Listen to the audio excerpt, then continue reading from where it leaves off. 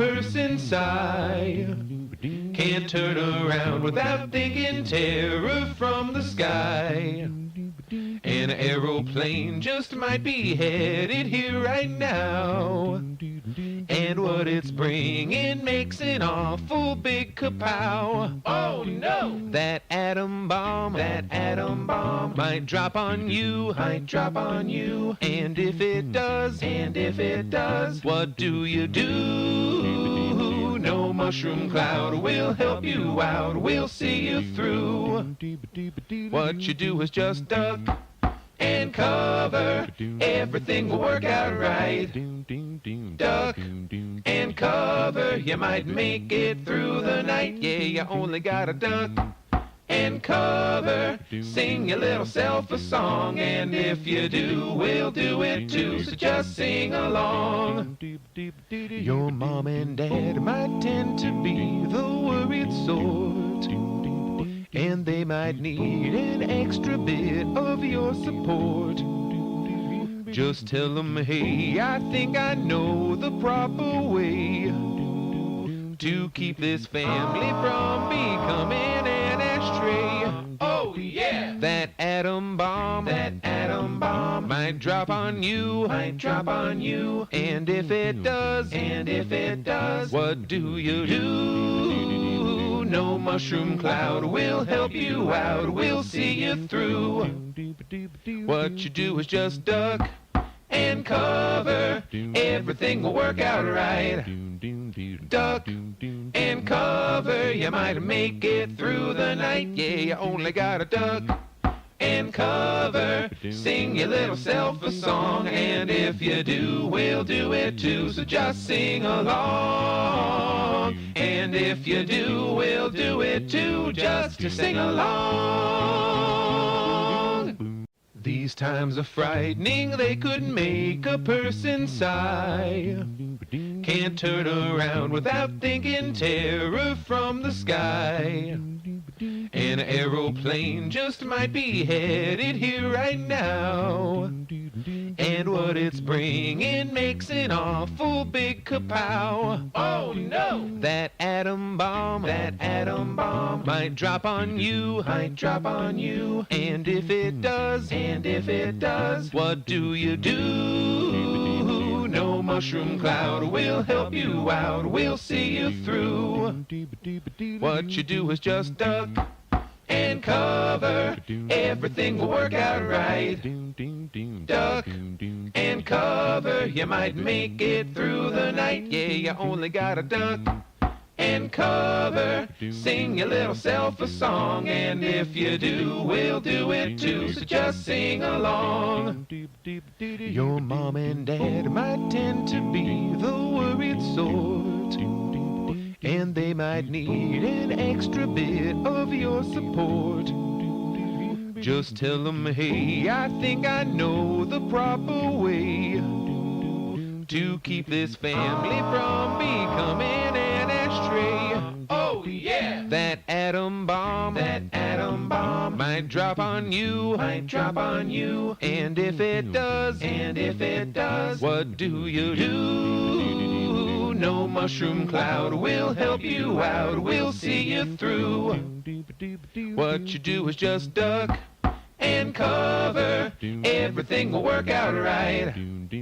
Duck and cover, you might make it through the night. Yeah, you only gotta duck and cover, sing your little self a song, and if you do, we'll do it too, so just sing along. And if you do, we'll do it too, just to sing along. These times are frightening, they could make a person. Hello, friends. We are on. Everybody should say hi to Mr. Sandman. Mr. Sandman, would you like to say hi? Hey, everybody. Can you guys hear him okay? You should be able to. I double-checked, triple-checked. Just want to make sure. Everything should be all good to go. Quack. Well, quack back at you, Matt. Howdy, and yes, we can hear him very good. Sandman, would you like to introduce yourself before we get started? Yeah, I'm Mr. Sandman, or Matt is my real name. I am the 3D character artist for Fallout London. I was the guy in charge of outfits and armors, and I also worked on some of the custom NPCs like Churchill. Yes, I know you sent in our Discord. You actually sent a video of Churchill. Yes. Yeah, that's when I actually finished rigging him and implemented him into the game, and that was just me testing out his animations. Very cool. I love that. It looked really cool. Ooh, Narwhal wants to know how we are. Narwhal, I'm doing great myself. How are you, man? And how are you, Sandman? I'm good. Booked the whole day off just so I could be here. Yes, which is so good. We love to have you. It's so good. Masby says, "Are you reading chat, Sandman?" I imagine you are. Yeah, my accent. Oh yeah. Okay, just making sure. My Canadian accent. Eh? Hey. Oh my god. What's up, Raja? I'm sorry, B. How are you doing, B? We have a guest on stream today. You should say hi. Just so everybody knows, I took some time. I already told this to Sandman, but I took some time to do inventory management off stream, so you guys don't have to watch that. So, you're welcome. Canadian. Yes, Canadian indeed. I'm pretty sure, Sandman, like right from the get-go, you made a joke about you being one of the 2 Canadians on stream on Fallen or something. Yeah, and I always make the joke, and the other Canadian, he's Canadian-ish because he's from Quebec, so. Oh, I see. Yo, he's one of those. Yeah, he's French. Let's call it. Right. He's from very French Canada. Yeah. Book the day off to do PR work from home. Better claim overtime. That's funny. Masby's giving you some maple syrup. Well, I thought it was cream puffs. Is it both cream puffs and maple syrup now? He's one of the Frenchies. That's funny. What does he do? The guy you're just talking about. What does he do? He is the co-lead of the level design team. Oh, cool. So I believe his magnum opus, as he calls it, would be Westminster. So okay. I'm pretty sure the majority of all of Westminster was done by him. That's cool. That's really cool. Damn. I feel like that's a pretty substantial part of the game too, like map wise. Oh yeah. That's awesome. More like Florida Man version Canada. Probably for the best inventory management. I feel like you're gonna have a hard time with multitasking. Listen, I'm gonna try. Okay. Already making fun of me. Look at how far we've come. Damn. So I was thinking we could do Heaven Slayer is part of the main quest, right? I'm pretty sure it is. I've lost track at this point. Yes. So I think we're gonna do this next because it's the one that requires the gas mask. Let's see. Oh, it's all the way up here. That's actually. Oh, I think I went here once when I was. Did I walk over here? Or did I fast travel here or sleeping? I will say, Sandman, that the sleepwalker trait was genius to include. Whoever decided to include that, genius. Super clever. Oh yeah, like, yeah, I remember being in chat when we were discussing what perks to put in, and like we were kind of humming and hawing it because like, do we, is it gimmicky? Is it not? I said, and I think then we all kind of thought about it. We're like, no, it's gonna be fun. Like, yes. Get people, and it turns out that like everybody chooses the sleepwalker perk. Mm-hmm. Yep. Do you? And then they immediately regret it. I like it's a love-hate relationship for me. Yeah. It really is. It's funny. Do you know what the percentage is of the likelihood you're going to travel versus not? I don't know the exact percentages, but I do know your luck does affect it. Oh, does it? Oh, interesting. Yeah. Okay, because my luck is absolute crap. Okay, that's interesting. So you'll probably sleepwalk more often. Got it. Than somebody with higher luck. That's really interesting. It looks like Narwhal's asking you a question. Assuming you use British voice actors, were there a lot of British people in the development teams? If you guys nailed a lot of the quirky British things in this? That's a good question, actually. Yeah, I'd say if I had to put a figure to it, I'd say that 80% of the team is from the UK. Oh, damn. Obviously, but we have people from all over the world. Like our lead programmer, he's from Russia, right? I'm from Canada. We do have a lot of folks from the States, right? Right. And where else? South Africa.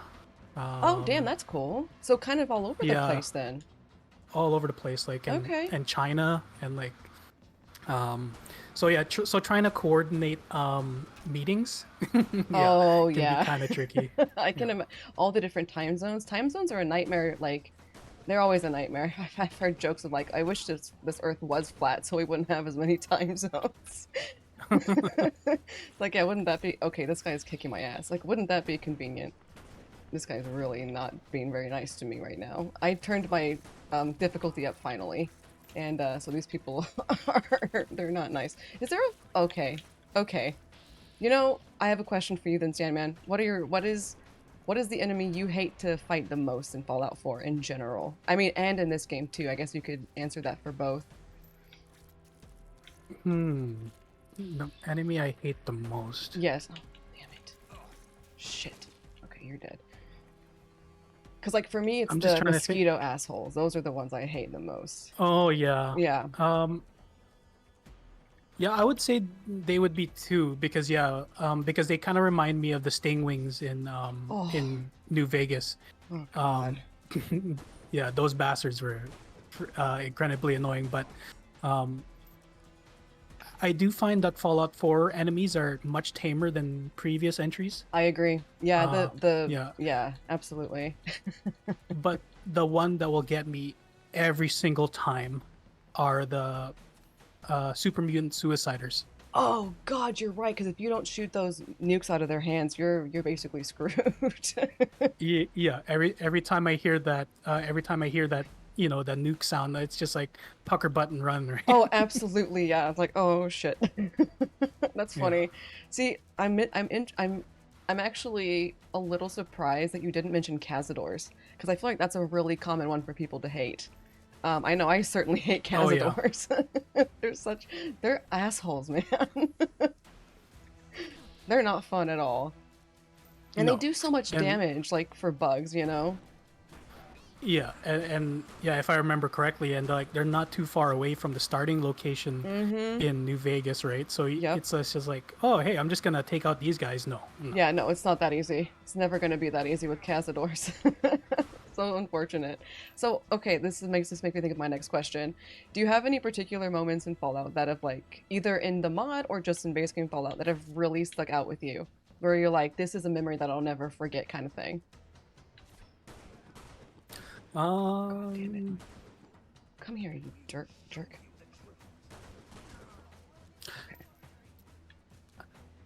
I think the fact that you can, what I remember the most from Fallout 4 is that like blowing up the Pridwin, because Oh, okay.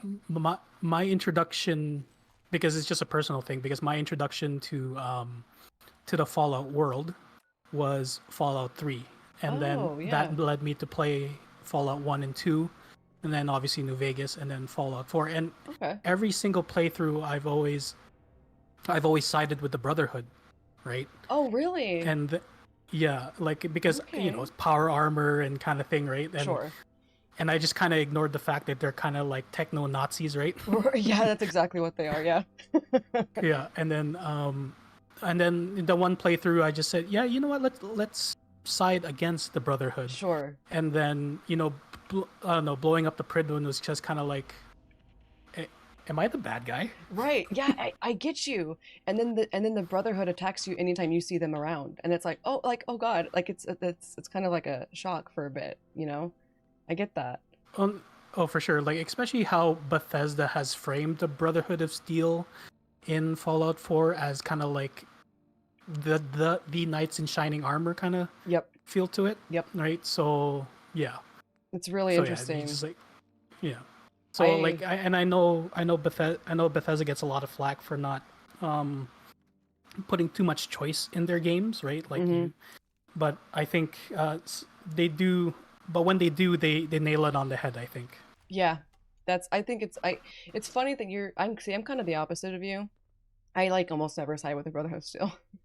Also, Matt said Fallout 3 was his first as well, and it was mine too. So all three of us at least. How about everybody else in chat? What was your first Fallout? So yeah, because I've never played 1 and 2. Which is your favorite then? Is it 4 because that's like because you mod for it, or I don't want to assume. No, it's still gotta be 3.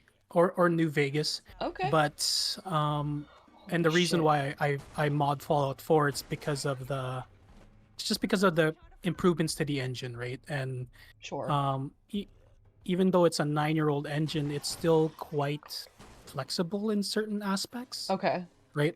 Unlike like Fallout 3 or New Vegas, right? You're um like I think what we experienced with the Frontier, um aside from the controversies with that mod, you needed quite a large mod list just to get that game running, Yes. I remember right? trying to mod it on PC. It was tough. All the different things you needed and all that. Yeah, it was real tough. I mean, once you got it going, Yeah, it was and okay, but yeah. yeah, and I don't know if that was say the developer's choice not to like integrate them in one install, or Okay. if it's just engine limitation, right? But Right. um, I just like that how you can do much more with Fallout in the Fallout 4 engine. Yeah, that makes sense. Well, because it's also so much more modern, I feel like that is definitely going to be easier. For sure. I never played 1 and 2 either, and most likely won't. Not that I don't want to. I just feel it's going to be more hassle than it's worth. So do you mean, Matt, like hassle in terms of getting it to run on modern systems? Like, is that's actually a good, interesting question too. Is it harder to do 1 and 2 or do 3 in New Vegas on modern systems, Sandman? Which one do you think is like more difficult? Um, well, I know for sure Fallout 3 is like very difficult to get running now because it's no longer compatible with modern systems, Right. but I imagine with Fallout 1 and 2 that they're fairly popular, so I'm Yeah. sure you can find a way to get them running. Like I bet you there's plethora of guides out there too. Yeah, I mean that's kind of the nice thing about the Fallout like fandom is there's so many guides for everything you want to do in this game because there it's such a people are so passionate about it, which is one thing I think that makes Fallout really special. Which is really No, for cool. sure. Yeah, Bethesda did a remake Yeah. on the newer. Did they really? I didn't hear about that. When was this, Masby? Oh, see, there goes your link. You guys should click on that link there. That links to Sandman's Instagram. He's got some really cool shit on there. You guys need to check it out. The version you can get now is different than the old ones. Really? Hmm. Because wasn't one thing about 1 and 2 is also the aspect ratio was not 1080 920 by 1080, was it? It was much smaller, right? Do you? Hmm. I think. I don't remember. I only played it once. I only played Fallout. Was it 1? I think I played 1 once, and then there's such a big difficulty curve with those two games that I think it's harder for people to get into if they don't know what they're getting into because they're so different. Gave him a follow. Thank you, Matt. Thank you. He's got some cool things on there. Oh, thank you, thank you. Yes. And he has a portfolio too, which you can also find down in the panels too. More than the old games, and there was a hack tool for the old ones. You could edit your character. Oh, well, that makes sense. I feel like a lot of Fallout games lend themselves to for people to really customize them in this whole modding situation, right? So what is the so we were talking about before we hey Zealot. Hold on one second. I'm trying not to die from this guy. Please stop. Please leave me alone. Okay. Or like Mr. Hansy. Oh my god. God damn it. You're not wrong. You're not wrong. Zealot, how are you? Zealot, we have a guest today. Say hello to Mr. Sandman. Also followed. Thank you, Narwhal. Hey, he's out. So you guys have seen Mr. Sandman around in chat for sure. He's been milady. He's been around. So one thing we were talking about is this kind of unrelated, but we wanted to discuss the relationship between Oblivion because we're already talking Fallout New Vegas and Fallout 3 and all those older games. You were mentioning the relationship between Oblivion and Bethesda and that situation there. Could you explain that to us for a little bit? Yeah, actually, it's Obsidian and Bethesda, the two studios. Right. Um, so, I don't know if it's common knowledge, but um, Bethesda and Obsidian don't have the greatest relationship. They say they do out in public, but you know, the actions that Bethesda has taken in the past speak otherwise. um, and it's due to how New Vegas was was very popular among the fan base, but in Yeah. Bethesda's eyes, it wasn't a commercial success. Um, and I think the biggest sticking point that that a lot of people have with Bethesda and versus Obsidian is that, um, you know, Obsidian did something very special with New Vegas, Yeah. and in Obsidian's contract, their bonuses was tied to their Metascore critic Was it or really? critic score. Yeah, Oh wow. Okay. and so and and I'll let you guess how many points they were off to get their bonus. Oh, I'm guessing it was like almost nothing. Like it was barely a Like- difference. It was 1 point, and they would have gotten their bonus. But That's Bethes- ridiculous. Come on, man. Yeah, Come and on. That um, sucks. which the head of the studio said, like, oh well, right? Like, Right. but still, it's just like reception wise, that's still like couldn't you just have given that to them, Yeah. right? I get that. And, Absolutely. Yeah, and so and the reason why we got into this topic is because we were discussing like the possible relationship between Team FOLON and Bethesda, right? Yes. And it's been radio silence from Bethesda, right? Like we Yeah. haven't like they haven't acknowledged the mod, which they kind of have, because in the past they changed the launching screen of Fallout 4 to acknowledging Fallout London, saying pretty much like check out Fallout London during the launch screen. Okay. So they have acknowledged us, but ever since the mod released, it's been radio silence. Like, Man. we don't feel entitled that Bethesda should acknowledge us, but it's like, but we've tried to reach out to them, right? Yeah. But receive nothing back. So Okay. That's Yeah. really unfortunate, I feel like, because I feel like you guys have put so much love and energy and time and effort into that. I feel like the least they could do is at least acknowledge it in some way, and more so, right?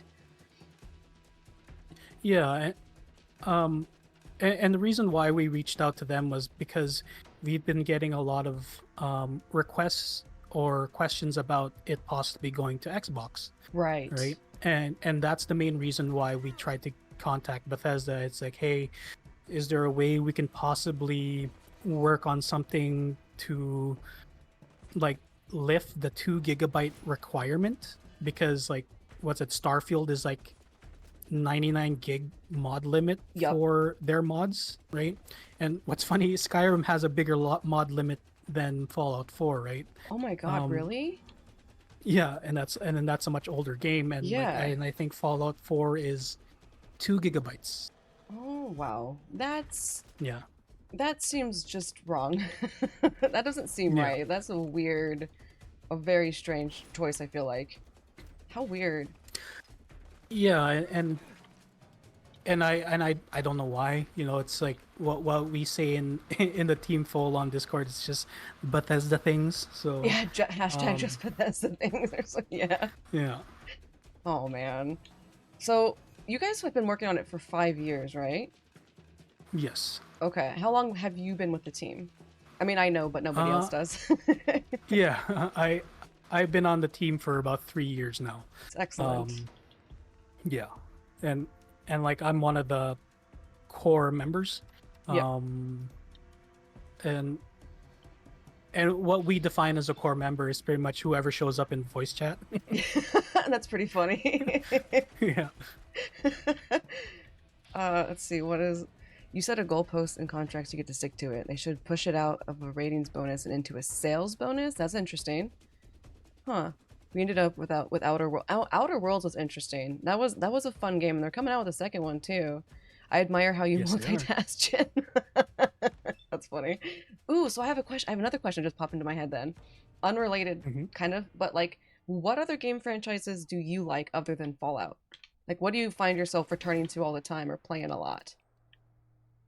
For me, other genre of gaming would be real-time strategy. Really? Okay. Yeah, like in terms of like multitasking, I'm like that too. I like multitasking, and not, and I like real-time strategy games have like been with me ever since I first started gaming, right? Like Age of Empires and stuff like that. Like I remember that's one of the first games my father actually got for me, and so Age of Empires. I'm gonna die. It's fine. Just kill me. Just kill me. Just kill me. It's fine. That's Age of Empires. Now that's interesting because my husband really likes RTS games, and I've never been able to get into them. So that's interesting. Jin is low-key an octopus. What? Are you saying do octopuses multitask somehow? That is interesting, Zealot. Yeah, but I think a lot of my community is huge Fallout lovers. That was like the main. That's where a lot of my community comes from. Is from me playing different Fallout games. Hey Kira, how you doing? Simulator games. Have a good sim game like running a store, power washing. Yeah. Do you like any sim games, Sandman? Is that anything that you'd ever play? oh yeah, no, totally. I have Power Rush Simulator in my Steam files. Very nice. And actually, like it's I find those Power Wash Simulator especially, like if I just like kind of like want to turn off my brain and just have a relaxing night, Yeah. that's the game I turn to. Yeah. That's cool. Yeah, it's just like one of those relaxing, you don't have to think about it kinds of games. Also, I just died. That's great. Great, great. Cheat coding that laser spaceman and AoE or the little Dodge Viper to wreck everything. What's that from? Hey, hey, Strawberry, how you doing? We have a guest on stream, Sandman. He worked for Fallout London. I guess still Hello? does. Yes. I guess it is kind of an ongoing thing. Oh, am I seriously in a death loop right now? You're kidding me. Oh no. No, no. I used to play Age of Empires when I was a kid. Once in a while, I got back into PC gaming in 2015. How far are they into Age of Empires now? What's their most recent one? As far as I can remember, I think it's just a remake. Okay. Where they're coming out and they're also remaking Age of Mythology. That should be a good one. Okay. That's so exciting. He's a cool dude. He's a cool dude. You can do you know what? I'll get my words down eventually. If you do not question mark, you do exclamation mark. I fucking hate myself. If you do exclamation point right there. Just if you do that, you can find him on Instagram and all that stuff. Words are hard, yo. I know they are. Words are very hard for me. Let's reload a previous save. Let's do that. There was a long break between the third and fourth games. Oh, okay. I have a question, Sandman. Is Fallout London full scale, or is it bits of London spliced and cut together? That's a great question. It's bits of London cut and spliced together. So even though some parts of London can really impact performance, we've tried to cut everything up so that it's not like Boston 2.0. Oh god, yeah. Okay. Yeah. And what you'll actually find is that as you progress through the quests, more of London will open up for you. Okay. Yeah, and that's kind of like one of the kind of like the endearing kind of reactions that we've gotten from the community is that there's more of the map. Right. Yeah. And that is actually one of the most common questions I see is like, how 1-to-1 scale is it? You know, because the map is huge. It's definitely not 1-to-1. We've definitely had to scale things down. Yes. Because actually, funny story is that so in truth, I would say that Fallout London actually has been in development for 6 years. Okay. Because, but we say 5 because the project pretty much started from scratch, right? And right, that's what we say the official start date is. So that's interesting. And, yeah. But we kind of like 5 years is the most like common number that you are that you hear. Also, these guys are kicking my ass. Where did they come from? The beef eaters. So what was what beef eaters are cannibals, right? Okay, Yes. I'm gonna scream. I'm gonna scream. Okay, you know what? Just kill me. It's fine. It's fine. I've given up. Screw this. Just kill me. I've already died like what 4 times now. To be fair, one of them was a death loop. First year doesn't count as it's a few people in a bar drawing plans on a beer mat.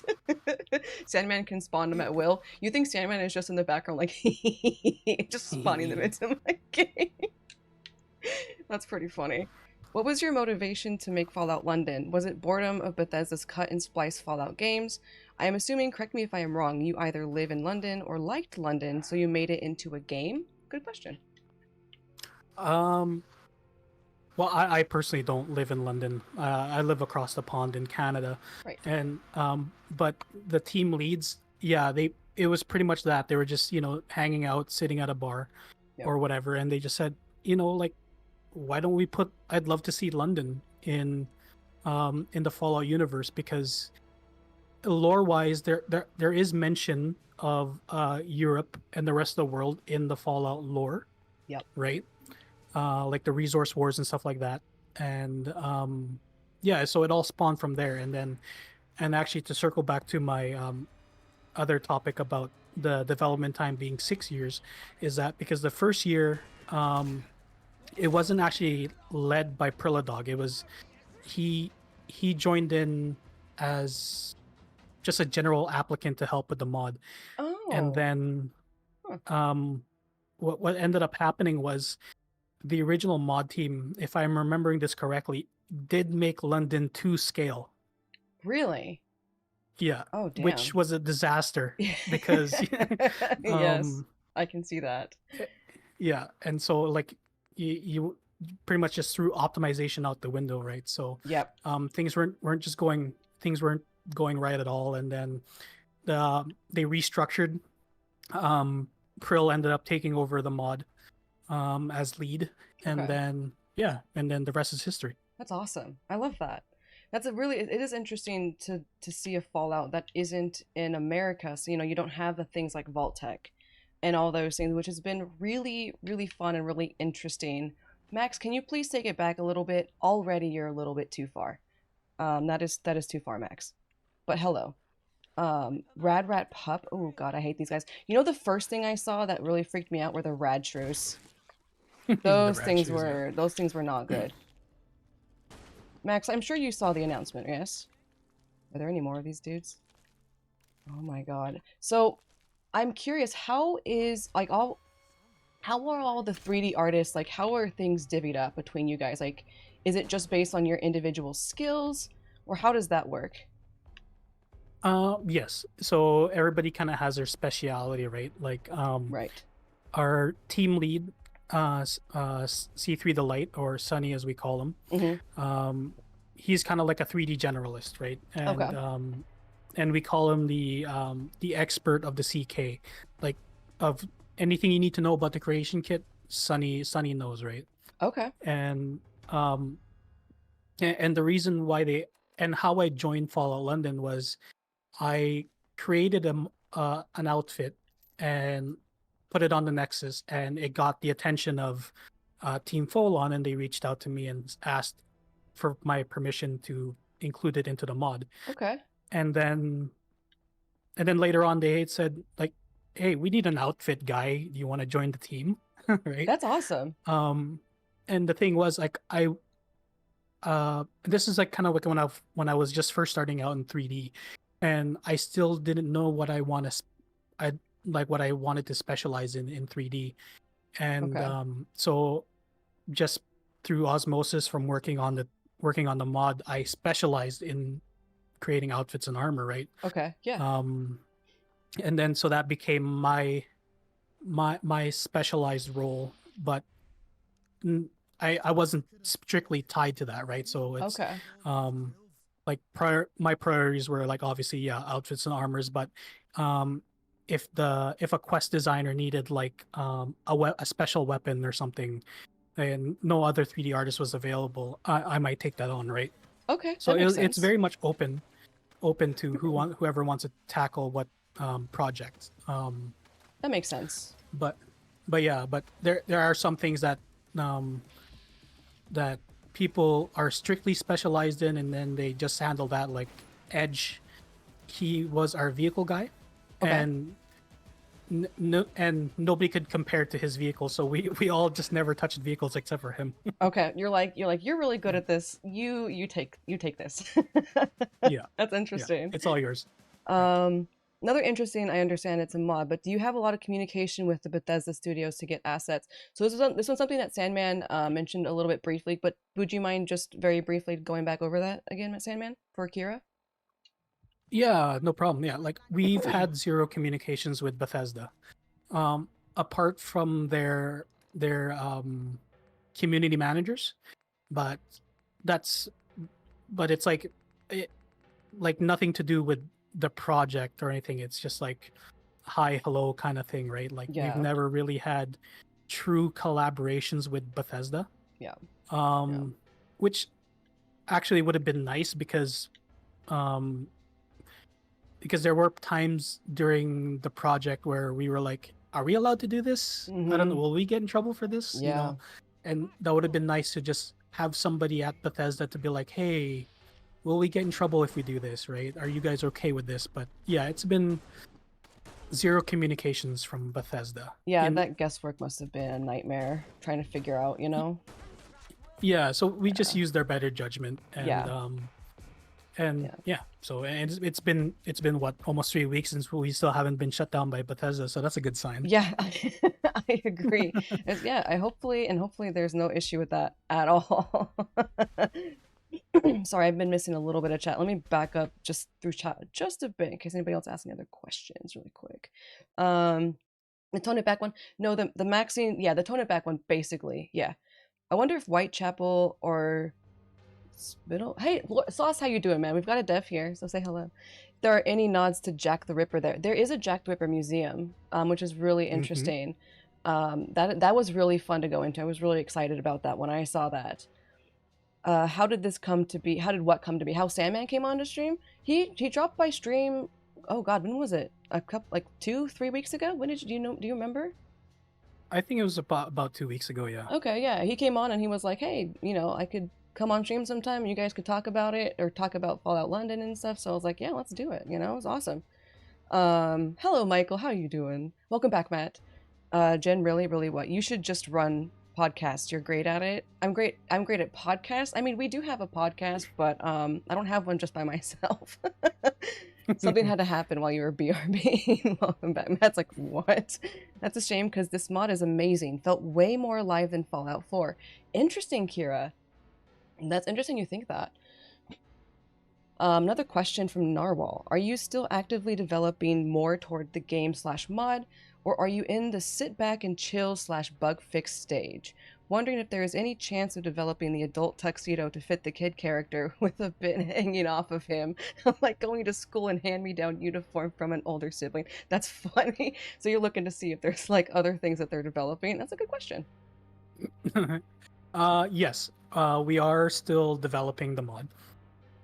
Because just so we can release on a release day, we did have to cut some content, and with the upcoming big patch, we are adding that cut content back in.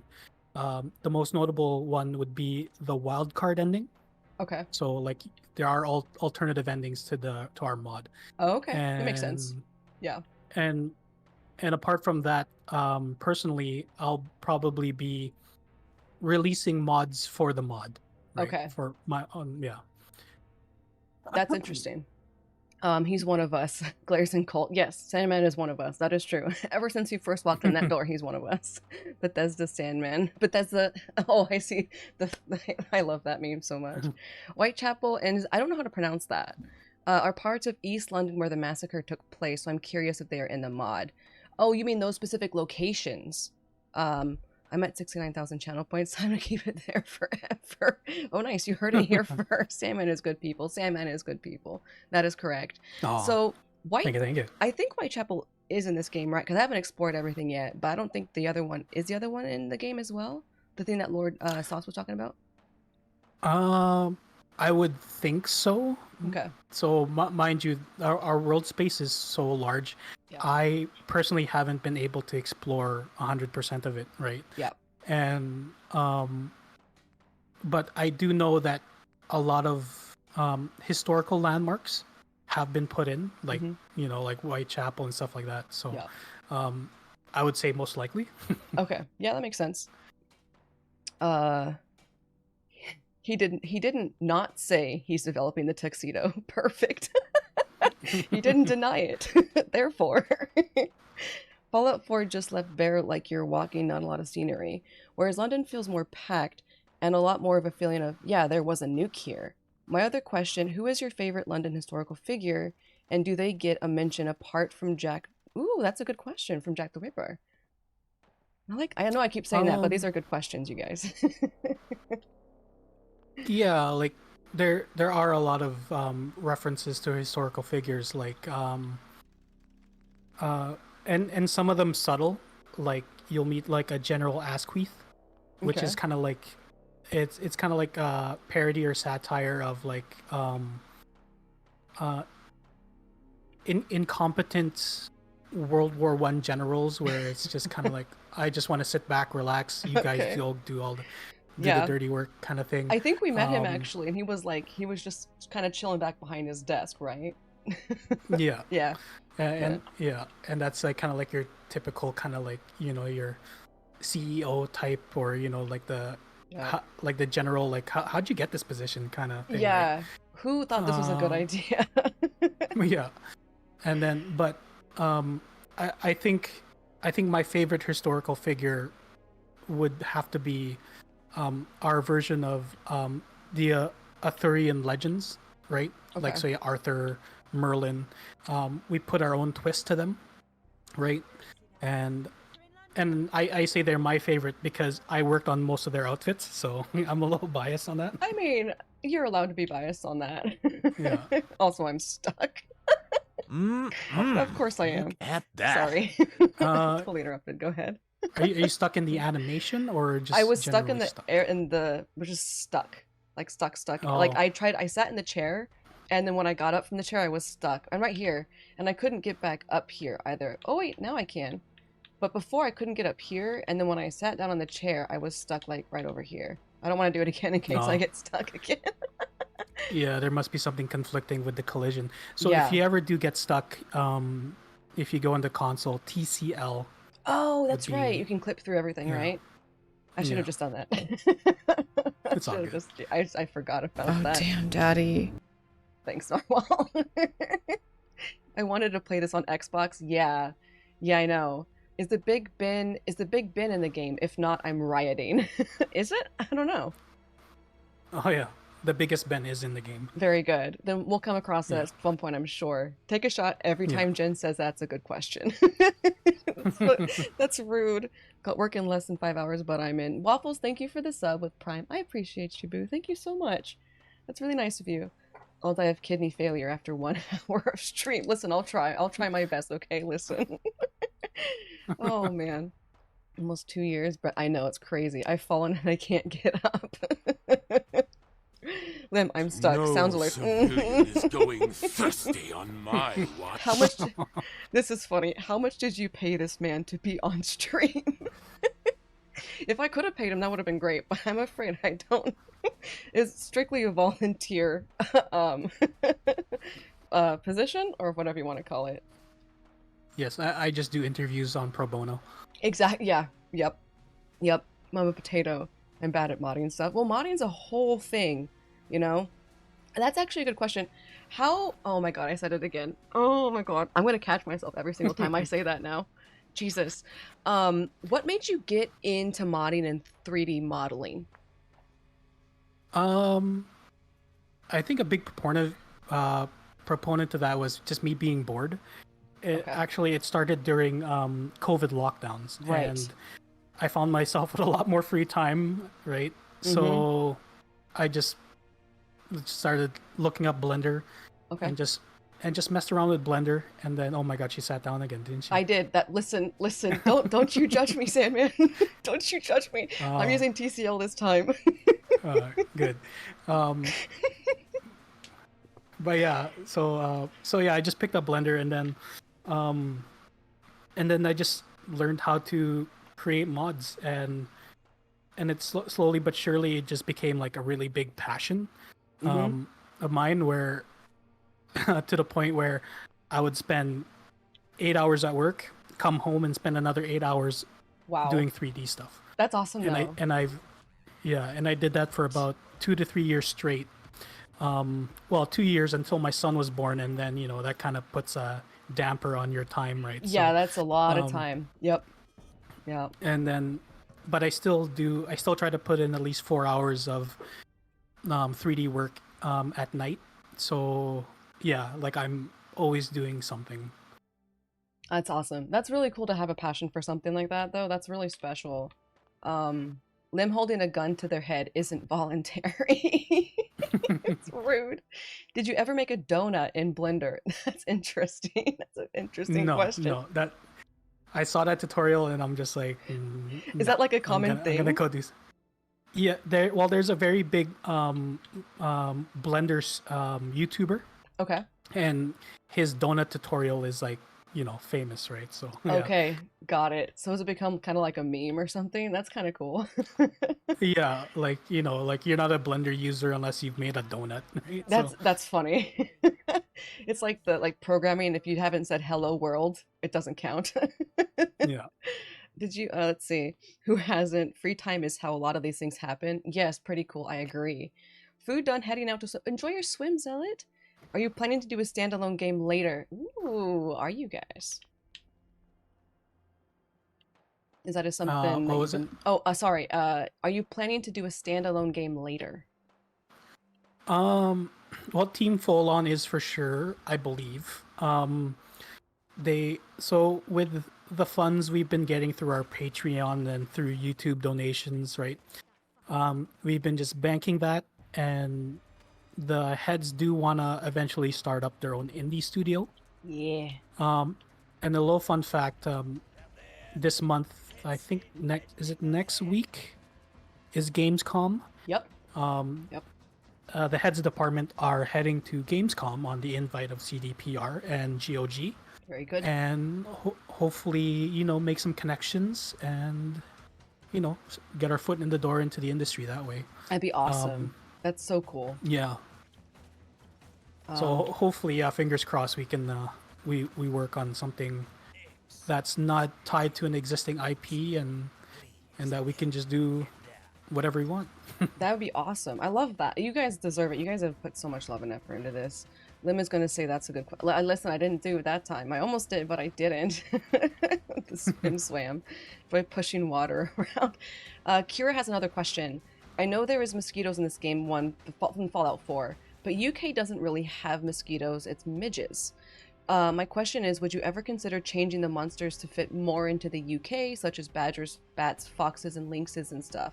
The only thing I can answer that is I know there are foxes, but I'll let Salmon answer the rest. And we do have our version of a badger in. Okay. In terms of the mosquito, most likely not. Mm-hmm. Because it is quite a thing to create custom creatures. Yeah. For the Fallout 4 engine. Yeah. A lot of things can go wrong. So, like, if you really look at our creatures, they are literally just reskins of the vanilla creatures. Yep. Right? And, like, pretty much, like, when I was making dog meat, he's just a smaller version of... Or, I mean, when I was making Churchill, he's just a smaller version of dog meat, right? Right. Like, really, if you break him down. And, we maybe, okay. We're not too sure, because the way we're looking at it right now is that, after our big patch, Mm-hmm. Or after what we want to get into the mod, that was cut is now in. That's kind of be it for us in terms of adding content, right? Okay. Yeah. Because yeah, like we spent 5 years on developing this mod, and it still costs us money because we our team, especially on the file sharing side, because since we are an international team, we have to like store our master files somewhere so that other developers on the team can work on the mod. Yeah. And that costs money, right? Of course. Not free services. And that, yeah. Yeah, and having our website up and stuff like that, right? So we like financially we have to do something that's more commercially viable. So Okay. we're gonna support the mod as long as we can, Right. but we need to move on to something else that will pay the bills eventually, right? So Oh yeah, yeah. That's really cool. I mean, that's really awesome though. But I didn't even think about the fact that you guys would have to file share all that across so many different places of the so many different areas of the world. I didn't even think about that or consider that. yeah, and there's limits to that. Like we run everything through GitHub, and Oh, that makes sense. Yeah. Okay. Yeah. Yeah, and it's actually a pretty cool system where where our master emerges as soon as he pushes out the latest master files, everybody's files who's connected to his will get updated automatically. Right? That's really nice. So they don't have to pull manually. Is that what you're saying? Well, it is kind of you just literally press a button that says pull. And Okay. So it's pretty automated, right? That way. Okay. But yeah, like there's no more like, what do you call that? Like requesting the version from somebody else, kind of thing. And having to wait just for like that and all that. Oh, okay. Yeah, it's in one location and that's it, and it doesn't matter, kind of like if that person's awake, right? Okay. Yeah. That's really cool. So time zones are not even they're not even an issue at that point. It's also meant to include your donut in your project as an Easter egg. That's funny. That's why he's made a career out of it. You can't swim for half an hour if you just ate. I mean, you can do whatever you want. Doesn't mean it's a smart thing to do. I have never done Hello World by programming. I don't conform to normalities. Yeah, go big dudes. You're great. Sandman is great. The whole team is so amazing. So good. Have fun. We have Radshrews, and that's huge. Yeah, we do got Radshrews. Yeah. Badger in a top hat. I will not rest until I see that in Fallout. Badger in a top hat. Pet badger in a top hat. I love that idea though. That's cool. If you ever need a cream puff supply in the studio, call me. Do you guys like cream puffs? I'm sure somebody would. I'm sure. Yeah. I mean, cream puffs are pretty good. Can't complain about free food. That was the other random one I had to ask. Can Churchill get a bowler hat to fit? I was discussing this / trying it the other day. Yes. So I did make a bowler hat and cigar for Churchill. You did? Oh my god. Yeah. It's just right now, we just don't have it. The level designers have just not implemented it into the world space. Okay. But you can get it, and I can show you how. Okay. If you'd like. That would be awesome. Yes. When it comes in, yes, that would be great. Are you working better with CDPR more than Bethesda? Okay. Oh yeah, like CDPR and GOG, they are just lovely people. Like literally, if it's not for them, you guys wouldn't be playing the mod, right? Yeah. And which is so shocking because like this is what they've done is completely new to them as well.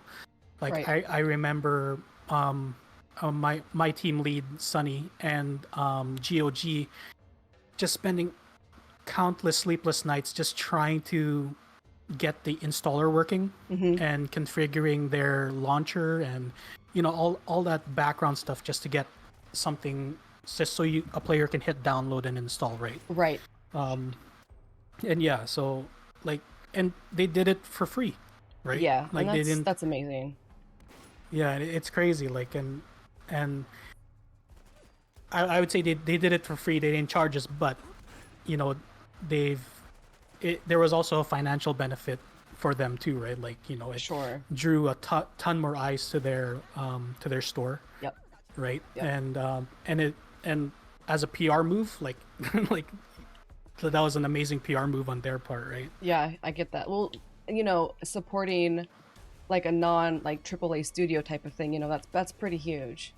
It's really awesome. Yeah. It shows how much they care about the community and support developers. Yeah, and that's kind of like been CDPR's and GOG's kind of like modus operandi, right? Like they've always been about the customer and player base and developers, right? So yeah, like I'm still kind of like I still have to pinch myself like sometimes that like we're working with CDPR and GOG, right? Like that's crazy. That's so awesome. You know, to be working with such big that's really cool. I love that. It's party time. Yeah. Thank you for the follow, Dominic. I appreciate you. Sorry, go ahead. No worries. And actually, I'll actually be having an interview tomorrow with another studio. Oh, congratulations! Potentially, yeah. Thank you. That's with awesome. Potentially joining their team. Very good. And their and their email response to me was, "Congratulations on Fallout London. Me and the devs are also playing the mod." And so yeah, cool. we'd like to interview you. That's awesome. Dude, I'm so happy for you. I know you were talking about that like several streams ago, or I think last week you were talking about how you were applying to all these studios. I'm really glad you got an interview with one. That's awesome. You deserve it. Your work is so good. Thank you. Yes. Yeah, fingers crossed. The interview goes good tomorrow. I will cross all of my fingers. Have you guys considered doing I'm sorry guys, I'm sorry about chat. I know I'm trying to get through all of your questions to make sure we don't miss anything, so I might be pretty far behind on chat. Let's see. Have you guys considered Patreon or crowdfunding? Well, we do have a Patreon. And yeah, and I guess it depends on what happens financially if we crowdfund something, because you know if we get backing from a publisher, we won't need to crowdfund, right? Okay. Yeah. But if we purely want to do something on our own, like with no publishing or whatever, we'll probably do some crowdfunding. But it's not up to me, right? So it's up to what the one that the heads of department want to do. Try to get like that makes sense. Yeah, it's kind of okay. I didn't realize that guy was there. Just kill me. It's fine. Just kill me. It's fine. I have given up on life many times in this game so far. Yep, there we go. There it is. Pet Badger in the top half. You ever need? Let's see. Hold on. Where am I at in chat? Sorry. Guys considered since they were a great help, release the mod. Yeah, I've heard GOG or GOG was really amazing towards the team. Can you explain a little bit more about that? Like, why did you guys collaborate with GOG in particular? Were they just super supportive from the get-go, or how did that work? Yeah, they actually reached out to us. Okay. From what I remember. Okay. Because I think they caught wind that the Nexus couldn't support the mod because of the file size, right? Okay. Yep. And then we couldn't post anything on Steam because I think something to do with trademark and copyright, because we have Fallout in the title. Okay. Right. So we needed permission from Bethesda. Yep. And like I alluded to earlier, we've had zero communication from Bethesda, even though we've reached out to them, right? Yeah. So and then GOG just like, hey, we'll host you, even though we've never done it before. Yeah. Yeah, and That's then so good. And they've been totally awesome. Like it's like it's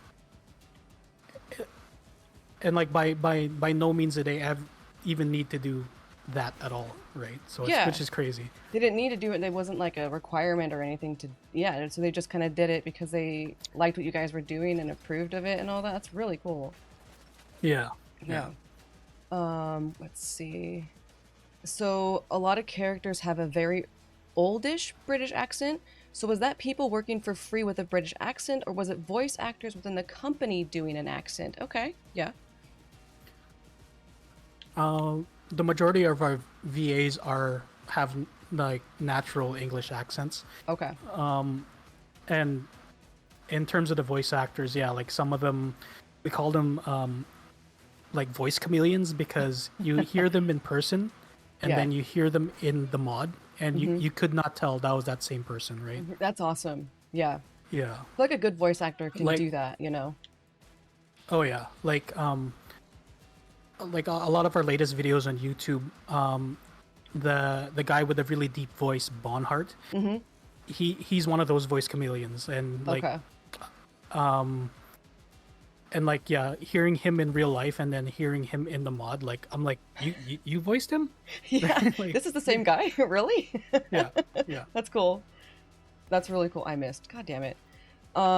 Accurate to people around London speaking. Imagine how super mutants would sound with British accents. Oh god. Can you imagine? Oh god. Oh jeez. Justice for Churchill. Give him a top hat. Actually, you know what? If there were super mutants in, I would say they would sound like Warhammer 40k orcs. Oh, okay. More so than like Like that- the super mutants we know and love currently. Yeah, That's like funny. I think we would have to do that just because, you know, Warhammer 40k is like a UK property, right? Okay, yeah. And there is references to GW Games Workshop in the mod, right? Okay, right. And but yeah, I think that would just be so cool to have, like, you know, like what would you even call their accent? Like Oh god, I don't know. I mean, it's very like fantasy, right? I don't know if it's based much in like world. I mean, sometimes I feel like a lot of accents and stuff from video game characters are just kind of a amalgamation of a bunch of accents that we have in real life. yeah. I wonder if it's kind Um, of like that. If only we still spoke like that. Go Poland, go Poland. Here's a question. Have you guys ever considered doing something stupid, but have it be critical to the game? Like how Team Fortress 2 has an image of a pineapple in the game files, but the game won't turn on without that pineapple? That's funny. I don't even know that was a thing. Oh.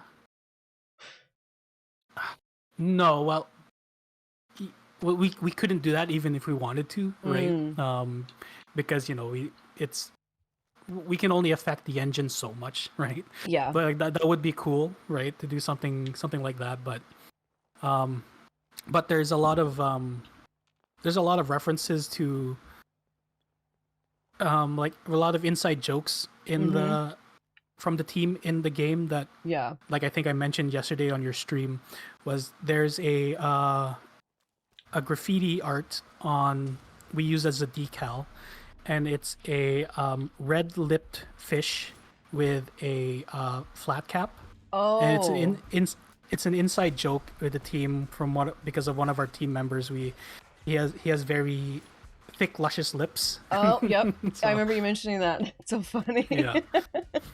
He's blessed with good lips. Okay, I hate this where I'm at right now. Sorry.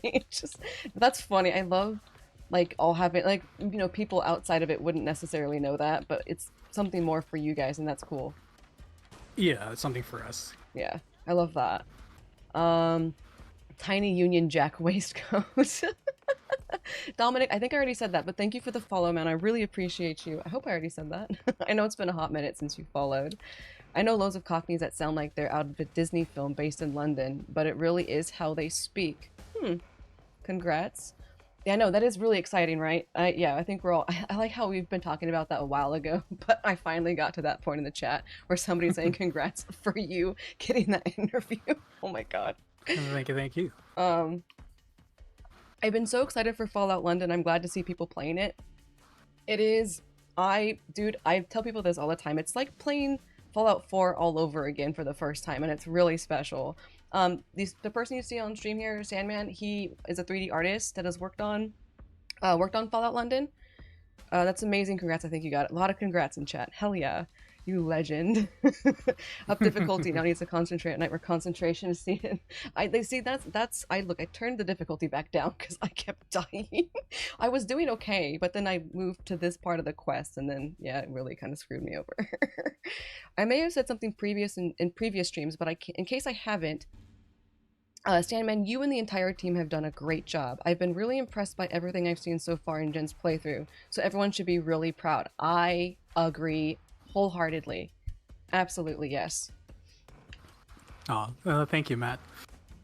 Yeah, it's like sometimes when I go into voice chat with the other developers, I kind of ask them, has like this whole situation like kind of settled in for you guys yet? And then they'll share some of their experiences, like right, like Adios. like Prill, like he would say like, yeah, I have interviews lined up with Forbes, the BBC, and he's just like, yeah, this is great, this is crazy. Like yeah. and we all felt that way because like you know, like first and foremost, like we built London for the community because you know there's, you know, because we just, like everybody else, we wanted more Fallout 4 content or Fallout content, right? Yeah, and absolutely. And for it to blow up like this it's still mind-boggling. It's like, you know, the wife comes up to me and like after reading an article online, she says, "Do you realize how big of a project you're a part with?" I'm like, oh yeah. I'm like, I guess. I can imagine. I just make it's like, outfits. yeah, that's so awesome. I'm sure you get kind of used to doing it. That's kind of just becomes something that you do and you don't really think about it as much, you know? Yeah. Yeah, and it's I think it's because we didn't a lot of this is unexpected, right? We didn't do this for the, you know, like the fame and glory, right? We're just gamers making a game. Yeah. Something you guys cared about, you know? Let's see. Where am I at in chat now? It's amazing. Congrats. I think you've got it already, to be honest. I missed that one. Way to go, Jen. Like orcs and angry. Okay, let's see. Hold on. Matt being wholesome. Who are you and where's the real Matt? I'm often fairly wholesome. You just aren't always here to see it. That's fair. I think Kira has another question. So you say you're thinking of expanding into an indie company, which I am guessing you will be a part of. If you've had the choice of a game to create as your first real game on your own, what game would you like to create? Actually, yeah, I've been thinking about this, and I think one genre of game, I don't know if it's a genre, but diesel punk hasn't really been explored in the gaming industry, I don't think. Okay. Like you get a lot of cyberpunk, you get a lot of atom punk, right? Post-apocalyptic. But I'd like to do something diesel punk, like I really like I can't remember the artist's name, but there's a lot of artwork online of like you see like if World War I or II was still going, like what would be the progression of like the military arms and armaments, right? So you have like these like diesel powered walking mechs and stuff like that. That's so cool. So yeah, so I personally I would like to develop a game where like an action RPG where, you know, you're in a diesel punk universe, right? And there's like a global conflict and, you know, and something like that. That's cool. I love that. I feel like that's a really unique take. I haven't, like you said, it's not something that's been explored a whole lot, I don't think. So that's really interesting. Let's see. London is on GOG or GOG. Yeah, is it GOG or GOG? I've heard both, and I still don't know which one it technically is. That they're the same thing. Okay, so there's just two different ways of saying the same thing. Got it. Yeah, Good Old Games is what it stands for. Okay. Oh, okay. I didn't know that.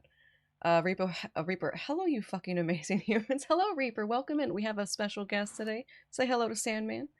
No worries. Thank you for the lurk, Max. I appreciate that. Have fun, fucknuts, and overripe lemon and amazing Sandman. I love how you insulted all of us except for Sandman.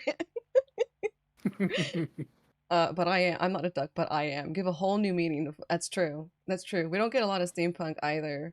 Well, that's true, but I think Sandman is right. Like, I feel like we might not get a lot of that, but I think that's kind of been because you said steampunk instead of like cyberpunk. Yeah, you're right.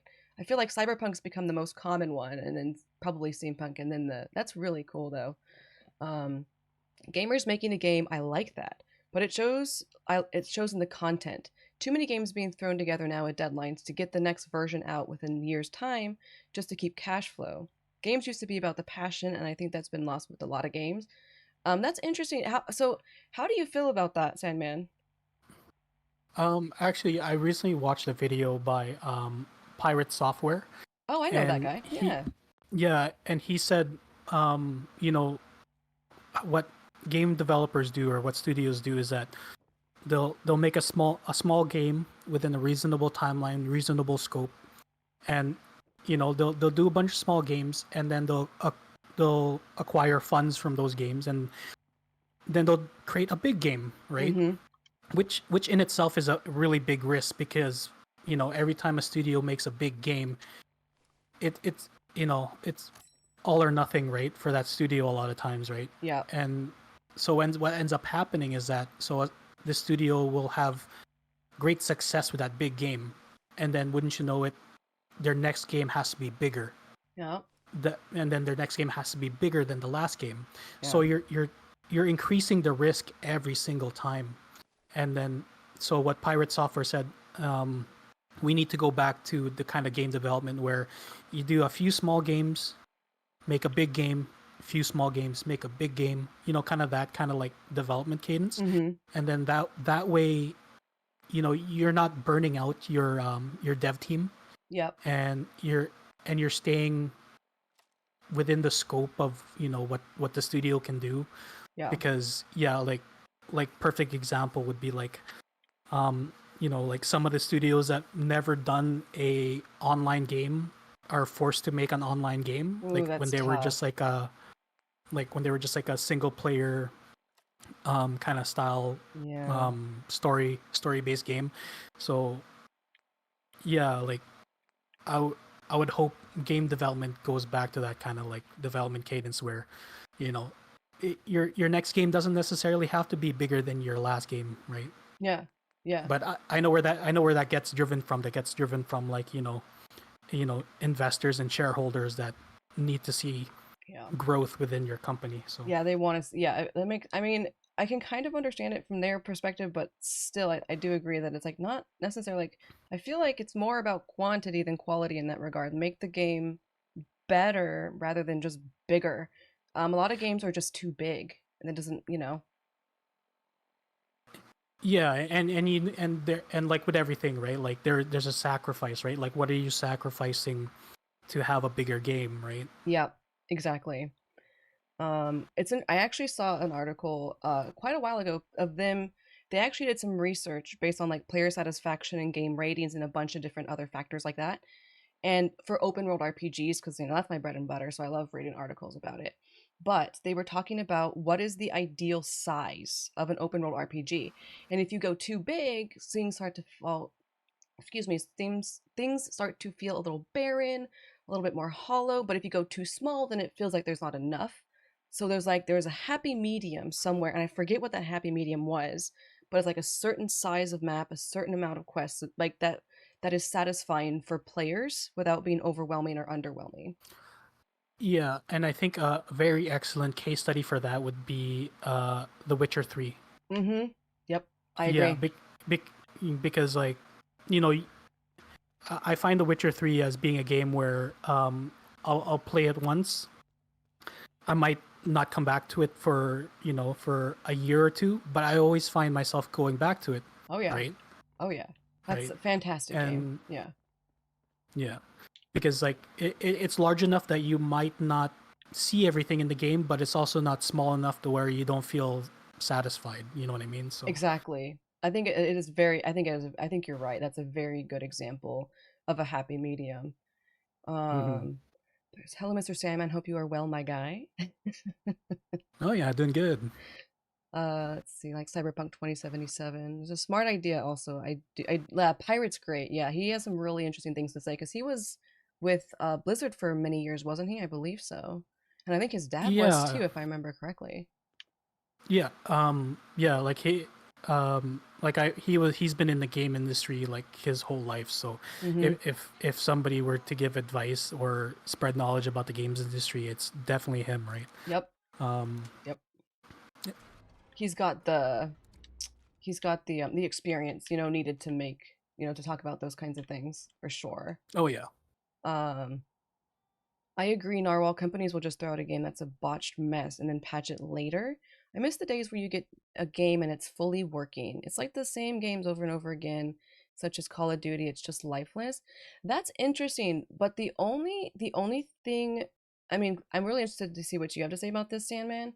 My only issue with that is that it can be really hard to have a flawless release, no matter what it is, whether it's a game, a mod, like in any regard, it's hard to make things flawless because you can't test everything on every single person's computer and system and their setup. So I feel like it's never, especially with modern gaming, it's not going to go perfect ever. At least that's how I view it. What do you think, Sandman? Um, yeah, for me, there's actually two parts to that. Okay. So, for me, I'm okay with a game releasing that's kind of buggy and I know that will get patched as long as the content is good, Right. Okay. right? Yeah. If the content is good, I'm willing to sit through a lot of bugginess. But if a game releases and it's like buggy and it feels like there's a lot of missing content, Mm-hmm. then yeah, like that's no bueno for me, right? Yeah, I don't blame you for that. That makes a lot of sense. Um, I think because you need to have a good base for sure, something to really, you can fix those. I mean, if a game doesn't have good content and it's a buggy mess, what does it really have going for it? Nothing, right? Exactly. Like there's kind of like no redeeming factor for it, right? Yep. And so and I think generally a lot of the player base feels that way as well, right? Like, Yeah. there's a good game here. They just need to like iron it out a bit, right? Yep. And like you said, sometimes you just can't because like for example, we're learning that with Team Folon is that like with the thousands of QA hours we've had with Fallout London, some of the crashes and bugs we've never encountered Yep. during our playtesting, right? Yep. So Yep. yeah. It's just hard. You just can't replicate every single thing. It's just not possible. Mm-hmm. Let's see. Even Nintendo did that business plan, drop a Mario, throw a tennis, party racing game. They do tend to like really kind of run their IPs into the ground. I kind of get that. Other problems are gamers themselves. Most people have too much expectations or hype. I understand that too. I think the idea of like being overly hyped is a really interesting one, especially since like at least personally, I do get really hyped about certain games. And I find that if there's a game that I haven't been hyped for, but I end up playing and loving, that's more satisfying than being super hyped for a game and then loving it. Does that make sense? Like, it's like, oh, this was unexpectedly good. And that is almost more gratifying, I feel like. Yeah, and I think too it's that it really depends who it's coming from. Like, Mm-hmm. like like I think a lot of people were shockingly surprised like about Fallout London.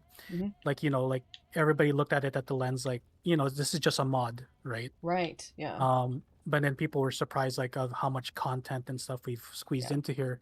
But then yeah, like and I guess yeah, it is there are certain expectations when it comes to who's releasing it, right? Like, Mm-hmm. like if you look at a Rockstar, right? Yeah. There's a certain level of expectation that you have with Rockstar. Yep. But they're good in a sense where Rockstar will always take their time to develop their game. They won't just Mm-hmm. rush it out for the sake of it, right? Yep. Yep. And that's kind of like so I think studios that manage expectations um are the ones worth keeping an eye on, right? Yeah. Like kind of like a rock star. So Yeah. I want to knock this over. Oh, come on. I want to knock it over. I know this is totally like random. Okay, I can't. I don't want to shoot. I don't want to waste a bullet. That is true. I've got to the point in my life where I ignore most AAA companies. I think a lot of people have gotten there, which is interesting.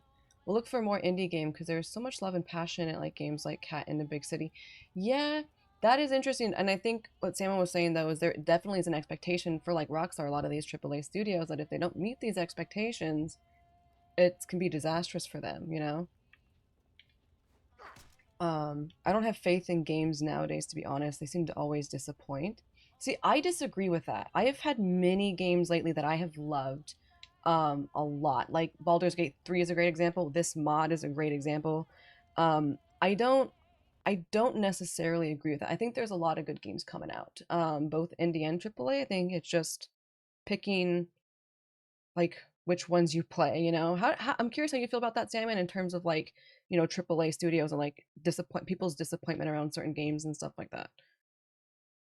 Um, oh, and that's the thing, right? Like it's even coming in to our release of Fallout London, we kind of set the expectation within the team that no matter how hard we try, we're never gonna satisfy everybody. Oh yeah, Um, yeah, and I think the studios that fall into that trap of trying to satisfy everybody end up failing everybody. yep, yep, So yep.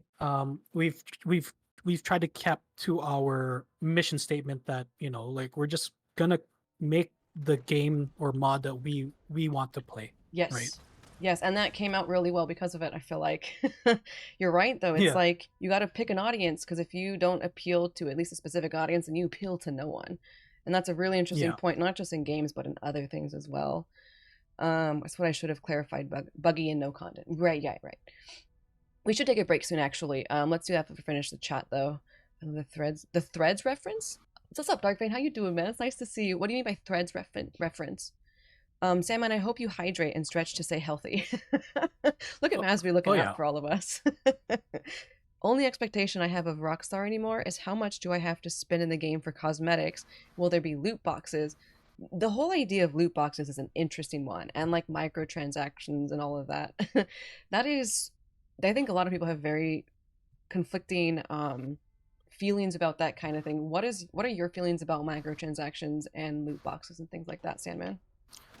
Yeah. So on the topic of Rockstar, I think they have a good balance between their single player experiences and then their multiplayer experiences. Like obviously, I'm just speaking through personal experiences that I've never experienced their microtransactions make their way into the single player. Right. Right.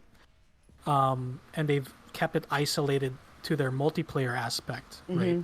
Yeah. Like I don't necessarily agree with a lot of the microtransactions and the loot boxes and the, you know, the kind of, let's call it gambling mechanics, right? Yep. But they don't force, at least studio like Rockstar doesn't force you to engage in those mechanics if you don't want to. Like GTA, I never play online. For me that's a single player offline game, right? Yep. So Yep. That's exactly how I felt with RDR2 too. For me, it was that single player experience. It wasn't anything more than that, you know. And I like single player experiences. Those are my preferred. That's my preferred way of playing. This guy's sneaking, by the way. It's weird. He's just kind of crouching and sneaking along. Oh crap. Okay, but yeah, that's interesting. It was really interesting to hear your opinion on that, because I think they're very, very. I think as a whole, I think most people are kind of anti loot boxes, anti gambling, and all that, which I understand. Guy in the corner with the bandage on his eye is a direct reference to 80s nuclear war document movie warning about nuclear war. Is that true, Sandman? Yes. Cool. So the character is based from the traffic warden, Yep. which has a total screen appearance of 3 seconds in the movie. Really? Oh my Yeah, God. and but Threads it's a very iconic British film or TV series. Okay. So we wanted to give a nod to that because it is about the post-apocalypse too, right? So Yeah. it is a very dark show, so you know, viewer be warned. Yeah. But yeah, but it's pretty good. That's awesome. I actually found I found one of the hats the other day. I have it in my storage. Yeah. I put it on Rygar. I was like, oh look, it's like the hat that Sandman has on it. I was like, oh, I didn't know I had one. GTA 6 supposed to be pay for a minute. No, just no. Yeah, we don't know a lot about GTA 6 currently. Finally, someone competent on stream. I mean, he is a fairly competent person, that is true. What's up, Liam? How are you? It's a good way for a company to make revenue after release, but price needs to be a lot lower than it is on a lot of these things. You would buy a loot crate / skin for $1, but when it's $30, most people avoid. Some still buy, and that's what it's there for, but a lot more would if it's cheaper. That's a good point. Yeah, it is a good point, and I'm a huge advocate to vote with your wallet, right? Yeah. Yep. Vote with your wallet, because that's really the only way these studios and publishers are gonna listen. That's true. Right? Yeah. If it affects their bottom line, then they're more likely to do something about it. I can't see shit, dude. Can you just... Okay. This is not going well. Sorry. Is there any Monty Python nods, as this is a very beloved British I love Monty Python too. Are there any... Is there anything like that? Yes? Oh, yes. Hell yeah. That's awesome. Hopefully we'll come across especially it. from the search for the Holy Grail. There's a lot of references. That's my favorite for sure. I've seen Life of Brian. Not my favorite, but I do really love Monty Python for sure. It's great. Yeah. I can wait years to get some stuff for free. Just have to be patient. I think a lot of games stuff, whether it's free or paid, like it's all about patience. Especially, I mean, a good example of this is, I mean, Elder Scrolls 6, right?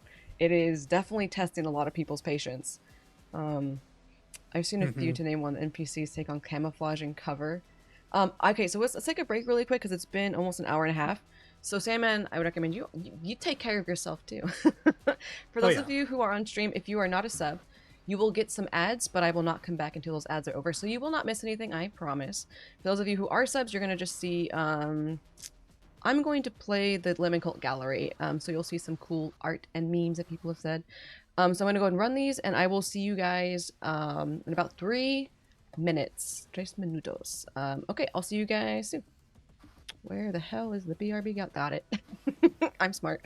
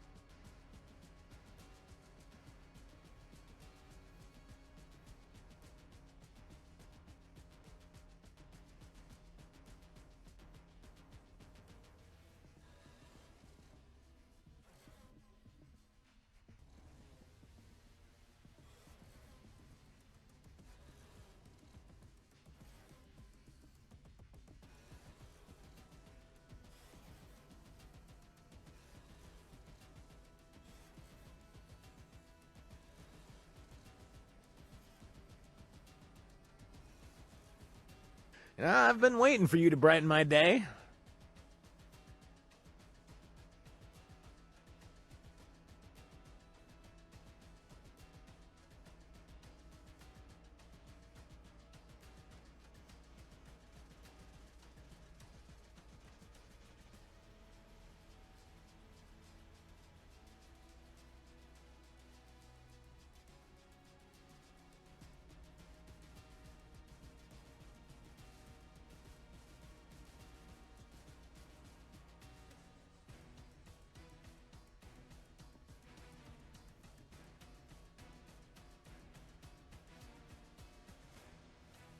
All right, I am back. Sandman, are you back? If you even left.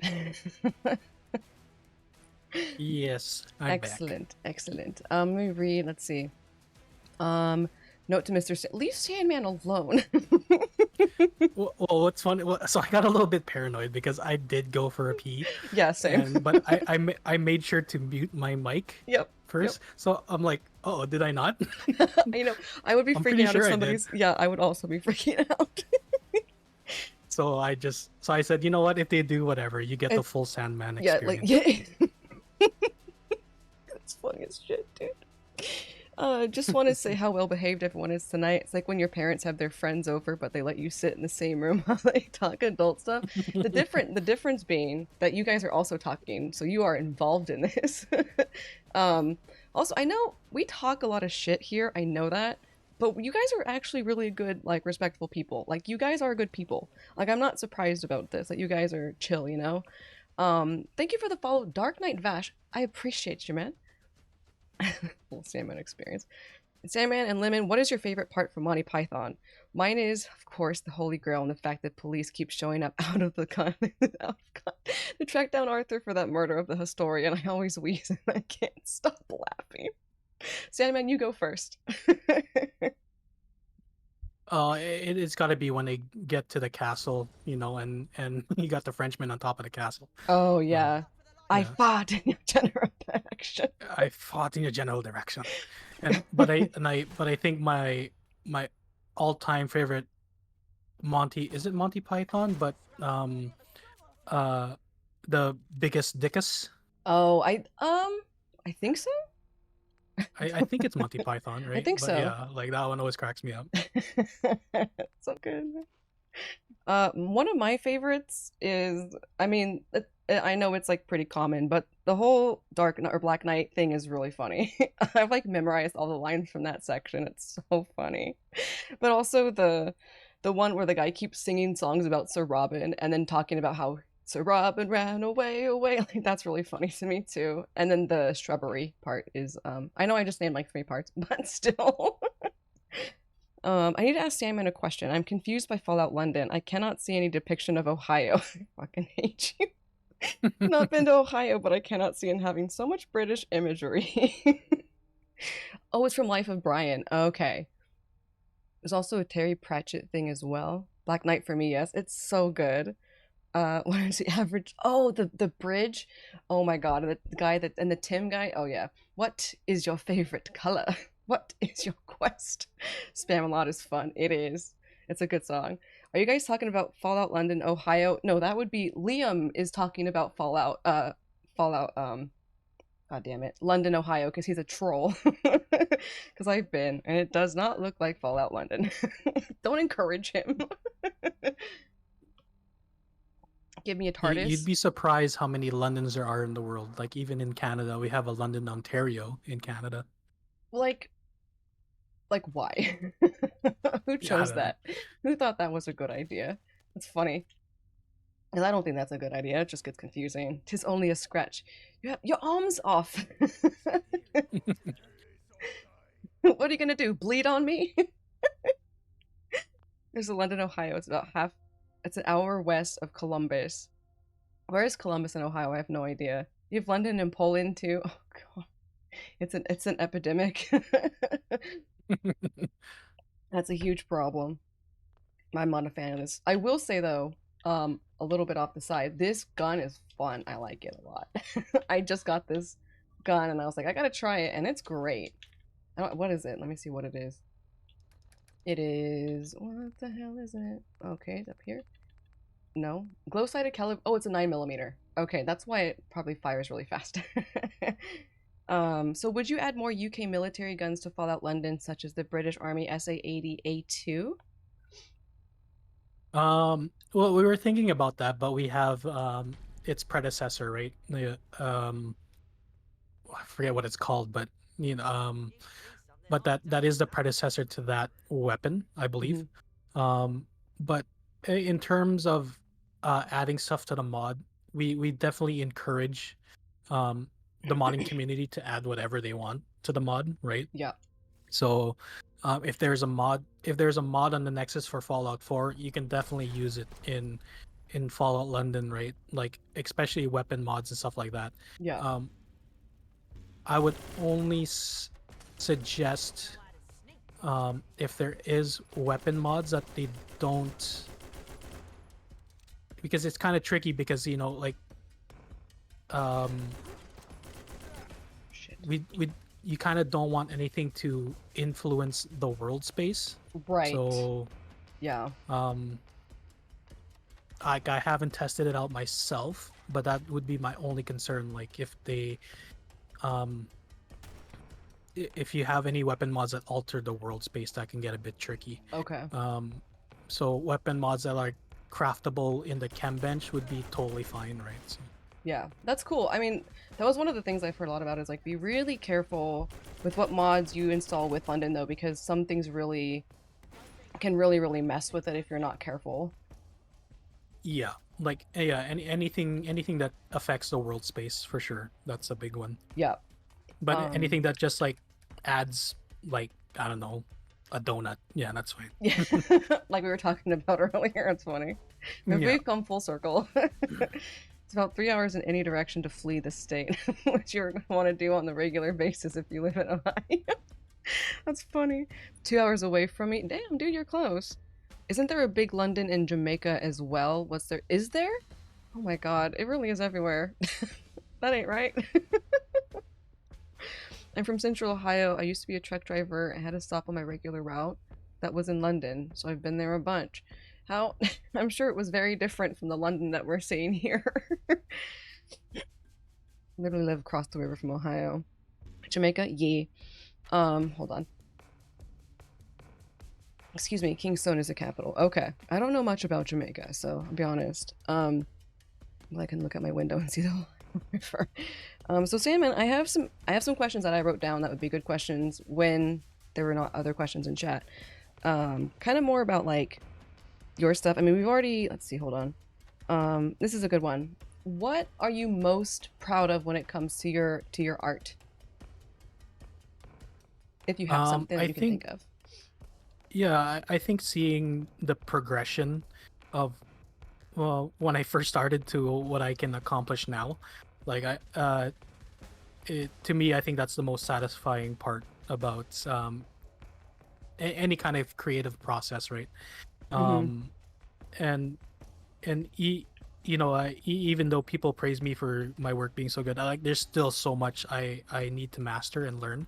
I get that. Because because like especially with like I could have chosen a more simpler 3D specialization because 3D character art, because there's kind of like two aspects of 3D art. There's hard surface, which is right, so anything like metallic or static, stuff like that, guns and stuff like that, that's typically what you consider a hard surface modeling. Okay. And then you have organic modeling, right, which is creatures, characters, clothing, anything that moves, really, Okay. right? Okay, yeah. And 3D character art is kind of like a culmination of all of everything, right? Okay. Because there's going to be hard surface bits on an outfit on our armor, right? But it still has to move on a character, Right. Yeah. So like so through the whole process, I have to keep in mind like how is this gonna move on the character? Like if I place this plate on this specific part of the body, how will that look in game when the character moves, right? Is it gonna stretch too much? Is it gonna be wonky looking? Okay. So a lot of things to keep in mind, and then there's also other aspects of character creation that I need to master, which is the next thing I'm gonna try to master is hair. Creating hair. I know that's characters. tough. Yeah, Yeah. and it's tough, but it's like from what I learned from what I've heard from the industry is that if you're a junior developer, you do a lot of hair. Okay. because it's kind of like that's what the senior character artists they do, like the really noticeable stuff, like the faces of the character, right? And Yep. then but the hair, that's grunt work, right? That's So interesting. yeah, that's the next thing I want to master. Okay, that's cool. I feel like that, yeah, and hair has gotten so much better with more modern games too. It's crazy. Oh yeah. Less than 40 minutes from London, UK. Kingston, that's the one. Like 3 to 7k miles from London, UK. You are correct. It's not really any different from any other rural Midwestern towns. I don't even know if I've ever been to the Midwest. Joking, of course. If someone would like to get into modding but isn't very computer tech savvy, was there any online courses or websites you used during COVID to improve your 3D modeling? What would you suggest aspiring modders to start with? Well, for in terms of resources, yeah, like YouTube is a huge resources. That's where I got all of my tutorials. Yep. It really depends on what you want to mod. Like what's your interest? Like, do you want to create weapons? Do you want to create characters? There's a lot of parts to modding that you can specialize in. But if I had to pick one common thing that a lot of people get into modding for, would probably be level design. Okay. Yeah. Yeah, creating levels, designing areas, right? I would say that's probably a good start to get to know the creation engine or any kind of game engine. Okay. And then you can branch out from there. That's cool. And you said, when I asked you about it earlier, you said that there were, was there 5 different programs that you use along various different states of the, what the hell? That's weird. Sorry, but you said there was 5 different softwares that you use. Is that right? Yes. Yeah. For my specific workflow. Yeah. So it all starts from concepting, right? So typically, we have a 2D artist that draws up a concept, and then I work with that 2D artist to say, well, this might work, this might not work, but we try to keep within the vision of the design. Okay. And then once that's done, the first program I use is a program called Marvelous Designer.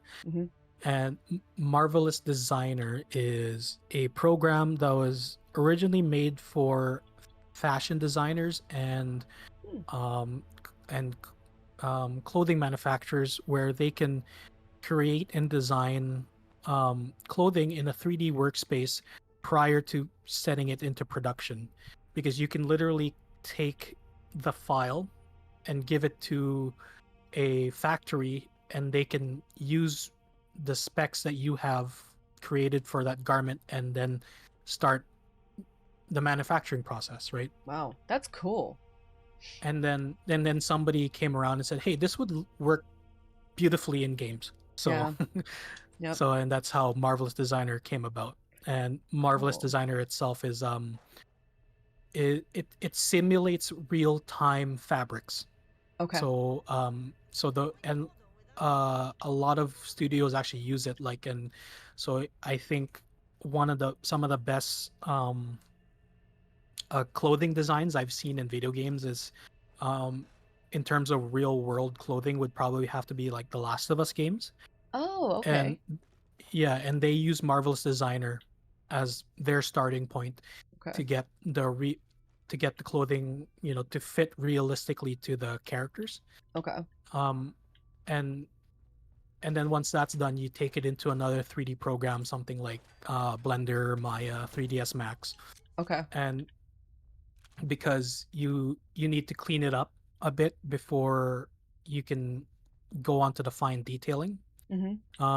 And you can do the fine detailing within those specific programs, or you can take it to a sculpting program called ZBrush. Okay. And ZBrush is the best way I can explain. ZBrush is like, imagine you're sculpting with clay, but just in a 3D world space. That's cool. Right. That's really cool. Why would you choose that over, not the other way you said that you could do it?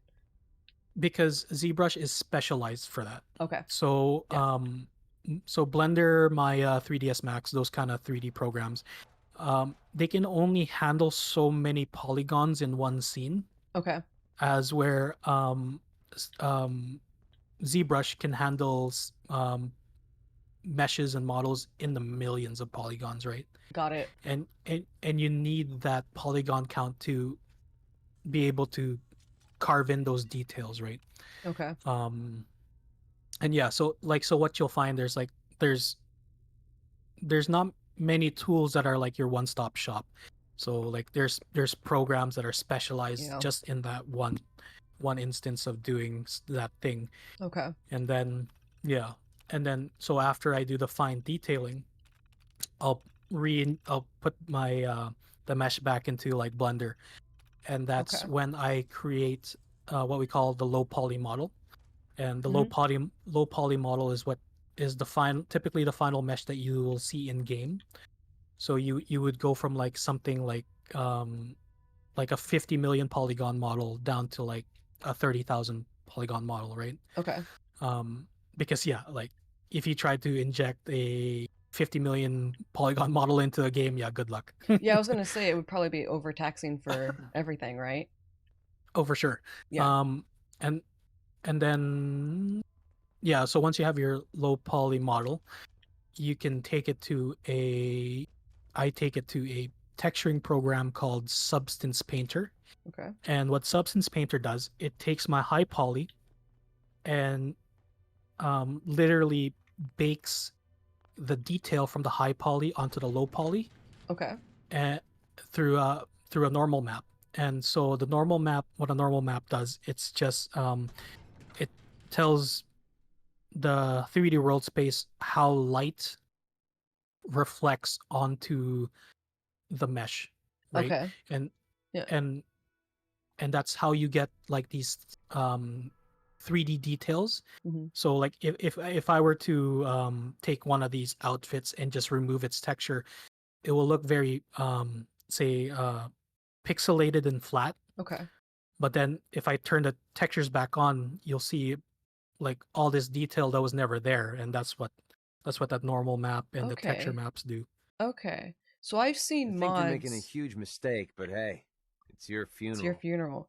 funeral. No worries, Sue. Enjoy the lurk. Thank you so much. I think I forgot my question. Oh, my question was, so I think I've seen those mods in like Skyrim where people added in things to look more like 3D and more texture and all. Is that the same kind of thing that you're talking about? To kind of add that detail Uh, in there to make it seem more, you know? yeah, so like for example, yeah, like I know exactly what you're talking about. Like there's a lot of mods in Skyrim that increase the texture resolution or increase the fidelity of the mesh Mm-hmm. because what like so studios like depending on what they're doing, they'll make it for a specific platform, right? Okay. So so it doesn't matter what platform you're releasing it on, right? Like if you're releasing it on PC, Xbox, PlayStation, you'll take the say the weakest system and optimize your game to that, right? Yeah. Yep, that So makes sense. then that would yeah, because you're not creating a version of the game for each platform, right? Yeah. And so a lot of times you'll have to like really downgrade the model and textures just so it can run on that certain platform. And Okay. so what modders do is that they'll take that mesh and they'll add more polygons or remake the asset so that it's higher fidelity, higher texture quality. And because because mods usually take place years after the game releases, right? So typically Yep. there's a hardware change, so hardware can run those certain things better and so on and so forth, right? So Yeah. That's interesting. That's like a whole process. That's really cool. hmm I love that. Let's see, what have I missed here? Missed a couple things in chat. Hold, let me go back. One of those days I might actually be able to walk into your house. You're missing out on a lot of corn and intense football rivalries. I got a friend that does game design stuff. I think her first couple of years were spent making bushes. Okay, so like instead of hair. Are those ladybugs in Fallout London things, or did you add yourself? Did you add those yourself? They're a thing in Fallout London for sure. How was do the ladybugs work the same as the radroaches? Is that the same kind of like animations and stuff? yes, I believe they are been weighted onto the radroach. Right. So people have probably noticed a little weird thing with the ladybugs is that they they still tend to move after they're dead. Yes, I saw that just now. Yeah. Um, we've noticed that, but we decided to leave it in. Okay, it's funny. It's not It's a really bug, it's a good. feature. Yes. I love that you guys kept it in. It's so good. I was like, huh, it's funny. I loved it. Question: have you ported any of your designed items to a 3D printer and had a perfect Churchill actually in your hand? Can you do that? Can you transfer? I don't know how any of it works. You can actually, yeah. Okay. It's just it takes a little bit of cleanup because yeah, to get anything to really for 3D printing, there's a term we call like you have to just make your model watertight. Okay. So there can't be any holes or anything like that because as part of the optimization process, some pieces won't have a back face. So say, for example, like a piece of plate armor, I won't include the parts you don't see, right? So I'll actually delete those polygons, right? That makes sense, yeah. Because they're unnecessary. Yeah. So to get something back to be compatible with 3D printing, I'll have to add those back in. Okay. Right? Yeah. And then any model can literally be 3D printed as long as you just do the proper cleanup. That's cool. I love that. That is sick. I had no idea that was a possibility. So would you say stick to one specific type of modding type, so weapons and perfect that? I do interior design, so I use two softwares when it comes to designing someone's home. Foyer, I don't know if I'm saying that right. Foyer, Neo, and SketchUp. Oh, so you're asking basically, should you just perfect one type of asset? You can if you want to. Like for me, I'm not just a character artist for modding. I also do weapons as well. Mm-hmm. But yeah, like modding is such a huge thing that you can literally master anything you want. Multiple things if you want. But if your goal is to say join a project or a modding group, yeah, probably specializing in one thing probably would help you. But yeah, it's like the beauty about modding is that you take it at your own pace. Mm-hmm. Yeah, I imagine it's actually probably beneficial when you're first getting into it to work on the things you're really interested in, to really get into it, so it's something that you really like. Because if you're working on things you don't like, you're not likely to stick with it, I feel like. Yeah, and you have to be comfortable with failing because a lot of things don't work right from the get go, right? Yeah. Yeah. And you just have to get used to reiterate, fix this, fix that. What I always say to people is that modding, or I would probably even say game development, is 80% fixing or problem solving, right? Yep, that makes sense. I mean, I don't mean to bring it back up to programming again, but programming is the same way. You're gonna have a lot of bugs and issues and stuff that you have to figure out and problem solve. Let's get Jen a 3D printed Rygar. That would be awesome. Or just Rygar's butt. I can't believe I missed that entire my face on that meme that you made. I was cracking up so hard out off stream just because I hadn't. It was it got better. So fucking funny, dude. It's a gift that keeps on giving. That is completely. I saved it to my computer. Hi, hello, Alex. How are you? We have a dev on stream. Fallout London dev on stream. You should say hi. Alex is. Hello. Alex, you've been playing a lot of Starfield lately, haven't you? But Alex is huge into Fallout 4. He's made some absolutely incredible, settlements. He is very impressive with what he can do when it comes to settlement building. Which, by the way, the assets you guys have made in Fallout London for the building and all that are so good. I'm super impressed. Thank you. Yeah, we definitely wanted to emphasize base building because some people just play Fallout 4 just for the base building, right? Yeah. Yeah. And yeah, we knew that was going to be a core component to any playthrough of Fall of London. So Yeah, yeah.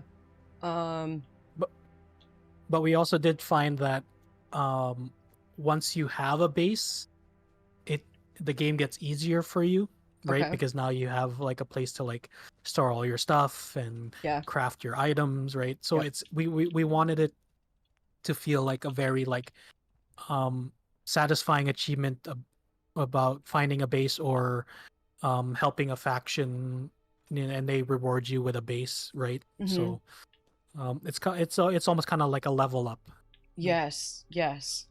It was funny. I was I remember. I think we went 25 hours or something until we found this settlement.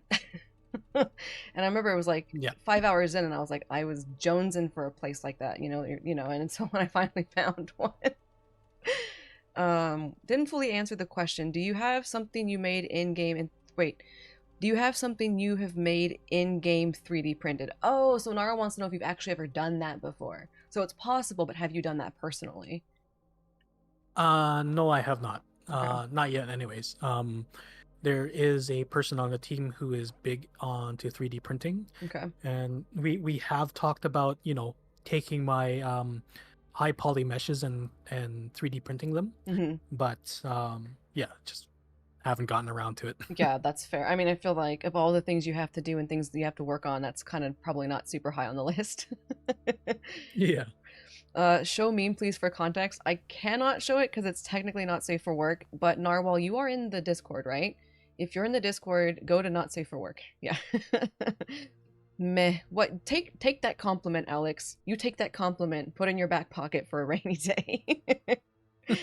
I'd say I'm okay, not really too professional. Listen, Alex, listen here. I thought I was okay, and then I saw your settlements, and all of a sudden I felt like it's like the worst builder ever. Man, I wish you guys could see his stuff. It's great. Fair, I'll have a look. Oh yeah, I did see that. Yeah, it's great, right? What a wonderful idea to have a talk, to have on a stream like this with the dev. Super interesting. You can. That was Sandman's idea, by the way. You should thank Sandman for that. I'm Yeah, glad you no, guys are like, enjoying it. yeah, we can even after this we can do this some other time too. Like Yeah. I love reaching out to the community and and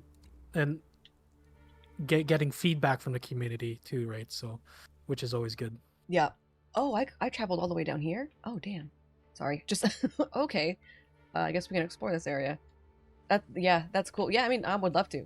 It's great talking to you and learning more about this, and it'd be interesting to talk to you, like especially after the next big patch comes out, or next time you guys make a really big content thing. It'd be really interesting to talk and like pick your brain about that kind of thing too.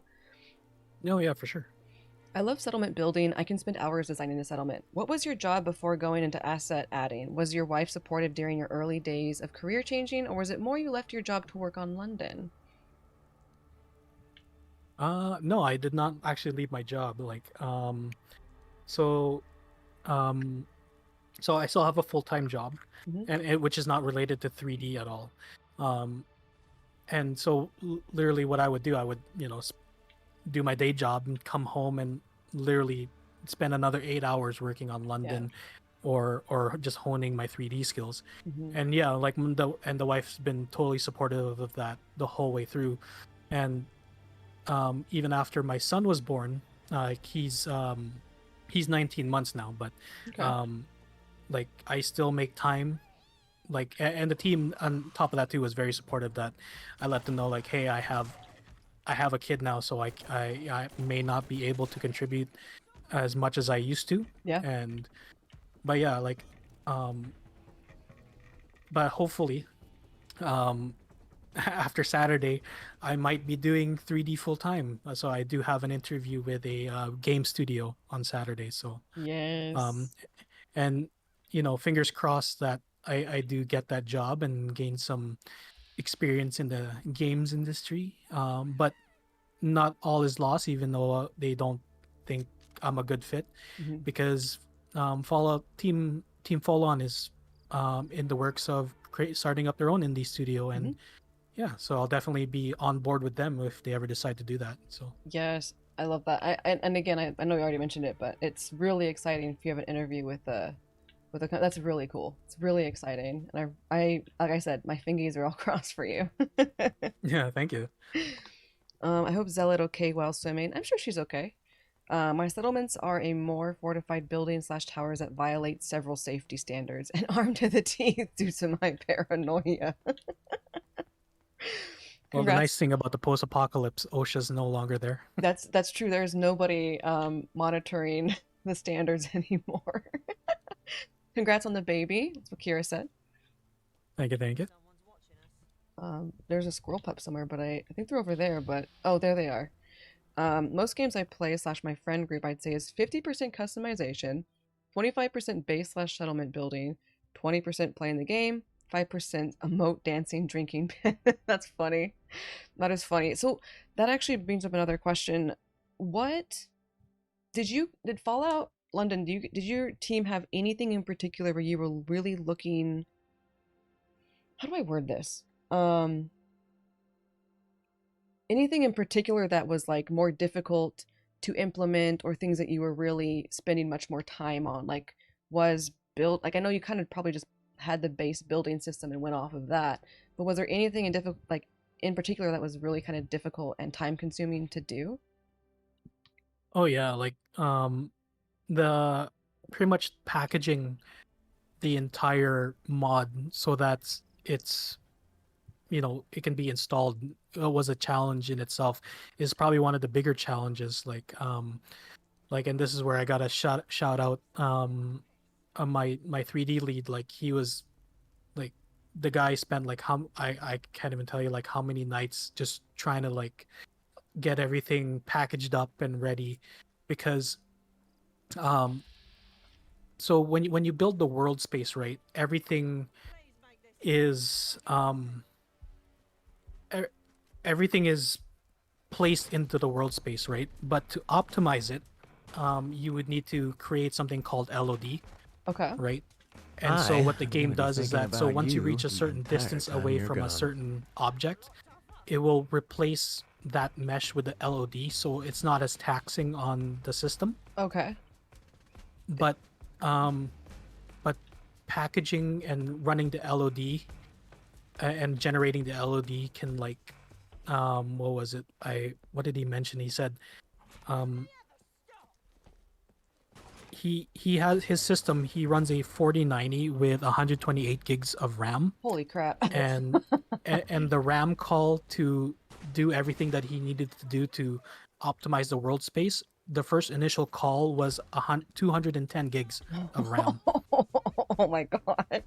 That's And insane. so it's insane, right? And like Holy crap. and we didn't know any of this until we actually had to do it, right? So Right. um and that's where our Patreons came in handy, where we're like, okay, well now we have to go buy Sunny more RAM.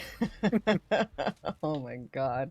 That's Yeah. insane. I know a lot of like development in general takes a lot of like powerful stuff, which is it's really interesting to hear. Just yeah. That's wild.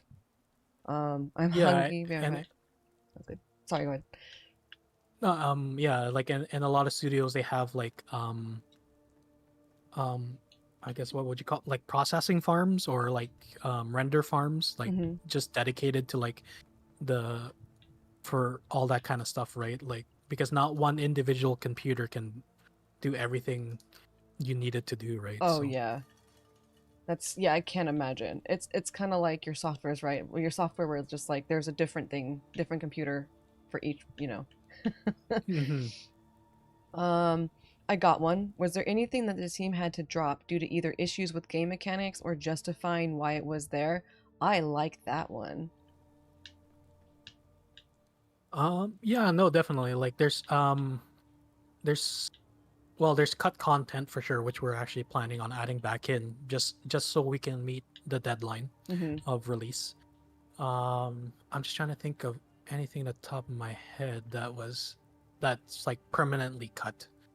There are things that are permanently cut because uh that person added stuff to the level design which was very, very bad. Oh, Like okay. like how would I word this? Um, um, he would hide um Nazi symbols within the world space. Oh, that's problematic. Oh no. Yes. And so that person, obviously, once that was discovered, they were booted from the team, and Yeah. it was fixed, right? Yeah. But yeah. That's terrible. I can't believe there are people who would do that. Jesus. Yeah, and yeah, it was like, yeah, that was no bueno. Yeah. So yeah, stuff like that was obviously cut and I'm just trying to think what else.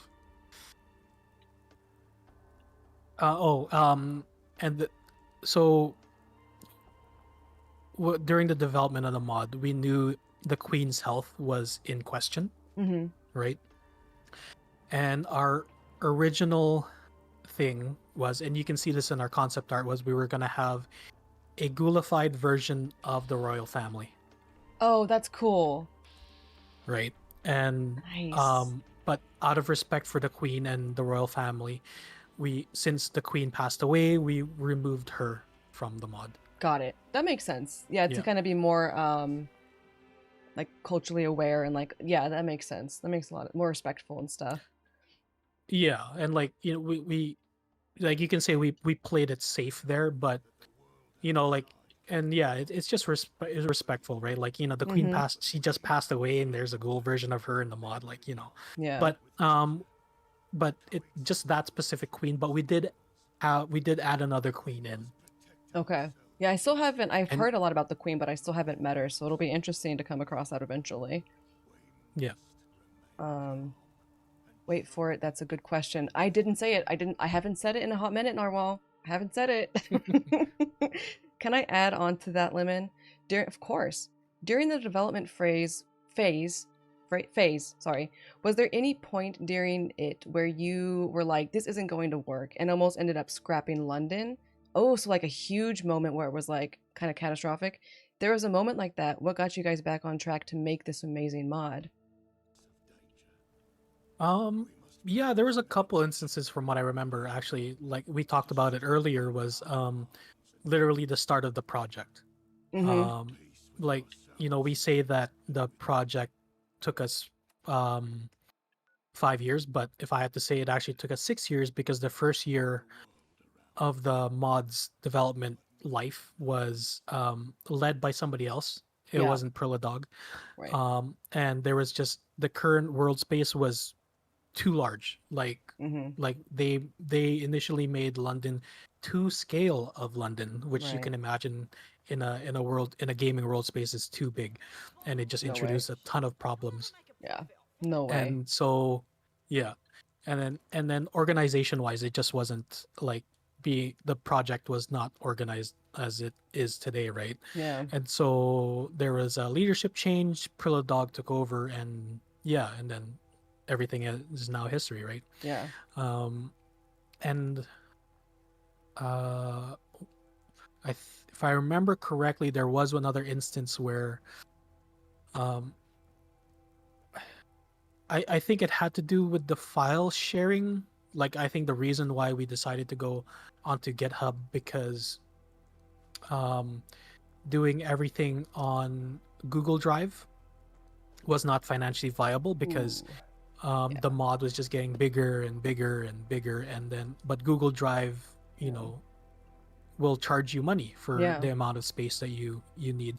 And then also too, like, it's not just space, but also you got to imagine that there's like 50 plus people pulling and uploading files onto that same drive, right? Yeah. So Yeah, that's intense. Definitely not viable. Yeah, I think GitHub was a very smart decision. Yeah, GitHub's so wonderful and- anyway. yeah, and so like we were kind of at a point where if we could not figure out GitHub, the mod would be stalled, right? The Okay. development would be stalled. Until you like found something that was more viable, right? Yeah, Okay. and I would say maybe the third time where we thought the mod was never gonna be released was the fact that we couldn't host it on Nexus. Yeah, I remember that. You were talking about that Yeah. earlier, I think. Yeah. Yeah. And like we were at like, well, what the hell do we do? Like I think if we got to the point where we could not find a platform to host a mod on, we would just release it as a torrent. Oh, interesting. Huh. But then, like there's a lot of but then who would trust a torrent, right? Yeah. They're a little bit more like Wake the fuck questionable. up, samurai. For sure. For sure, right? We have a Yeah. city to burn. Ravi, hello. Ravi. Meet a fellow modder. Gives away something poor qualities. That's awful. Nice homemade, made with love.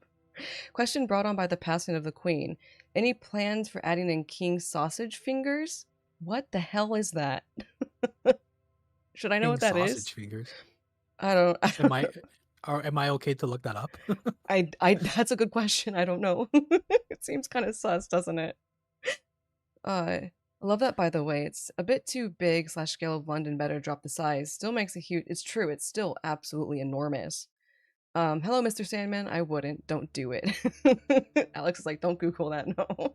Oh, okay. I see what you mean. Yeah. He does look like he has sausage fingers, I doesn't he? see. He's okay. I know what you're talking about. Okay, that makes sense. I've never heard of it referred to that before.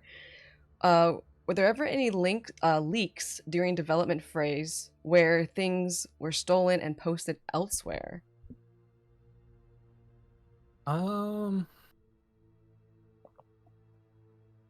Yes, but I don't want to get into too many details because Yeah.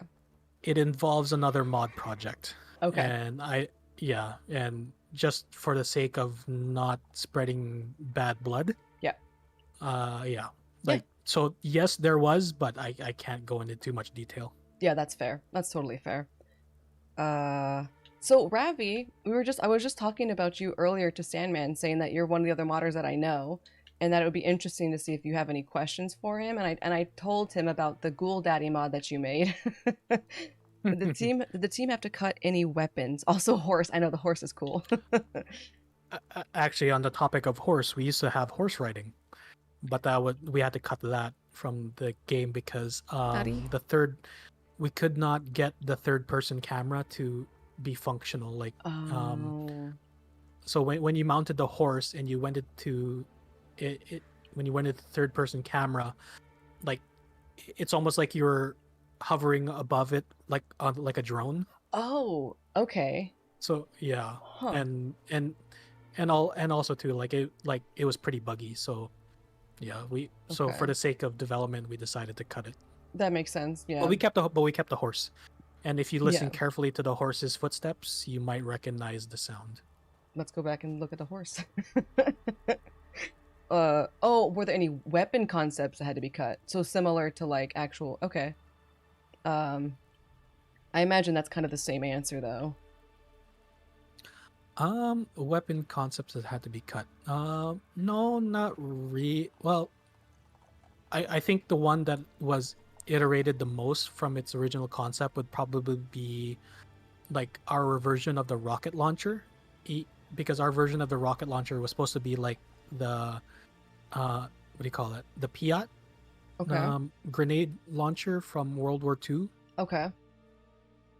But yeah, we just, because the way that weapon operated, we just had to go with a different design because creating custom behaviors, animation behaviors is very complicated, and it's a very niche aspect of modding, which I can probably only say 2 people in the modding scene know how to do.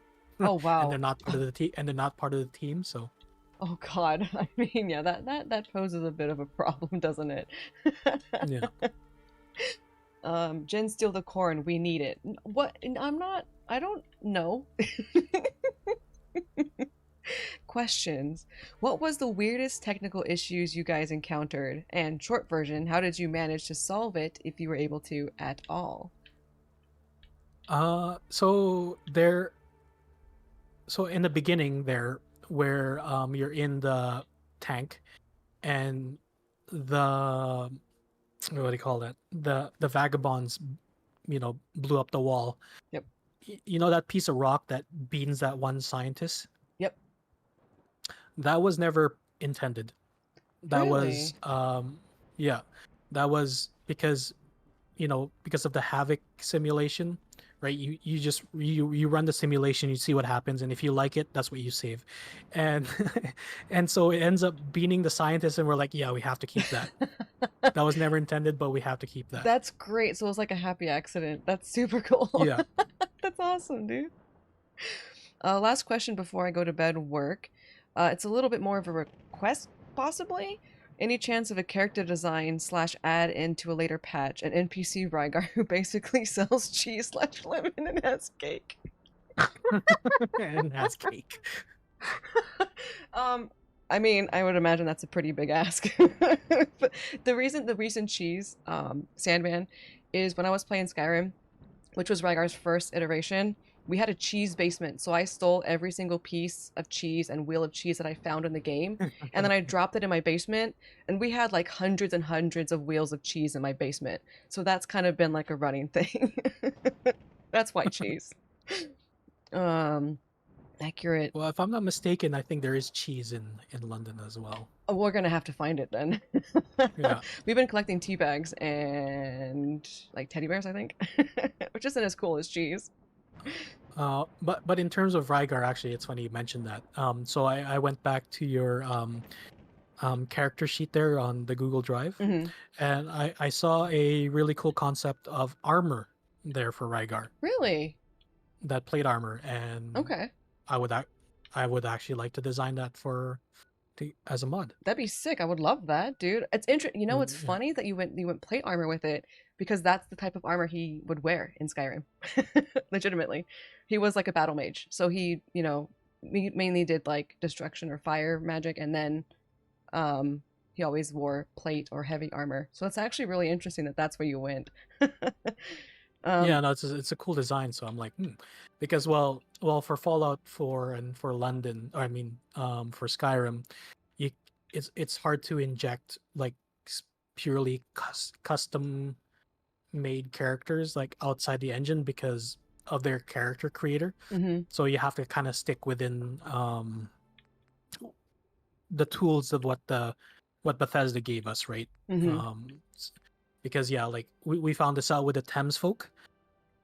Oh my god, we like Sunny and I, like, we collaborated on the Thames folk. Like I did most of the 3D modeling, and Sunny did the implementation, and my god, like, is it such a complicated thing just to get like lip sync and facial animations to work. Like I can like Mm-hmm. maybe later on after stream I'll post a video of one of our first few attempts to get the Thames folk working in game, Okay. and it's pure nightmare fuel. I would love to see that. Absolutely. Because I saw the entire body, like, sculpt or whatever you call it, on your Instagram, and it looked so good. Because, like, they're all clothed, so you don't really see their body underneath their clothing. So it was really interesting to see that and see what it looks like. Very cool. I think the Thames folk came out really well, though. The game was Yeah. like, I'm gonna do a thing. Yes. Sorry, go ahead, Sandman. Yeah, like the Thames folk face was sculpted and designed by another 3D artist and his name's Oscar. Mm-hmm. Yeah, and I worked on the body. So like the Right. Thames folk themselves, it was like a collaboration between 3 or 4 artists. Okay, that's cool. Yeah. I feel like I imagine a lot of those assets and stuff are collaboration between multiple people to get it really done.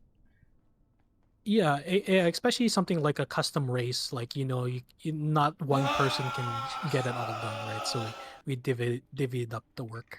Okay, that makes sense. Yeah, because of like just having one person do something much more complicated would be a lot. Like you said, you oftentimes specialize in certain things too, right? So, Mm-hmm. is it a bug or a feature? Yes, beam scientist with the rock. I mean, like that's exactly what happened. What a specific list. I know you mentioned cutting the queen because of her being ill. Will you allow us to steal the crown jewels, or would you feel that would be insensitive? That's a wild question. The crown jewels? It is possible. I was gonna say, because you can steal basically anything in this game as long as you can like interact or pick it up, right? Yeah. The royal scepter is a melee weapon in the game. That's great, dude. I love that. What the hell's that? Oh, they're mitten lurks. Okay, that's so funny, dude. Have you considered possibility of uploading the mod? Hello, Snuggle Bear. How you doing? Of uploading the mod Xbox Series X and PlayStation 5, or is it financially unviable? It's not financially unviable. It's Bethesda Microsoft dependent, because currently the mod limit size for any Fallout 4 mod is 2 gigabytes.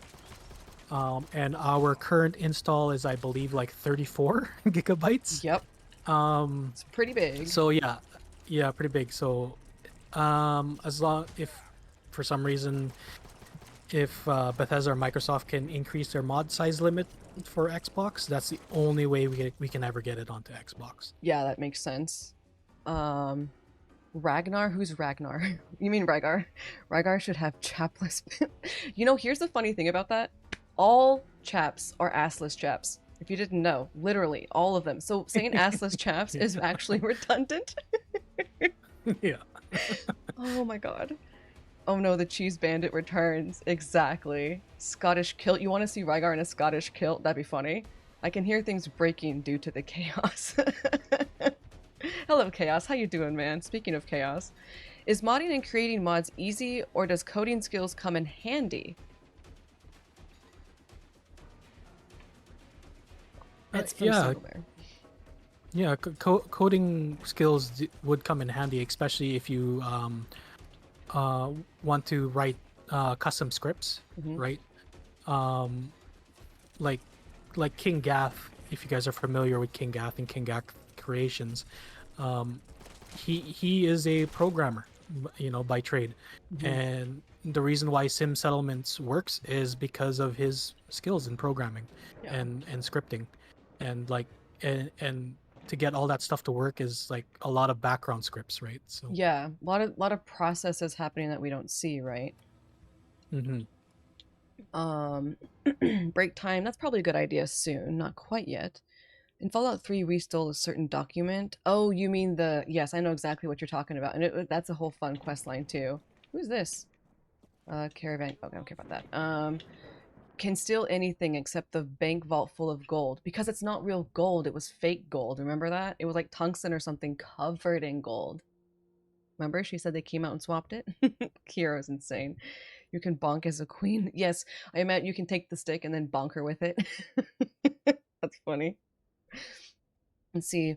Rabbi says it really depends on what you're doing as a modder. That's a good point. Yeah, because like you could be doing like 3D art stuff like Sandman does, or you can do some of the other parts of it, all the environmental design and all those things we talked about. Simple change like changing a projectile or damage type on an existing weapon is super easy, whereas creating custom assets and implementing them for a new item, NPC, etc., and have proper animations and behaviors gets really complex with all the tools you need to use. That is something that Sandman said earlier. He was talking about how complex it is to make entirely new like enemies, right? But actually, in that case, then the enemy, that one enemy that looks kind of like a deathclaw but is smaller than a deathclaw, I forget what it's called. The Famished. The Famished. What does that go off of? What model does that go off of? So that is rigged onto the Deathclaw skeleton, so it has the Okay. Deathclaw animations. Okay. But it has the sounds of a dog, I think. Or Okay. yeah. Okay. And that original model, I believe, was given to us by the Fallout 3 remake project, Okay. Capital Wastelands, I believe. Because Okay. because that is the Famished is a version of a Deathclaw in Fallout 3 if I remember correctly. Okay. Because it looked similar to like just because I remember the Deathclaws look really different in 3 in New Vegas. I felt like it almost looked similar to those guys, which I was kind of interesting. I thought it was interesting. Let's see. How are you gonna add? Wait, are you gonna add Iron Brew and Guinness as a consumable item in Fallout London? Iron Brew's in the game, right? Yeah, it's called Ion Brew. Ion Brew. That's right. Yes, yes. Is there like an equivalent to Guinness though? I can't. I don't know. I don't think there is, but maybe. Okay. Okay. Yeah. There's a lot of whiskey. That's true. There's a lot of alcohol everywhere. Personally, I specialize in stat changes and rebalancing. I also dabble in world design. I work with all vanilla assets because the rest is outside of my skill set. Yeah, you talked about Vanilla Plus before, right? Oh, I'm traveling again. God damn it. For copyright award that has Innis just have the GU scratched off. That's funny. I mean, I'm sure you can get really creative with it. You see a lot of things doing that where they just, like, for copyright issues, they change things. Like, I've seen that, like, when they're talking about Facebook, but they call it, like, face pad or something like that, you know, something totally different. I do vanilla plus type stuff. It's my bread and butter. Now, London, would that be considered a vanilla plus mod, or would it be outside of that realm? Well, we're considered a total conversion. Right. So, like, what the I'm just trying to remember the exact number, but I was speaking to my lead of 3D, and we have created over 1,500 brand new custom assets just to create London. Jesus, that's crazy. I heard that figure and I Yeah. was like, oh my god. Oh my god, that's crazy. Oh man, that's just insane to me. Do you know what is the number? Is something shooting at me? Sorry. What is the number of assets? Oh my, what the fuck is that? Nope, nope, nope, not a fan of that. Nope, oh my god. Okay, what are these things? I don't like it. I don't like it. Are the explosions coming from them? Okay, no, nope. Not today, Satan. I hate that. I hate everything about that. What the fuck? Sandman, explain. This is I've answer for actually your never crimes. seen that. Okay. I've actually never seen that creature before. Okay.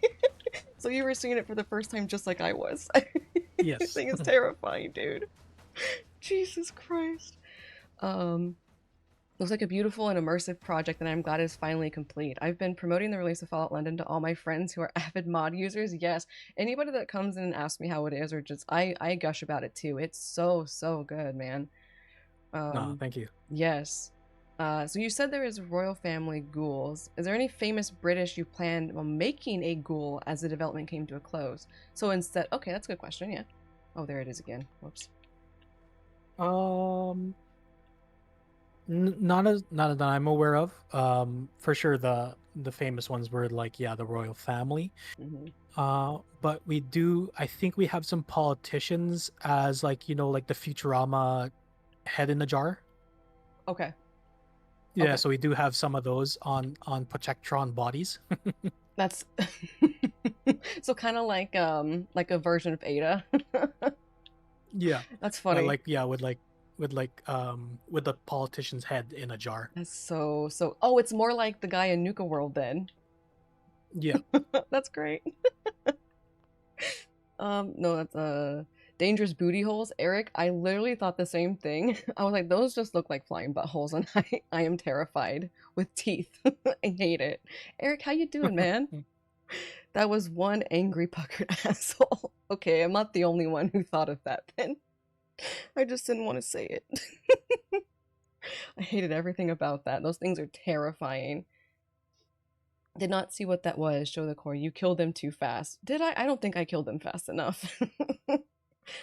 Have you approached or been approached by Prime to make a London season of Fallout TV program yet? Oh, that's No. I would imagine that would be something that would be one of those issues with Bethesda too, right? I imagine. Yeah, it would be like, you know, if there was any first step to that, Bethesda would have to acknowledge that what we created is canon, because the Fallout TV show is now considered canon, right? So yeah. Oh, hi again. Imagine a Protectron Gordon Ramsay. What are you doing? You know, if I slap 2 slices of bean. What are you? An idiot sandwich. What's up, Eric? How you doing, man? If Taco Bell had a face, I think that was the name. Oh, I hate you for that. Is there a wiki for the mod? Yes, there is. What is it? Is it on Wikia or somewhere different? What is it like? Which website is it hosted on? Here, let me look for it, and I can post it. Okay. Yeah. You can also, if you want, you can also send it to me in Discord, and I can post it, because I don't allow links to my chat Okay, yeah. So you can just like send it to me on Discord, and then I can post it myself. I think the only people who can post are like mods and. Oh my god! I did not expect that. That thing turned to me with like that was terrifying. Okay, you need something. Okay, where do I not have mutt chops anymore? I don't. Oh wait, I do. I lied. I do. It's fine. Mutt chops are like coming in clutch all the time. Someone biting ass. So funny. Yeah, let me know when you post that, and then I'll get it into chat. Clapham Common Prindar. Also, that guy we saw earlier hanging from his feet, I literally just ignored him. Oh no, poor guy. He was like, I'm talking to you, and I'm like, yep, I'm leaving. Mountbatten, yeah. Yes. He's actually a companion if you want. No shit, he is? Okay, well I'm gonna have to go talk to him for sure then. And then yeah, there I sent you the link to oh yeah, the Fallout London wiki. So it's just part of the regular Fallout wiki. Okay. Let me just copy and paste this really quick. I guess I could have just gone to the desktop already, but that's cool. Thank you for saying that. I appreciate that. So yeah, it's okay. I'd love to see anti-conservative party propaganda and anarchist posters and flyers in Fallout London. I imagine they probably wanted to say fairly politically neutral. At least that's my thinking, Sandman. No, there's actually a faction of anarchists in the mod. So. Oh, okay. Cool. Yeah. I guess I haven't come across them yet. Yeah, and you got to remember too, like the time in the mod takes place during, like before the London was experiencing the resource war. Okay. Right, and so there was a lot of turmoil in the UK and in Europe.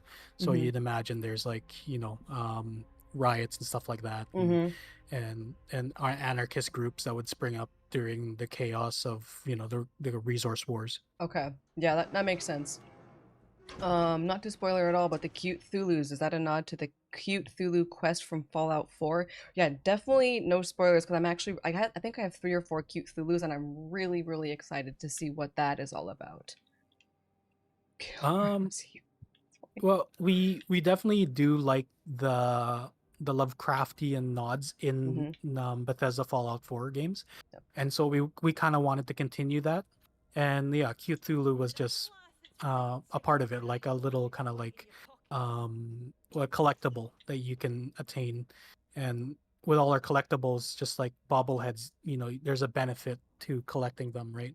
Yeah. But Cthulhu itself was actually like modeled years before, because it's actually one of it's our team lead, our 3D leads, one of his models, and he just injected it into Fallout London. That's cool.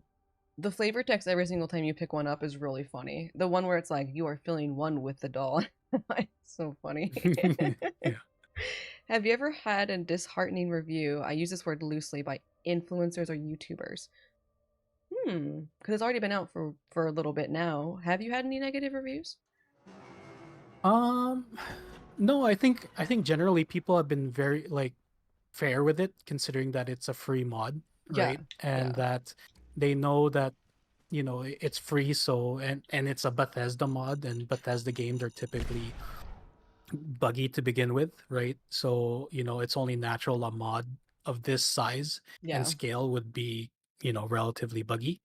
But people are also surprised of how relatively smooth the gameplay can be as well, right? So it's a mixture of both, but nothing too really disheartening.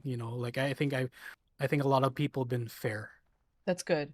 I mean, because it has been much, I know people have been have complained about the crashes and all that, but I agree, it's been super smooth, and the bugs that are there are pretty minor bugs or things you can just avoid until until the hotfix came out or the patch comes out, So Medic, see you later. Thank you for dropping by and saying hi. It's a minefield out there, quite literally, and I blew myself up. That's the 6th death. You know what, Sandman, listen to me. I blame you. You come onto my stream and then I die more often than I normally do. It's your fault. Your your bad luck. Your luck of 2. Let's take a break because we are about 2 hours and 30 minutes in. This is a good time to do that. You cool with that, Sandman? Oh yeah, for sure. I'm gonna make myself a coffee. Oh, good idea. You should tell him that I'm so excited to play their mod that I'm missing Lemon Cult game time. It's true. Medic doesn't want to hang around because they don't want spoilers. So I haven't been watching a lot of Fallout 4 players on Twitch right now because they're playing Fallout London and I really, really, really don't want spoilers. Yeah, no, actually, I mean, I've kind of been in the same boat. Like throughout development, I've not played any quests in order, like during testing, just so I nothing gets spoiled for me because I eventually would like to, have a full playthrough of it, right? Or watch other people play it, right? Yeah, So it's like absolutely. my reaction is just like their reaction. So Yeah, well, that's like when you just saw that enemy just then. It was your first time seeing it too. yeah. And to the rest of chat really quick and then we'll take a break. It's a minefield out there. You should tell him that I'd read that. Funny question, Sandman. Have you added any of the development team as a ghoul instead of the queen? I like that. As far as I know, no, but we are in the mod. If you Mhm. go to the Prilla Dog Food Factory, pretty much all the workers in there are us. Like so, and the best way to figure out who is that. Um, so the I would say like the quest NPCs or like the actual like game NPCs have a first and last name. Mhm. And the team members are either just a first name or their Discord handle name. Okay, that makes sense. Yeah. Can I just say this? Yes. What is this about? There's a yes up there too. Oh, there's cultists there. I thought they were friendly, but they're not. Okay, we're gonna pause here. Let's go and take a break, and then we'll be back, and then we'll try to not die from the cultists, so we can kill you in game. Sweet, Masby. I don't know if that's what you're supposed to get out of it. You can. It's terrible. Thank you for answering my dumb question, Sandman, and your time. Jen, have a great rest of your stream. Everyone else, well, yeah, later. See you later, Narwhal. Thank you for coming by and hanging out and asking your questions. It was great. Join the cult. I'm already part of a cult. I don't need to be part of another one. Meta devs, you look like you drop common loot. That's such an insult. Maybe the yes cult is like a Joseph Seed scenario. Okay, let's take a break. I'll be back in 3 minutes. For those of you who are not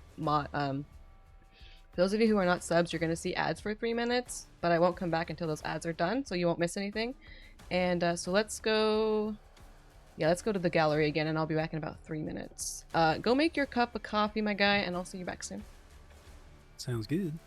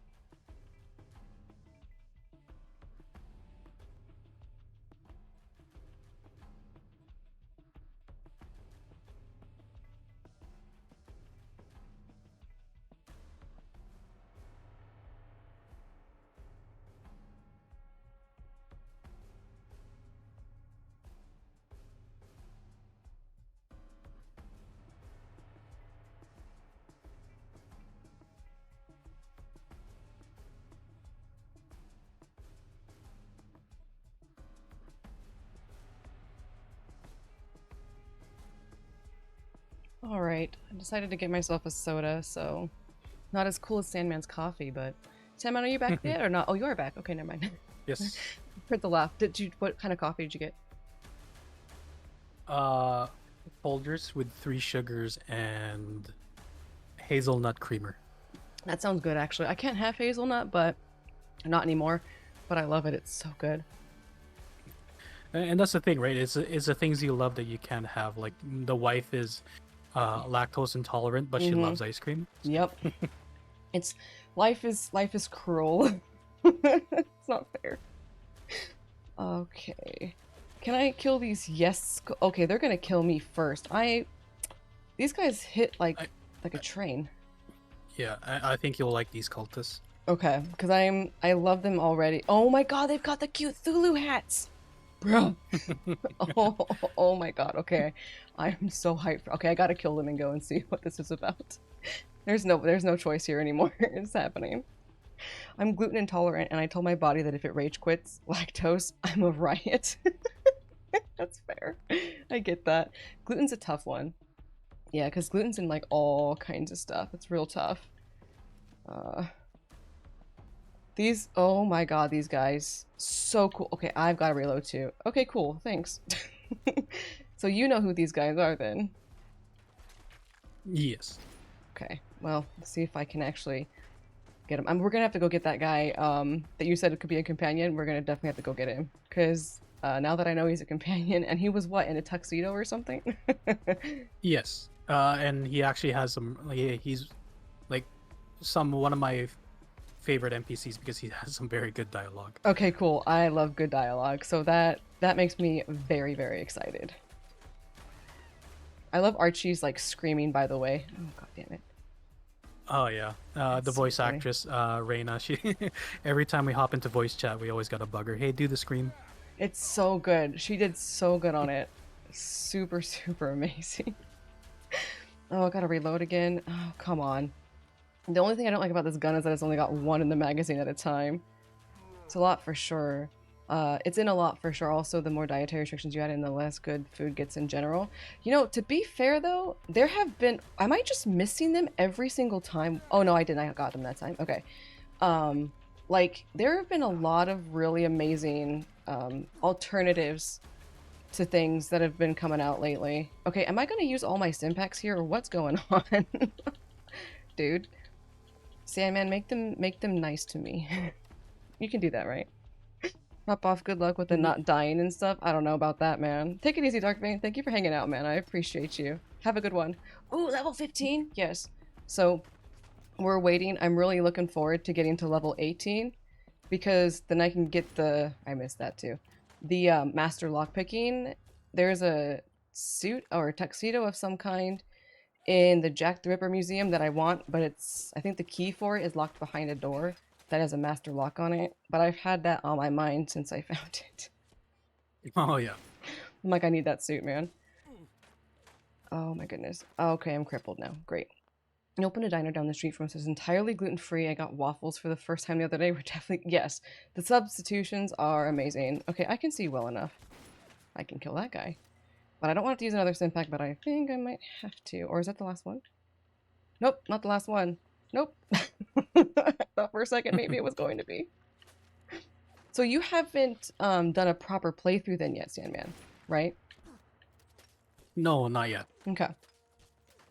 Just play testing, like teleporting my character to like the starting location of a quest and just running through the quest. Okay, that makes sense.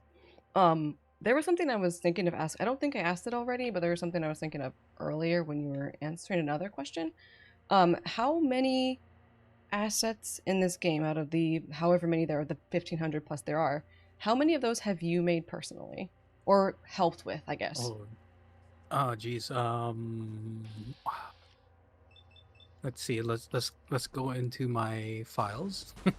That's yep. Cutethulu camp. Oh my god. Cutethulu mask. I'm taking it. Yeah, I was gonna ask that earlier, but I think there was another question that was asked before I could. Okay, come on. Come on out. I've lost count. Yeah, that's fair. Definitely 50 plus if I Okay. had to guess. But it's hard to determine because like I've done a lot of small assets too, right? Like little quick little assets that we just need and stuff like that.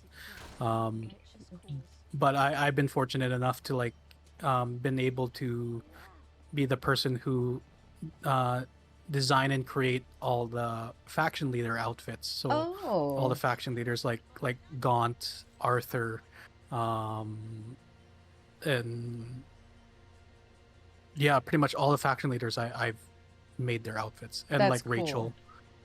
Yeah, Rachel Halls. Yeah, yeah. I remember that was the first one I knew that you made because you mentioned it. Yeah, and her outfit's really good. I saw on your Instagram like the process of it, or at least part of the process. That was really cool. Yeah, and like Yeah. I think that my first post about Rachel is her outfit in Marvelous Designer. So if you want to see what Marvelous Designer looks like, that's what it looks like. Okay. I don't know why. Why is this person stuck in this place, and why is anything but bats not working right now? I'll get your arm. That's fine. Please. I'll do a crit that way. I'll know for sure I'll hit. So, can I ask why was that cultist stuck in here? It's most likely due to a factor of nav meshing. So nav meshing it's an invisible mesh that's connected to the floor Okay. that tells the NPCs where and where they cannot walk. Cool. Okay. And it gets tricky in interiors because you also have things that they could collide with, like furniture, beds, or stuff like that, right? And so Mm-hmm. sometimes the AI gets kind of confused in tight areas, Yeah. right? And that So makes like sense. they're That's a trying to very run tight area. away. Yeah, they're trying to run away or trying to run after you, but they're getting stuck on stuff. Yeah. It's so funny. That sometimes is a huge advantage in combat though. It's can be helpful. Oh, did they remove it? Remove what? Um, if you go to the other platform, The one over here? uh, e- Down here? other side, Over here. yeah, and like how you went under the bit. Well, there's that, and then where you had to jump over the water. Yeah, right there. Yep. Yeah, There used to be something there? yeah, there was. So I need to go through there beyond yes. Okay. So there's another Cthulhu doll, It's on a but cross. yeah, it's on. But before on the floor, it used to be or they might have moved it, but it was a Cthulhu with a bunch of candles and like a summoning circle. That's great. That's so funny. They probably just yeah. I can't grab it though, it doesn't look like. But I want it. Yeah. That's so funny. This is so good. But the yes thing is like, okay. I fucking hate nav meshing. You did mention that to me, Ravi, how much you hate that before. I can do it, but I hate it so much. So what is it that like is so difficult about nav meshing?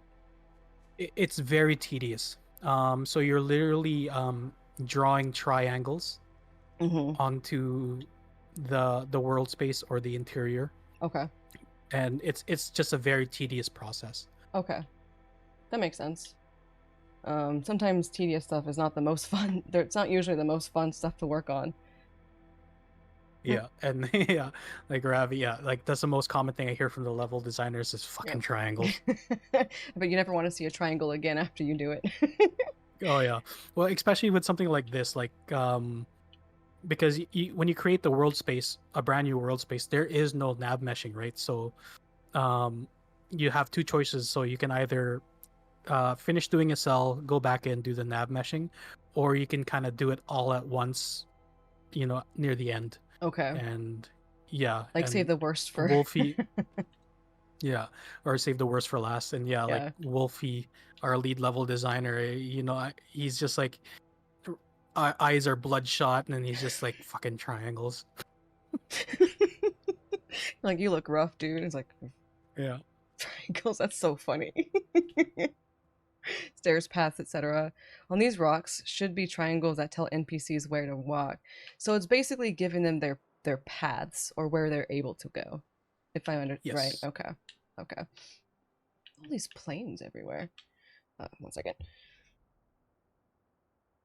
Fallout 3 in New Vegas has a problem with NPCs getting stuck or walking into walls. Does that mean that the Navmeshing there isn't as good, or is it just like why would that be? Technology maybe? It's also their AI, right? Could also be their AI.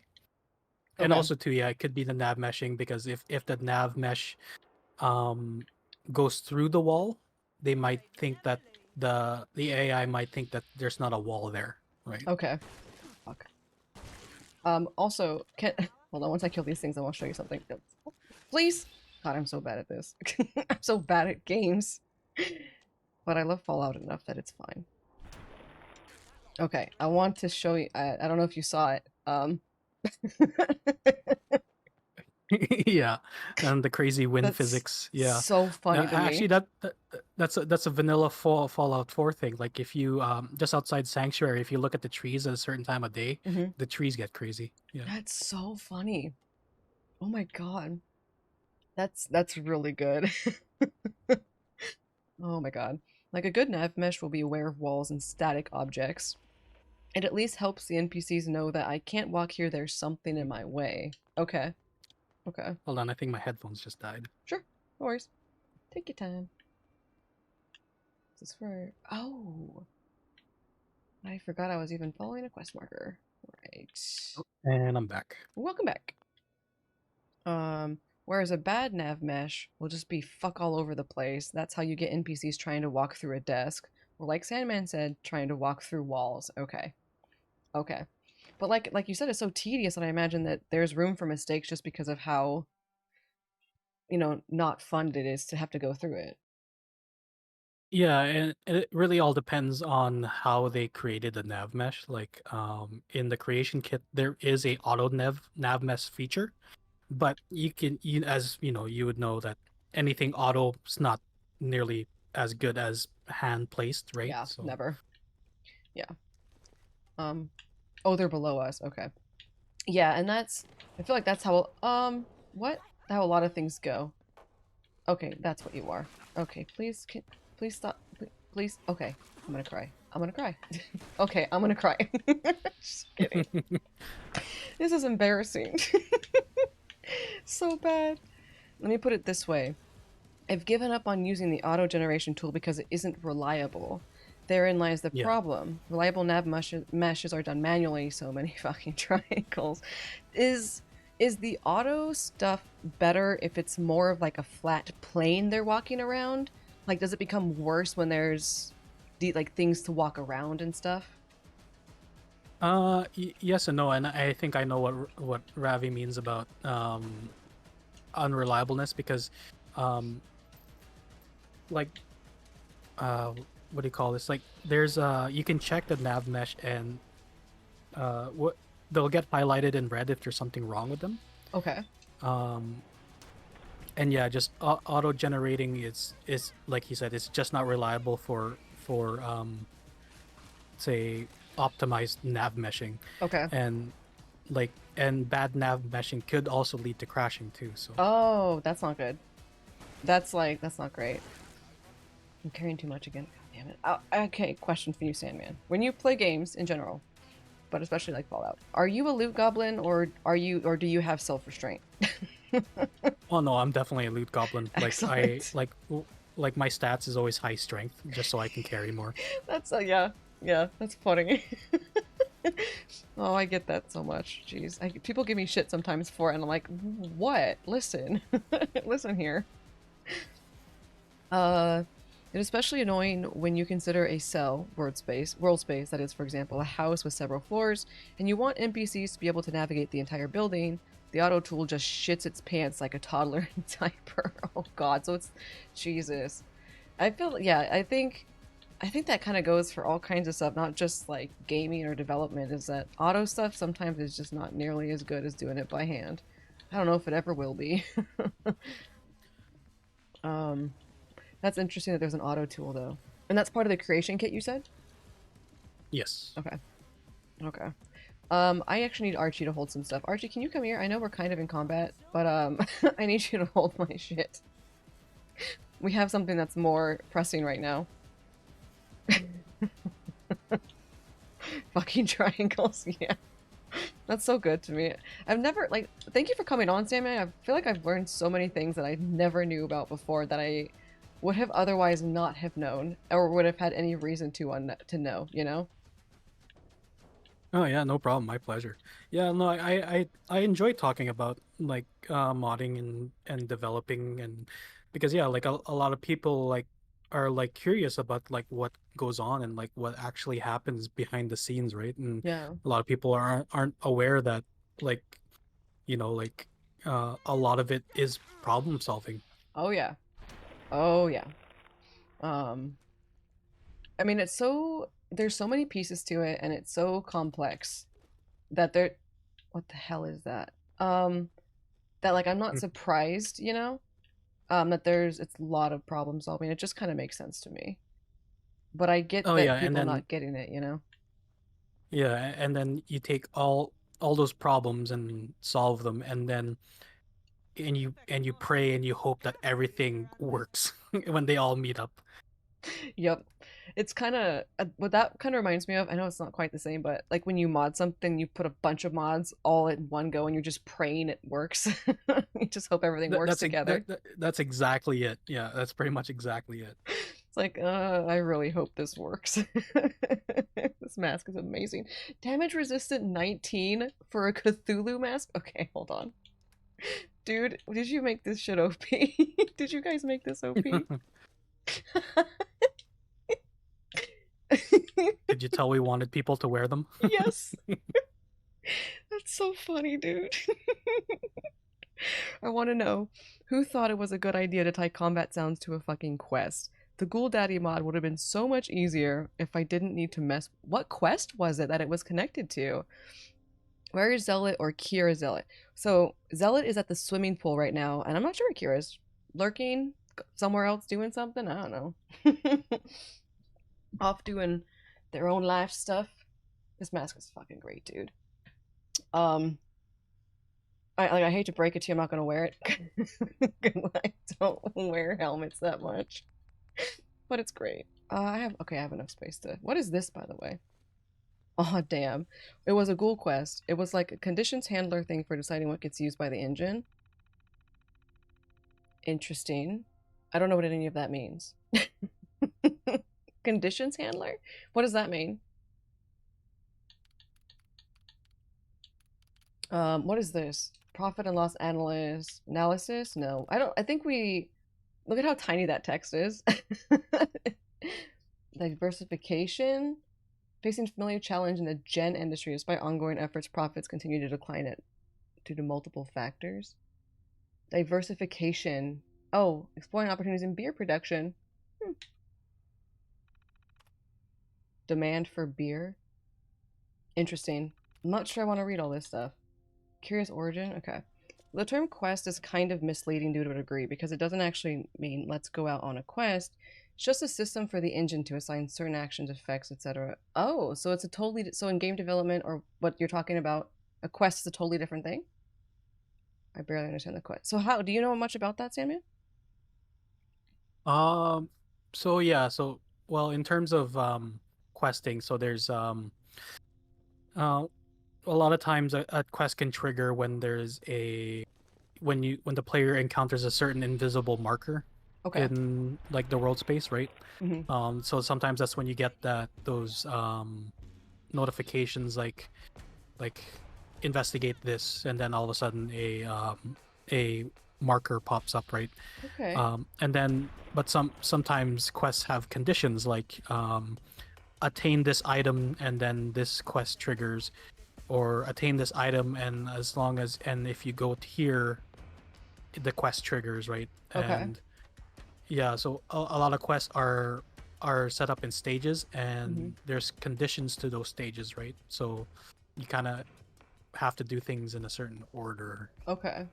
That's interesting. Like, so the guy that we met earlier, the one that you said is a companion, like him talking, is like one of those triggers, right? Because then all of a sudden it gave us like a miscellaneous quest to go talk to him. Is that kind of thing you're talking about? Yep, exactly. I love that kind of thing, like in Fallout games. Like, it's really fun. You're like, oh, there's a whole new thing to go and a whole new objective to go do. Survival mode. See, the system itself does more than that. Additional quest is also handled by the quest system. Survival mode has a ton of things involved with the quest system. How so? Now that's the thing. Like, how did you guys do like your difficulty scaling? Like, do you know much about that part of it? Um, well, I think we definitely toned down the health bloat of certain enemies, Okay. right? Yep. And a lot of balancing with the weapon damage and stuff like that. I think, and a big proponent of the difficulty is the scarcity of items. Yep. Right, because what we found in Fallout 4 is that, like, you literally, like, you maybe get in an hour into the game and you already have a suit of power armor. Right. Yep. So we wanted to make the players feel a bit of desperation in the early hours, right? Yep. And then you feel, as you progress, you feel like you're mastering London, right? You're mastering the world space. Yeah, I have to say that is one thing I really like that you guys changed. Like, it was more difficult to start with, but it was really cool to be like, oh, like, I'm totally fine on my ammo right now, but there was a time there where I was like, man, am I even going to have enough ammo to go through this, or am I going to have to use a melee weapon? It is really interesting. Okay, I hate these things. So I actually really like the way that you guys did that. I know I saw some people complaining about like the difficulty level, but I kind of I liked it. I was like, just turn down the difficulty level a bit if you can't deal with it. But the scarcity is so good. It really changes the way that Fallout plays and how Fallout feels. What the hell's going on here? I'm taking a screenshot of that. Jesus Christ. Teddy love. Teddy love indeed. There's even flowers. So good. I love little things like that.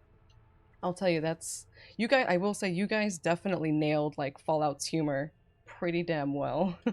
It's great. Oh yeah. You guys did a great job. We definitely wanted to give the same kind of like environmental storytelling. Oh yeah, and you guys did a great job with that. It sounds like someone played my mod. Wait, did I miss something? While I appreciate the fact I know enough about modding to understand the concept of how things work, and thus know enough to realize there is so fucking much that I don't understand at all. That's interesting. That's true. When you get into a certain level of understanding of things, you realize how much more there is beyond what you know. Did a lot of the same shit.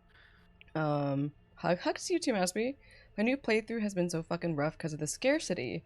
And the constant pressure from things like radiation poison being much more common in Red Storm. Yeah. So Ravi made a mod called Delirium, and it's the same. It's a big overhaul mod. So it makes certain things much more difficult, certain things more scarce, and all that. So it's definitely almost more of like a survival like element. I guess Ravi, you can explain it better than me because obviously it's yours. But yeah, actually, I've had used Delirium, and and I do enjoy those kind of difficulty mods because after a couple playthroughs of vanilla Fallout 4, you kind of want a challenge a bit. I get that. Rafi's really excited about that. Fuck yeah. That's cool. Okay, I think Archie said Archie idolizes me, which means he's probably going to want to talk to me. Okay, what do you want to say to me? I'm sure you do, right? Surely you want to say something because he idolizes me. Oh, I have to do the quest probably first. Okay, fine. I forgot. I like when you get to the point with like companions where you have quest lines. So, Sandman, I don't know if you were like watching yesterday when we came across Kira. Yeah, she's a piece of work. Kira. She's the one. Is she the bank? Yep. At the bank. Yep. Oh yeah. And she's like, and you think she's like totally like you think she's kind of eccentric and whatever, but you're like, okay, she's okay. And then she talks about time travel, and you're like, oh, okay. It's so funny. I really like the companion so far. Yeah, I think she's spent too much time by herself with her quote unquote friends. Yep. They Yeah, I kind of lost it when she was talking to me, and then all of a sudden one of her ghouls just like, I think it said slow moan in the captions, and he was just like gurgling for like 10 seconds. It was great. It's so good. But I you know what? Let's go talk to that other guy you were talking about. I will say the decision to put in like a child, like to put in Archie, was really cool because there was not an option of something like that in, regular Fallout 4. And it adds such an interesting dynamic because Archie is also pretty well rounded as a character. So it was really interesting. Aggressively. Nuggy, bad. Bad Nuggy. No, down. But, yeah, I really like, because I'm not a huge fan of kids, like in general, like in real life, but I think they did Archie so well. Everyone, it's law. I think you can leave Sandman out of it at least. What did Sandman ever do to you, Nuggy? I have a question for you, Sandman. So the loading screens I know take a while. Is that something that you guys are looking to fix in the next patch? Or is that like, no, not yet? I'm not too sure because loading screens are it's tied in engine level, right? Mhm. So like I don't know how much we can edit the engine to help that along. I think one fix that would be possible if like how we are including buffout 4 into the installer. Yep. We might include the loading screen fix. Okay. Is that a mod that's going on right now that I just haven't heard of yet? Yeah, it's been around since vanilla Fallout 4 because so and the whole reason for that is because everything to do with the creation engine is tied to your frames, right? Yep. And so a lot of times the game gets really wonky if you have over 60 FPS, like Okay. especially with physics, Okay. and which can cause a lot of instability. Right. And so people have been capping their FPS to 60, but that also affects your load times. And so what the load time fix does, it just uncaps your FPS just during load screens. Interesting. Yeah. I mean, that seems like an obvious fix. That seems like the obvious thing to like. That's really cool. And people, Mhm. I swear, like all the different mods out there and all the different fixes and stuff that people do and like quality of life changes and stuff. It's crazy to me. It's mind-boggling. I don't Yeah. know how people even think to do some of this stuff. I don't. And Yeah. Go and then ahead. Bethesda comes out with a patch, and yeah, we all know how that goes. Oh yeah, and then everything goes to shit. Like I probably can't play my Fallout 4 save that I did on stream because I had a bunch of mods on it that are probably all destroyed now, and it was before before the next gen update and all that. So it's like, yeah, I don't know about that. I don't think I'm ever Yeah, gonna load that well, up. especially too when you break the one mod that's used for majority of mods like F4SE. Hmm. Like if you break compatibility with that, then yeah, you're just breaking mods for Yeah, sure. yeah. Am I allowed to ask questions? Yes, Nuggy, you're allowed to ask questions, of course. As long as they're not like, how long did it take to even mock up? Ooh, I like that. How long did it take to mock up the map? Um, I'd say um when did we start QA testing? I think I want to say year 4 Oh, wow. because obviously we wanted to get the map in place before, you know, QA testing and um but yeah, like we literally just piece things together as we went along. Mm. Um and what the nice thing about piecing London together is that we can use Google Maps, That's right? cool. So we literally use Google Maps to get the streets correct and the buildings correct. But Wow. that therein lies the challenge too of compacting everything so that it's not overly cluttered and like Mhm. claustrophobic, but also feel like it's a city, Yeah. right? So Yeah. I mean, I think the whole it's really well done. Like the amount of clutter and all that. I think it's really, really good. Um, I'm a huge fan of how the map came out for sure. And like you mentioned earlier, like you guys made it much smaller than like actual London, right? So it made things easier. oh, for Okay. sure, yeah. And there are several stages to the level design. So like so a level designer would come in and like mock up the area, Hmm. and then another level designer would come in and do a like a detail or clutter pass, right? Okay. Adding like the tires, the decor and whatever. And then either that level designer or another level designer will go in and do the cleanup Mm. pass and make sure that um you don't have any floating static objects in the sky, or Yep. or seams are probably properly hidden and stuff like that. Okay. That's cool. Eh, That's really cool. yeah, and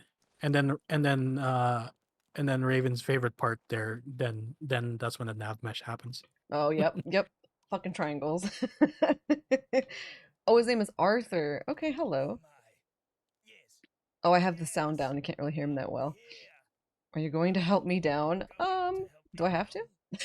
I mean, I'm going to. What are my questions? I mean, what are my... Who puts you up there? It's quite hard for me to remember. Must be all the blood flowing down to the top of my head. On account of me, you know, hanging upside down. That's fucking funny. I want to turn this up just so I can hear what he's saying more. A little bit better. Okay. Who are you? That is something I'd be happy to share with you. Once I am no longer hanging upside down like an animal.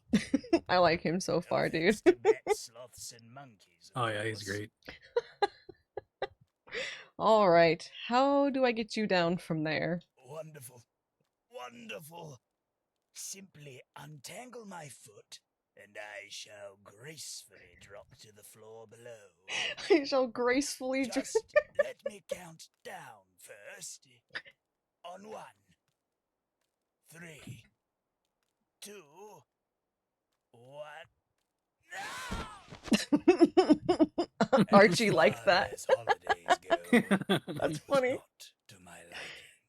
I don't see myself hanging from another sign anytime soon. A pleasure to meet you. I am Arthur Mountbatten. Mount, And what Bat. do I call my one and only savior? whatever you want.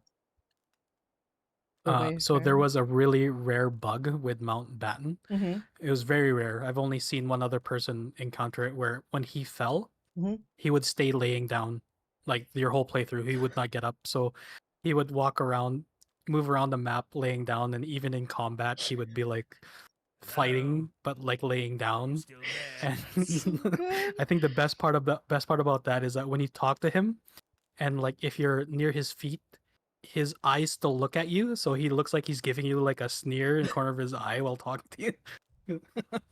That's good. That's so funny. That's another one of those. Let's see, one of these. It just works.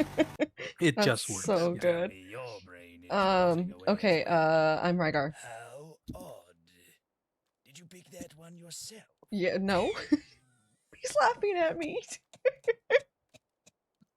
Oh, apologies. I shouldn't be so judgmental towards such a helpful soul. No, you can do that. It's Now, funny. I assume you must be curious as to why you found me in such a quaint predicament. Just a as little this bit.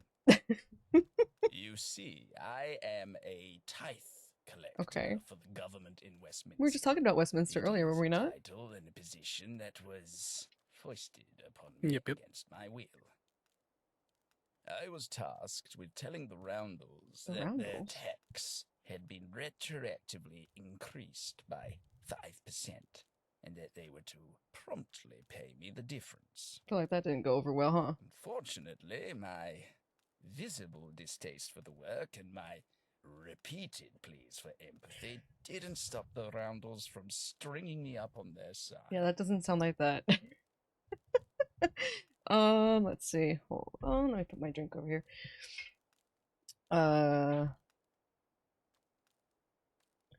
Are you going back to Westminster? And face the disgrace of further failure?